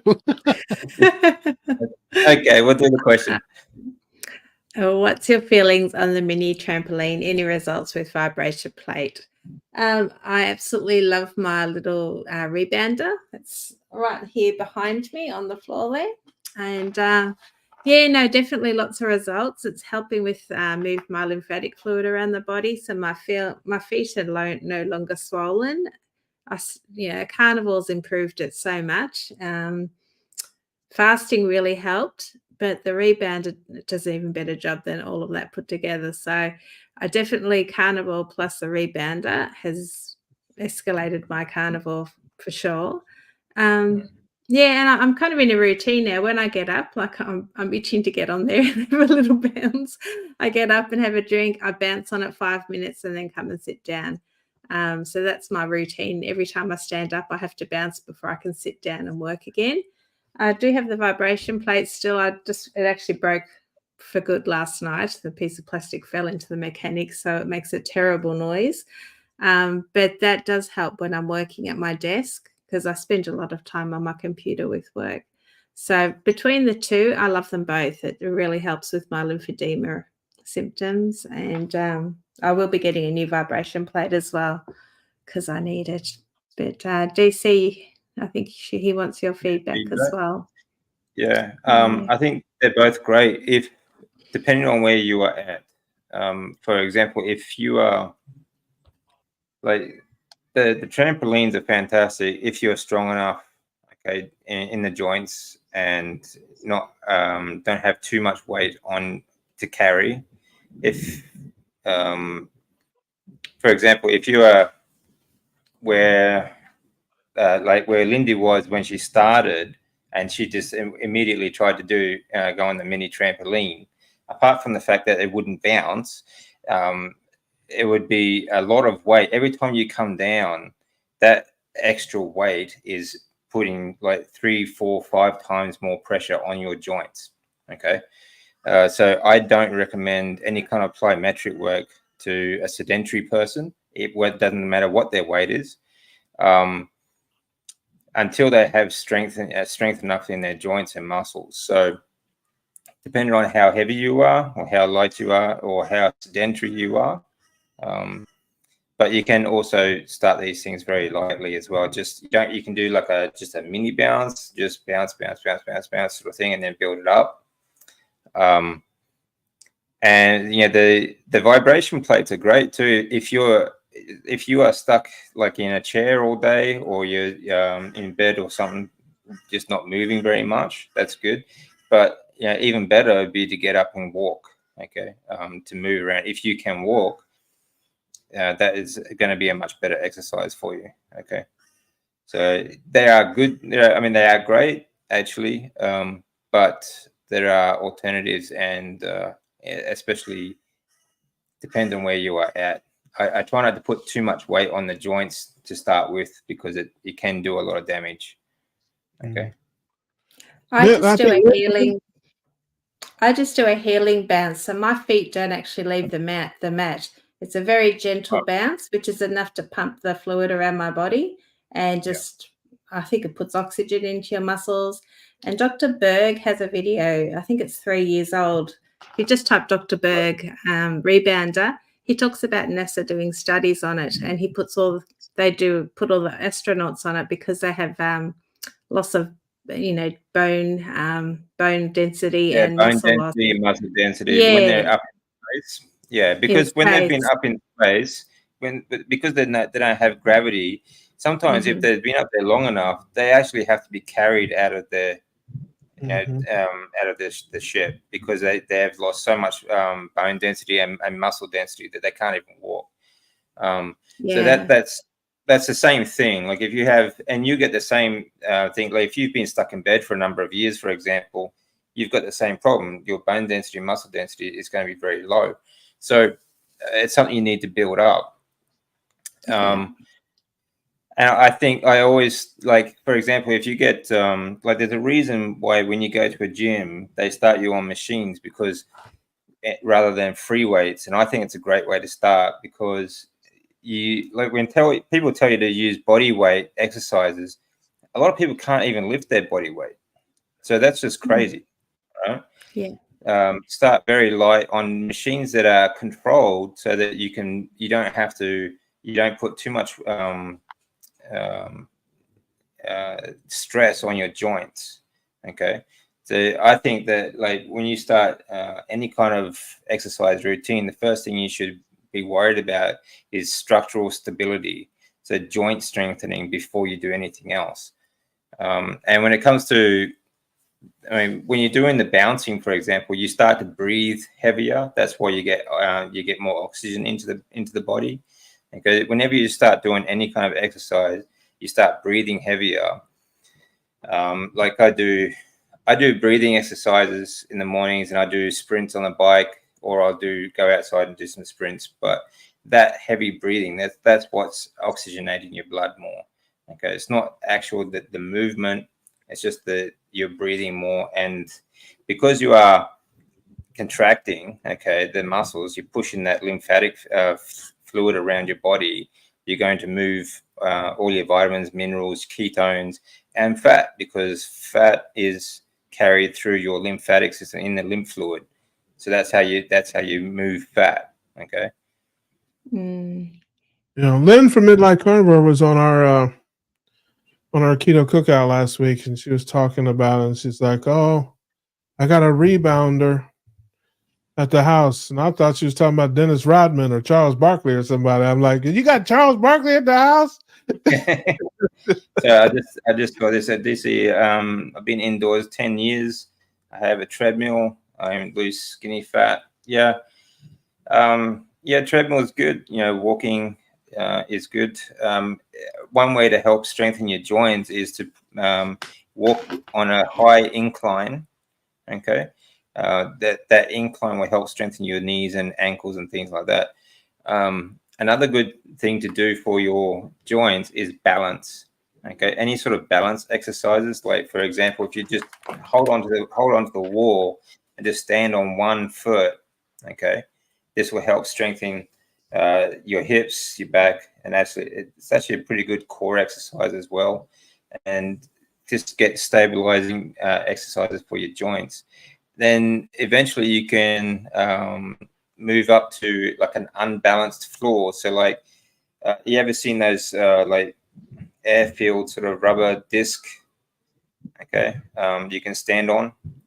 Okay, these are unbalanced. Okay, this will help build up balance in your joints. Okay, and then from there you can start doing exercises like doing squats on the balance balance disc. Okay.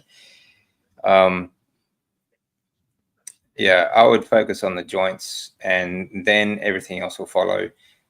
Strengthen the joints, strengthen the muscles, and then you can do other exercises like squatting, push-ups, and everything else like that. That all comes later. It can be frustrating. I know it's a very slow process, but you'll be surprised eventually you start making very big jumps, and it gets a lot quicker. Absolutely. No, and I'm kind of doing that now. I'm doing resistance bands and small free weights and kind of building up the joints. And I notice it's crazy because it makes you, I can tell with balance that my joints are getting better because I end up more just stupid things like I can take bigger steps to the side and still feel in control on balance, where before I would have felt like I was going to lose my Bands footing. are fantastic. I still use bands every day, like to warm up any kind of joint, all my joints before I start hitting the gym. But also, for strengthening your joints, bands can be really, really useful because they're so flexible. You can use them on anything, in any direction as well. So it's a really good way to do it. That's awesome, man. I appreciate you guys. We have been here for 4 hours and 20 minutes, so we better call it a night before people get sick of looking at us. Who could possibly get sick of looking at me? You can take a vote if you want to know the real answer. No, don't do that. Don't do that. Don't do that. Might get Michael to spin that wheel again.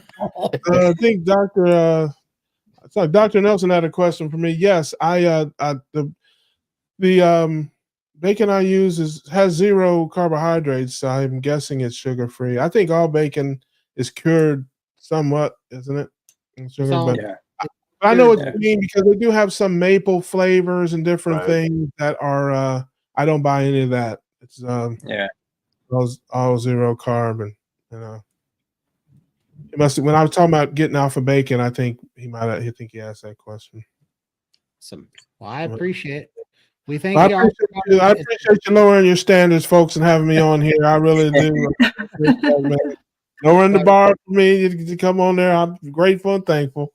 Go subscribe to Homesick Buckeye, please. DC Learning to Live and Carnivore Scott. Those guys are all awesome. And also I saw Brett, who's your carnivore, here in the chat. You guys would go show everybody some love. I'd appreciate it. And we will be back next time in a week. And hopefully you guys aren't tired of us by then. So we appreciate it. And same time as today. Same time as today. We're leaving it here. We're not moving around anymore. This is it. We're staying right here. This is our time slot. This is our time slot. We are. We done peed on this time slot. We marked our territory. This is it. Oh wow! Oh.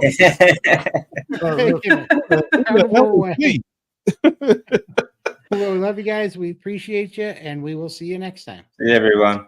Bye.